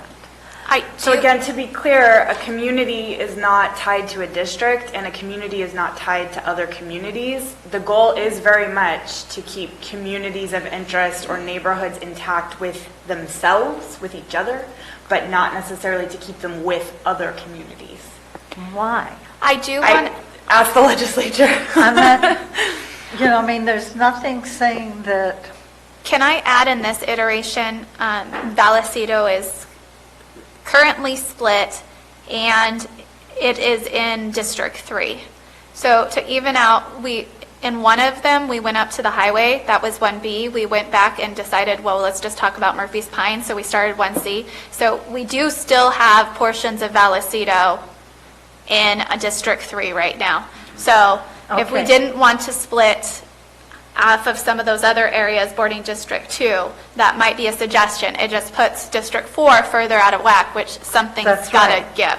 So, I think Amanda and I are okay with Vallecito either being split or in 3 or in 4. But if we move it from 3 to 4, then it makes her more out of whack in copper. Yes, but Well, she does... and that's where 5 picks up in copper, and that's the domino effect I was talking about earlier. So, and all what you're saying is you're not okay with something being split off for 2, but you're okay for Vallecito being split up for 3 and 4. just because of the out of the whack population there.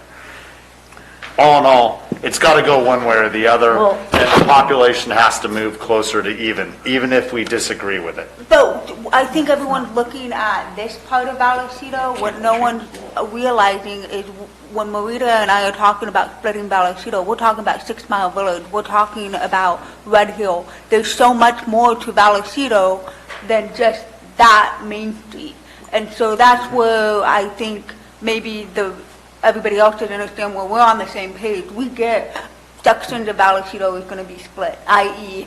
6 Mile Village and all of that out in that area. So as long as we can keep most of Vallecito intact as much as possible, meaning the main street, we're okay with the outside being kind of where it has been. And it's been split for... It's been split off. It's been split off. Split off for 10 years. Yeah. I mean, it's already, Vallecito cut off road going out there and back into the highway. that's, No, that doesn't make sense. That That should would make stay. sense. That's part of the corridor Yeah. along the other side of the highway. So for But this, I just want to make that clear to the rest of the group. When we're talking about splitting, we're not talking about Main Street. We're being general. for this version, do you want us to go in and split it at the highway again? Because that does get D3 back to an acceptable range. It just means we need to work with D4 pulling away. And I have an idea for that later, but Based on public comment, they want to keep that. What you see now is how they want to be whole, but Ben, This version did not start with Vallecito Hall, so we never did. So to address that, we did not. Draft 1 did not keep Vallecito intact. from So the right now current they're comment. split. Sorry, from the They're the current comment, yeah. Yes. So they're split at the highway. right now they're not because we started a new draft where we, But what do you have, yes, can we If- go into Vallecito and make sure it's what well, the supervisors want? I think we don't have much of a choice from my perspective. You know, if we're going to keep working on this map the way we are, there has to be a shift of population from District 3, no matter what our personal thoughts are. You know, and that easiest grab is for Amanda to grab at part of Vallecito, trying to keep it intact. Let's put, I mean, we could go up to 300 people, you know, but you won't, I don't think you'll get that many out of that area. I haven't really looked into that area as in depth like some other supervisors. But once you do that shift, then there's a shift where District 5 can grab at a partial population of Copperopolis, pushing it, like maybe making Copperopolis whole, possibly, and bringing your numbers down. And then at that point, I can give Mr. Toffanelli a few more over there on the west side of the county near 26, and then we could even out our populations more, a little bit. You know, I think there's a domino effect there that we can actually work with. I don't know, Rebecca, does that make sense to you? It's Well, fine, I then just back wanted to to the make sure everyone knew where we stood with Vallecito currently. Was Yeah. my main purpose. So I'll leave it at that. Amanda, you make the decision with Marita about how Well, I you think want to split up what Vallecito. D4 constituents need to realize is either way we move in District 4, either Vallecito or Copper is going to suffer. That's a fact. No matter how we run these numbers. How does Copperopolis suffer? It's split already in half with this line already? So Yes, if we go make it down. whole in 5, then I guess you say they're suffering because they're represented by District 5. No. I had to say Good, that I because it was know. kind of the way I heard it. Ralph, do you feel like you'll be underrepresented by me? No. I'll take the fifth on that. Smart call, Ralph. I appreciate that.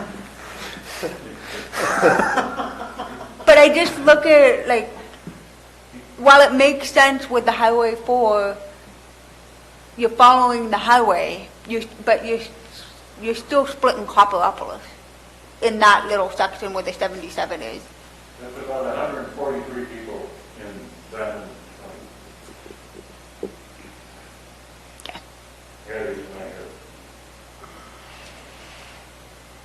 but I'm open to seeing how that would look. It just, I think the public just need to realize, So the main issue we have with keeping Angel and Copper together is without shaving off, it's the same thing we're talking about in District 3, without shaving things off, Angels and Copper can no longer be together because both of their populations are too high. So either something gets shaved off or Copper needs to completely separate from Angels. That's what we're seeing. So, and again, yes, Copper as a whole is a community, but can we just start piecing together all these subdivisions and saying this is one giant community, because that makes it really hard to work with the numbers? Or is there communities inside of each of these communities that really need to identify together so that we can find the proper splitting point and put one on one side and one on the other? Because as it stands, Angels and Copper, just together, if we included everything we think associates with them, the population is too high. And I don't mean to just put it bluntly like that, but it is what it is. And so while we recognize there's communities that identify as a whole, just like Sarah said with San Joaquin, Stockton is split 3 ways. I'm sure they say, hey, we're Stockton, we belong together, but they had to split up and say, what's the communities inside of here? Because what we're given as communities is too large of a population base to work with and keep everyone happy, and then still find our equal population.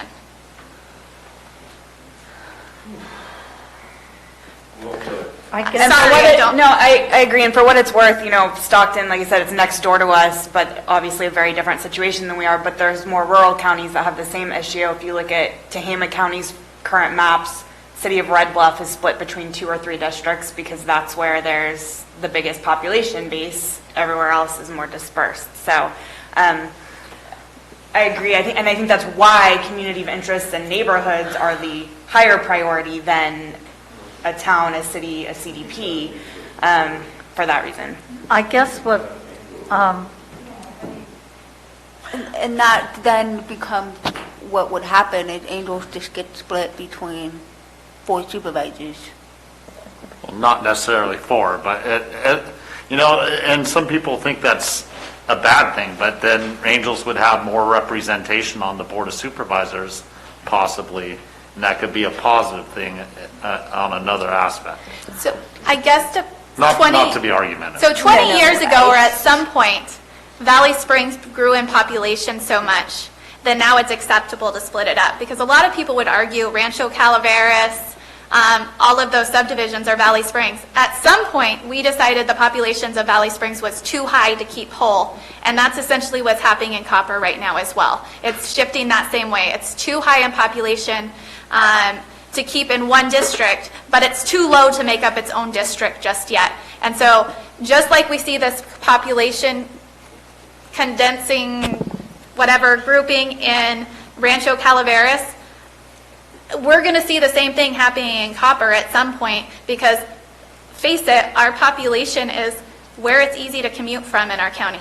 And so it's a rough interim period, I think, because at some point we've got to give a little, because Copperopolis keeps growing. Maybe 10 years from now they'll be their own supervisorial district, but right now they're just too large to stay completely with Angels. And I get the Highway 4 corridor. It's so funny. This is when they do, way off base, COVID reporting, it just cracks me up. Every other area gets their own town name. Whenever they report for Highway 4 corridor, it's Highway 4 corridor. So there is something to that. Highway 4 corridor is a community of interest. They do associate with themselves. They self-associated that way, deciding that Highway 4 corridor in this county identifies. So it makes sense to keep that intact to some level as well. And I'm getting off topic, but those are my own, but it's like, it is funny because we do self-associate.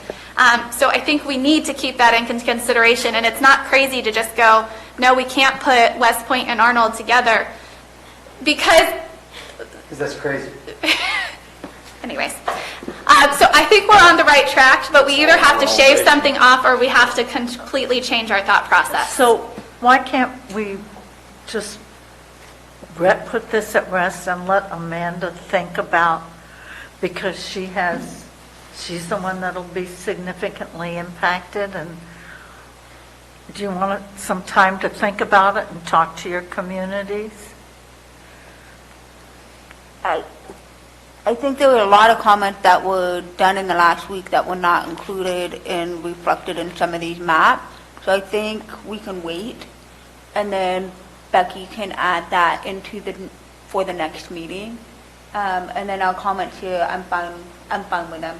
I think we just need to wait for some of those comments to become public. But Becky's right. I mean, that's why I understand that the draft map before puts a lot of us out of our districts, but that's why this conversation here is why I supported draft 4 earlier this morning. It's because at some point, regardless on the Highway 4 corridor, we're going to have to get split up. The population is just gone up so high on this side of the county, it's going to get split regardless. So what makes the most sense to keep as most as we can as a whole for the community, regardless of the seat aspect. I don't like that, but that's why I keep going back to the 4, because it makes more sense. And that's where I think Ben keeps saying to do the clockwise. At the end of the day, it's going to end up looking like draft 4 to keep them whole. I mean, not exactly draft 4. I was Are you using talking that. about this draft 4 or is there a different draft 4? That's the 4, Is it the one we're talking about? well, it's not going to look like that necessarily, No, but and- that's the idea on the Well, site. and you got all that high country, and we You recognize can't get from here to here. the Summit Level Road. No, Sheep Ranch You just Avery. need to get a Jeep, Sheep Jack. Sheep You just Ranch need to Avery get a Road's a road that's And open put some year round. tracks on it. Yeah, but that's in District 3, not in... Yeah, anyway, I think we made great progress.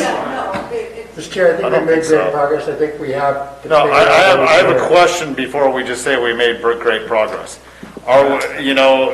Putting it to rest, are we putting it to rest with the current draft up there right now?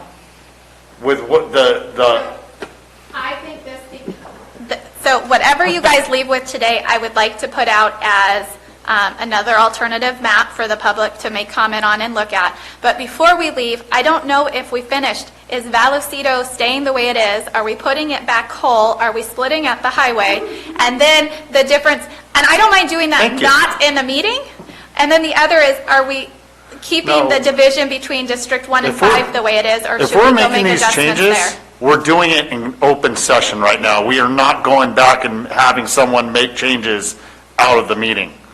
No, We're but- not doing that. No, she has to reflect the public comments until the next meeting. So all of the current drafts, I will make additional iterations based off the public comments. This draft, it totally can be your draft, 1C, but are we changing Vallecito lines, or are they staying the way they are? Can you blow up Vallecito, please? Thank you. Not physically blow it up. Which might solve part of it. Zoom in. But that's true, you get the store there. Can we zoom into Vallecito so they can look at it again?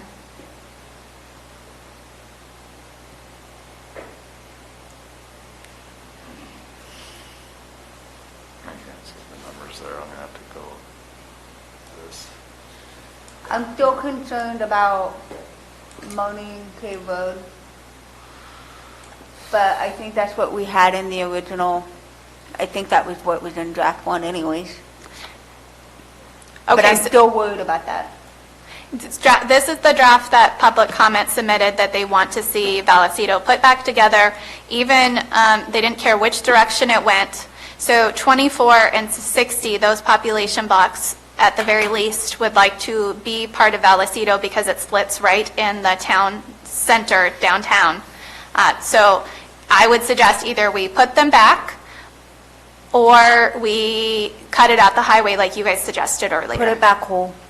And I don't think, put it back whole just for this, just put it, yeah. Okay, on which side of the line? Highway? Perch Bay. Perch Bay.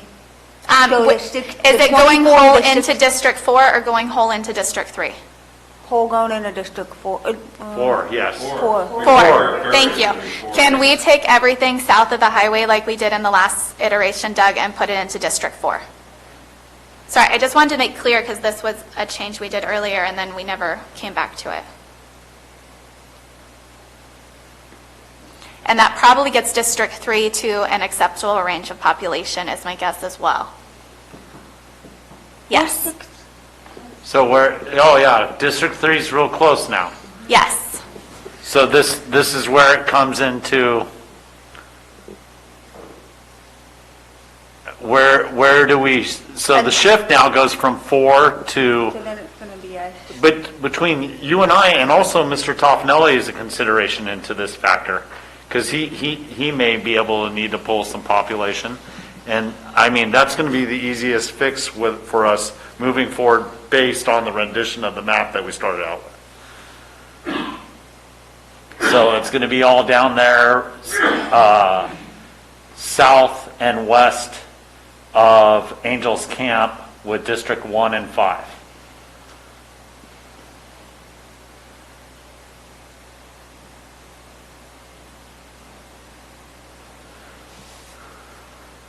I'm going to go there on this map.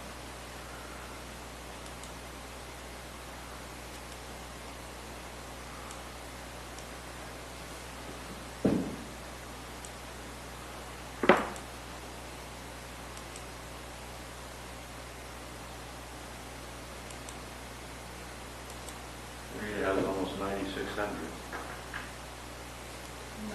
No, Marita, 9176. Yeah, that's where Amanda's. Rita, I mean, Amanda. Yeah. So this is where we could, I mean, how many people are there's a lot of people in Copperopolis. Well, Burns Ferry and south, how many total people are in that area? It's going to push us over the number I'm looking for. Yeah, 178, no, we can't look at that road. It's just impossible to not cut up Copperopolis. Well, Gary, I feel your pain. Well, it's already cut up between, in this map, it's already cut up between District 4 and I, or District 5. I need to stop saying names. I need to start saying numbers. Because that's my consideration, is numbers, not Becky, what is the Names. total population of Copper? offhand, I don't know, it's like 5,500 or something. Okay, well, right now, District 2 is at 8689. District 5 is at 8855. Is that correct? yes. Okay, so if you go down to where I took and gave Amanda the 20 to get out of Copper, get 3 districts out of Copper, right above it, there's a 9 and 121. That's Salt Valley area. We can move those to District 5. And that would, Yeah, but then your number... Then your number's going down. Where are you going to pick it up? I'm going to go down to 88, about 88.55, around where Jack's at. And then when we pick it up,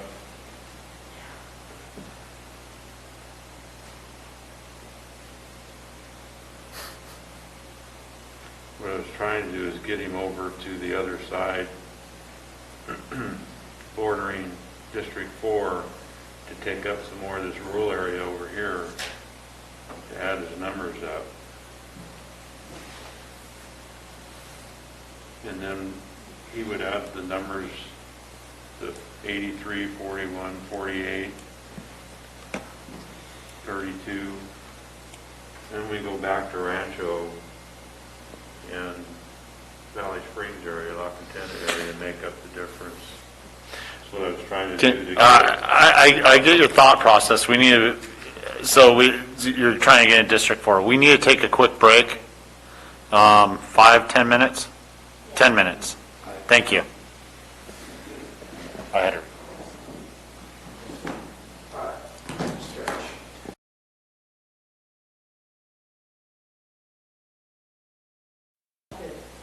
That's true. That could go. Welcome back.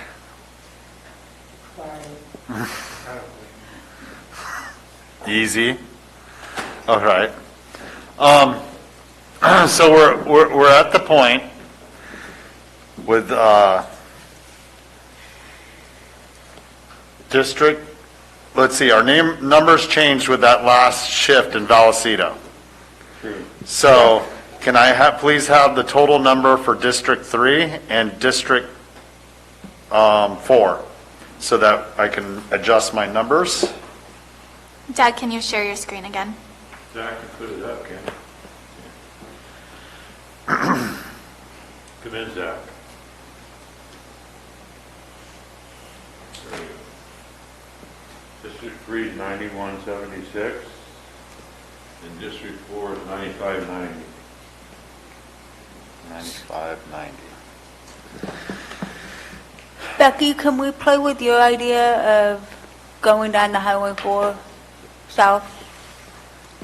Yeah, just wherever you want to start. What we need to do now is pull from District 4, and really it can go to District 1, 2, or 5 because they are all low in population.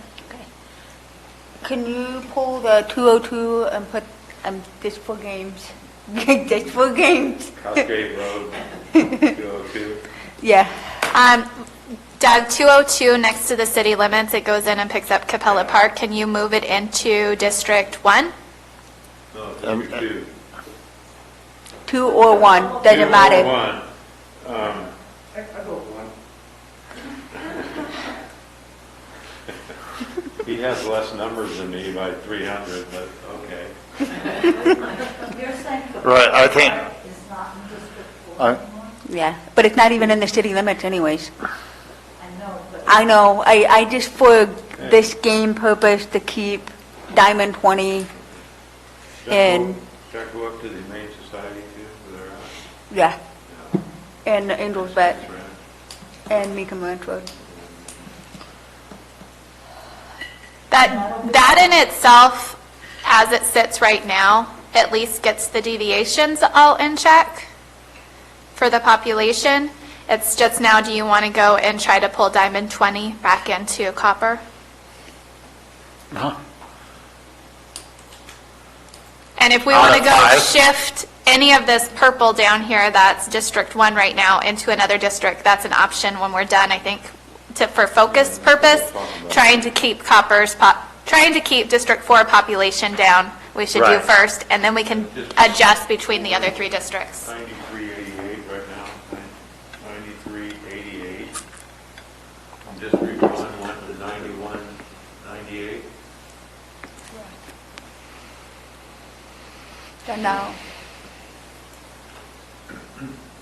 you're higher than, You can actually see that? Wow. you're higher than Marita now. I know, I'm like, they're reading these things. And then that's, ideally, the Diamond 20, the 77 to keep Copper whole. So if that moved back into D4, where can I give up in another section of D4?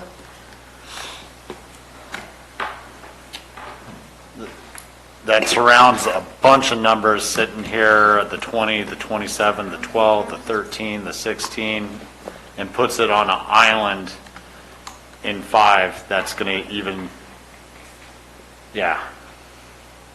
Yeah, go into Yeah, that just- block, that Do we want to zoom into Diamond 20? subdivision block. Yes. The 77 is not part of Diamond 20, Got is it. Sorry, okay. Yes, sorry, Ben, thank you. Now that you zoomed in, thank you. Yeah.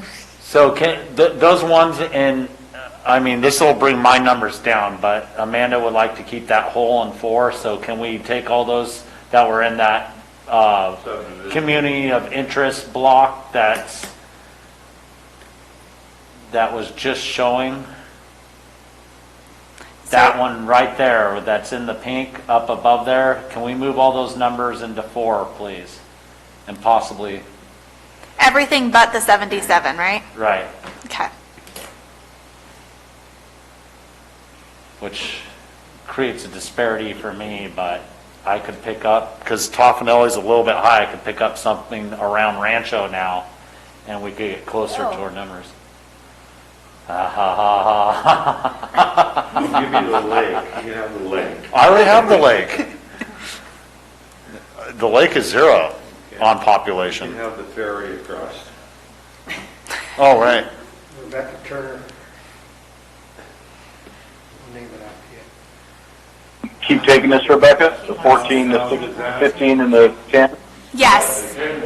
Yes, keep taking the 14, the 10, Yeah. the 16. But we still have the same problem with Bent District because he's in the same predicament I am. Like Copper Angels, even Copper Rancho Calaveras is going to drive the population up.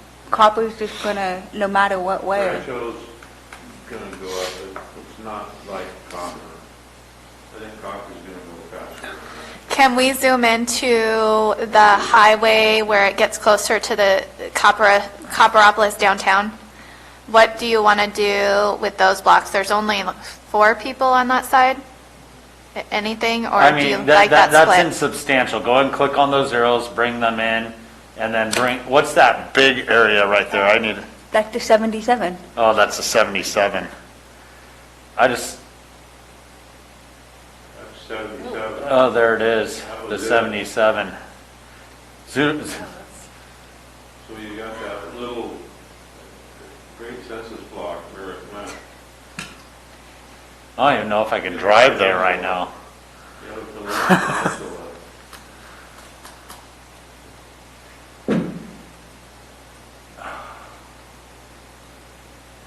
That's got a little peninsula in the Copperopolis. It's Chicago. I really want to meet the people that drew these census blocks. I think, The same people are going to sue us. That's Chicago or the Baja. Right, they're the ones that complicated it. What are the numbers right now with doing that? Just with how it sits at the time? District 4 is back. Well, it did a little bit. She's up to 95-45 again? And you're down to 86, 90, you're down to 86, 98. Yeah. What it comes down to is, all in all, no matter how we break it down, we cannot keep all communities of interest whole. That's your experience, Rebecca, is it not? Through all the renditions that you've worked through, there's always something that's going to be somewhere, Well, an issue. That District 5 number didn't change. It was 86, 88-55 is what it was. 86, 98, and you just took a bunch of number out of it. It went down from Oh, I'm sorry, 88-55. it went down from 88, 55, look at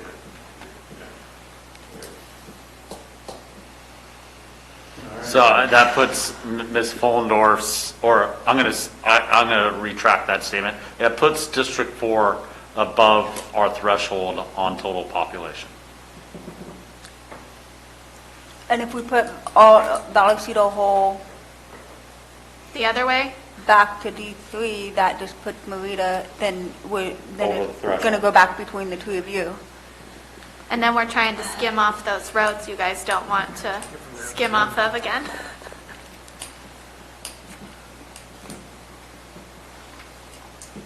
So maybe this is what we just need to sit on and think about. I don't know. I mean, no matter what, there's going to be a community split.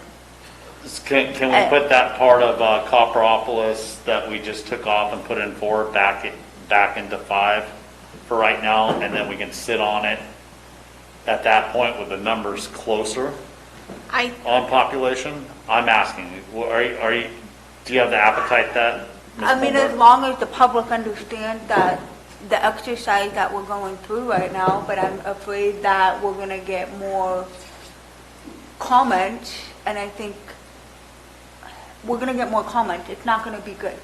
So despite the numbers, I think we need to recognize that that needs to stay whole with copper, and then we need to work on the other aspects of it, because I don't think What we'll other have the aspects? same issues in Vallecito.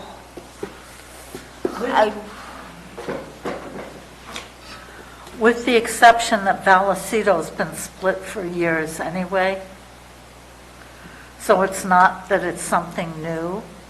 Yeah. It's something that, I mean, we felt they should be a community of interest, but if that's not the way it's going to turn out, I don't think that they've suffered being in two districts. But if you But the put that comments- back up there, beyond the comments, the population is too high for District 3 unless you're willing to go across that mountain range on Swiss Ranch Road or Upper Summit Road, which everyone was against. The number is too high on population, no matter which way we dissect it for District 3. So, Or we start looking back at those numbers that I pushed back on earlier with Jack, if he wants to come to Murphy Grade Road.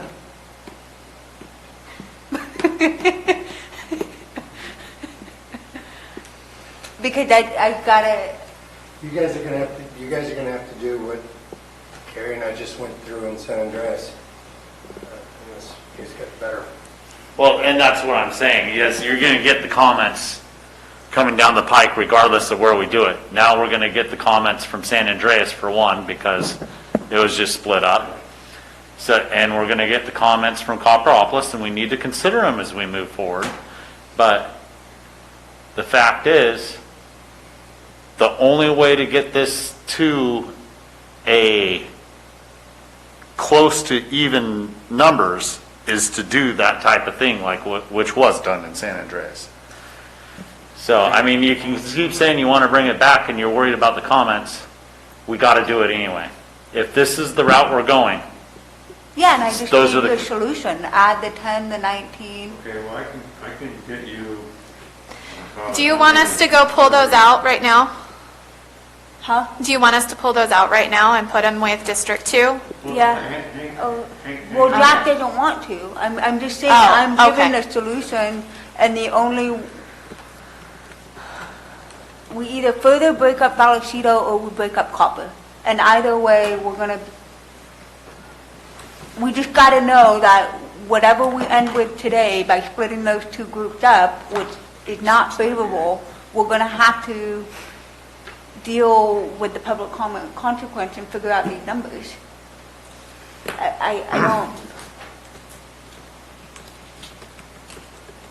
I don't know what else to carve out of D4 if no one wants. District 2's population and District 5's population with what's there right now are within 9 population. 8698 and 8689. Ms. Fullendorf, to get this closer, you would have to give some to Mr. Garamendi and some to me at the same time to get both those numbers to come up closer to equal. No, and I just said that. Okay, I apologize. I did, and Jack's Alright. saying no, Okay. is what I'm trying to say. I gave a solution. All right. No, I understand. Yeah. I understand that. Why not? Look, the action's down in Copper. You're asking this district, District 2, to represent 8 distinct communities, part of San Andreas, and now part of Angels Camp. I think if you try to be everything to everybody, you're nothing to anybody. So I think that is too dispersed. It doesn't make sense. It has too many different communities. This is by far the largest geographic area that has to be covered. So I just don't think that makes sense. I think that you guys need to go through the same process in Copper or Vallecito that we did, and that Gary and I just went through in San Andreas. And I understand that it sucks. but Well, let's go back to the copper area. Let's go back to the copper area and just back where District 1 comes in to District 4. I just gave that 20. There's a 121. There's a 9, a 121 that could go into District 5. Right there where the cursor is. Those two could go into District 5. And that brings him up to about 87 something. Let's say 8828.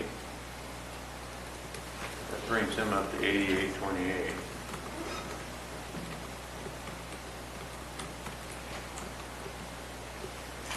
Which is close for me. I mean, we're getting Which- close. We're getting closer there.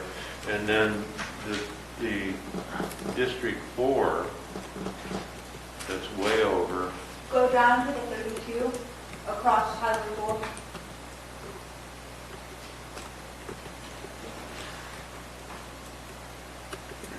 Go down further. Not that 32, south towards the county line. Oh, sorry. South to the county line. There's another 32. The other Go, south. move up. No, move South. down. Go the opposite of what I started on. And then go towards Tuolumne County. There's that 32 right there. Put that in D5. How do I get there? It's that little strip there and at the bottom. And we'll go all the way to Stanislaus County. That's a 0 at the bottom there, is it? Yeah. I didn't change my numbers. It made you 9513.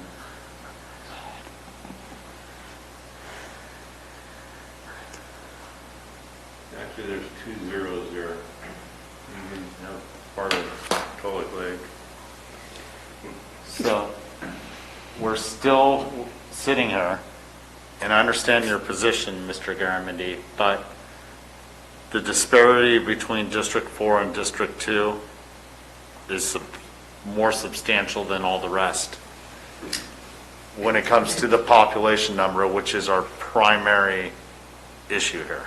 how are we doing as far as deviation, Councilor? Are we within the range? Can we run that thing again? Will you run the review? No. Sorry, I'm not that good at math, but I'm guessing it's not there. Oh, it is. Oh, it's 453. So it's within the variation? Overall range check is X. Well, I'm finding under 5. I'm finding under 5. Right, and so 4.99 as opposed to 4.11. Which again, 5 is not a magic number. We're using it as a, I know. 9.10% deviation between District 4 and District 2, which It's within the parameters. I don't think it is. Is it? 4.99 is less than 5. No, the deviation between the two districts is another consideration, Mr. Garamendi.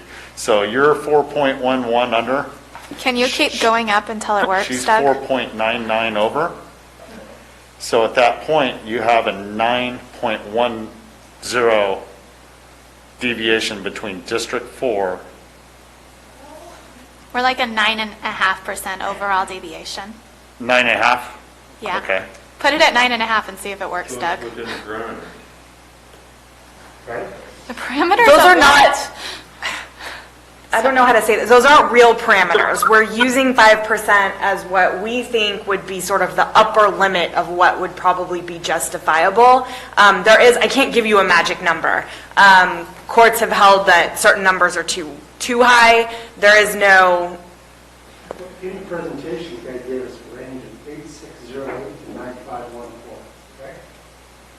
And these are all within that range. Is that 5% above zero. So that is where I said in the beginning, I started with a 5% deviation was fine. And then as I'm looking at some of these others, the actual deviation is, if you're going to be 5%, you can't be, that would put us at an overall 10% deviation if we allowed everyone to be 5% off. So overall, we'd be at 10. And if we're fine with an overall deviation of 10, you guys could adopt something like that. Is it a safe spot to be? Probably not. So my goal was to try to keep us in the actual 5% deviation, which means we're looking at plus or minus half of 453. So no district should be plus or minus higher than 225 if we wanted to be at a real 5% deviation overall. I'm fine where I'm at right now with 7. Yeah, District 1 is almost perfect. Anyways, so I think it comes down to the end of the day, if you want to look and say, we're going to go with a 10% deviation, that's within your judgment call. I don't know that I can give you guidelines because there is no law that specifically says you can be within a certain deviation. The issue is when I started looking at this 5% that I didn't think we were in line enough was I was looking at counties who were looking at 1%. They wanted their deviation to be no more than 1% off. And so I'm going, how come we are sticking with the 5% that we've always done and all of our neighbors are looking at a lower deviation? So I asked Sarah to look into it further as well. I don't know if I should be going down this. And that is where she started pulling up case law that counties were getting lawsuits for being more than 3% off, and so that's just, it's up to you guys, yeah. That's our 10% swing. So we could either raise me up or bring her down, or some combination of the two. Right? What are the size and population-wise of the county that 3%? I mean, is it substantially more than the 45,000 we have? I don't know the answer to that. That could be a tremendous amount of people if it's like in the valley somewhere in a large Right. population, or San Francisco. It could be very large. 3% could be more than the 300 we have here. It could. I mean, I know that it's not, I recognize that it's much more satisfying and clearer, and I wish that there were some statutory number that we had to work with. What I can say is that they should be as even as possible, and to the extent they deviate from being equal, it needs to be for a reason. So it's technically, we're not allowed to just say, here's a number, meet that number. That's not really the end goal. That's what we've always done, but that's not what the law is. The law is be as even as possible and then justify your deviation. So if we're going to deviate further than being exactly equal, we just need justification for doing so. So as much as I would like to say it's just a number, let's go with that. If you guys want to set just a number, that's like your call, drawing the lines. Our goal is this. Well, but we should have justification. Okay. I got a good question. In the 2010 census, you have the numbers here that were within the districts as they were approved, correct? Right here on your current map says 2010. Was that the numbers of the census after you approved the districts? Because you have a 93-94 in District 1 and an 82-45 in District 2 under 2010. Was that approved? I have to go back and actually look at it. Keep in mind, we're using 2010 population, but we're using 2020 census blocks. So the two don't necessarily match up. So I'd have to pull in the 2010 census blocks to get the accurate population. That totally throws sideways my question, because if that wasn't the case, then I would be like, oh, we approved this with a larger gap in 2010 than we do now, but that's not the case. The census blocks moved. And maybe somebody here recalls what that was. I believe the deviation we did in 2010 was the 10%, so plus or minus 5% on either district. It was. That is what I recall that we did, and that was the guidelines I was following initially. And then I couldn't find any evidence that backed up us using that 10%, and that's where I started pulling away from. I don't know that I should just follow what we've always done, because I couldn't find any justification for doing so. It had to do, I'm sorry, but it had to do with not splitting up communities. And I think that's our justification of what we're trying to do here, to where we're at. We're trying to keep intact the communities as much as we possibly can. So that's a justification. And I think that's what we used last time, Rita. That's why Tom went all the way down into Copper. We didn't want to split it up and keep it all together. And the only thing with the small block antenna was split up a little bit. And I think Rancho had a little bit that was split up. But other than that, we kept everything intact. And can we use the argument for Summit Road as impassable X amount of times out of the month to justify why we can't move? No, I'm being. No, it's a very. I'm not laughing at you. I'm laughing because that's a really great question, and I got into a very nerdy legal debate with a colleague about it. Doesn't make sense. Like. So the reason why I'm asking. So I think technically it just matters that it's touching, even if it's not passable by a road, but I do think it's obviously ideal if there is actually a traversable public road connecting the district. That's certainly preferable. Okay, the reason why I'm asking that is because if we can justify that, then we could probably solve the Vallecito and Copper, and we can justify Marita's numbers going up and then pushing down. That's where I'm going with this. If we can justify the Summit Road or any of those roads impassable during the winter or majority of the time out of the year, then it makes complete sense why D2 cannot access the other side, increasing those numbers and then push down and keep the 4 corridor communities intact, whether they're in D3 or in D4. And I think that should be somewhat of a baseline argument, going back to what Gary just said from the last time around, keeping communities. And I think more of those is what we just need to focus on and build those arguments. Because if this isn't, it's just not going to work. Terry Woodrow cannot go from one part of her district to the other in the winter. She can't hardly get to Markville sometimes. Right.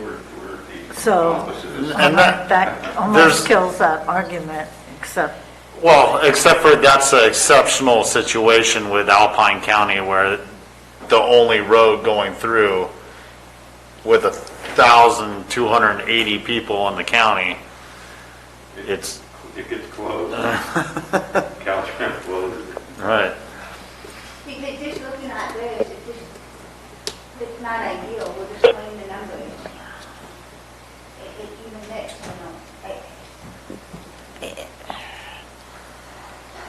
I agree, it's not ideal. But None of the it numbers, the numbers are the guidelines that have been given to us.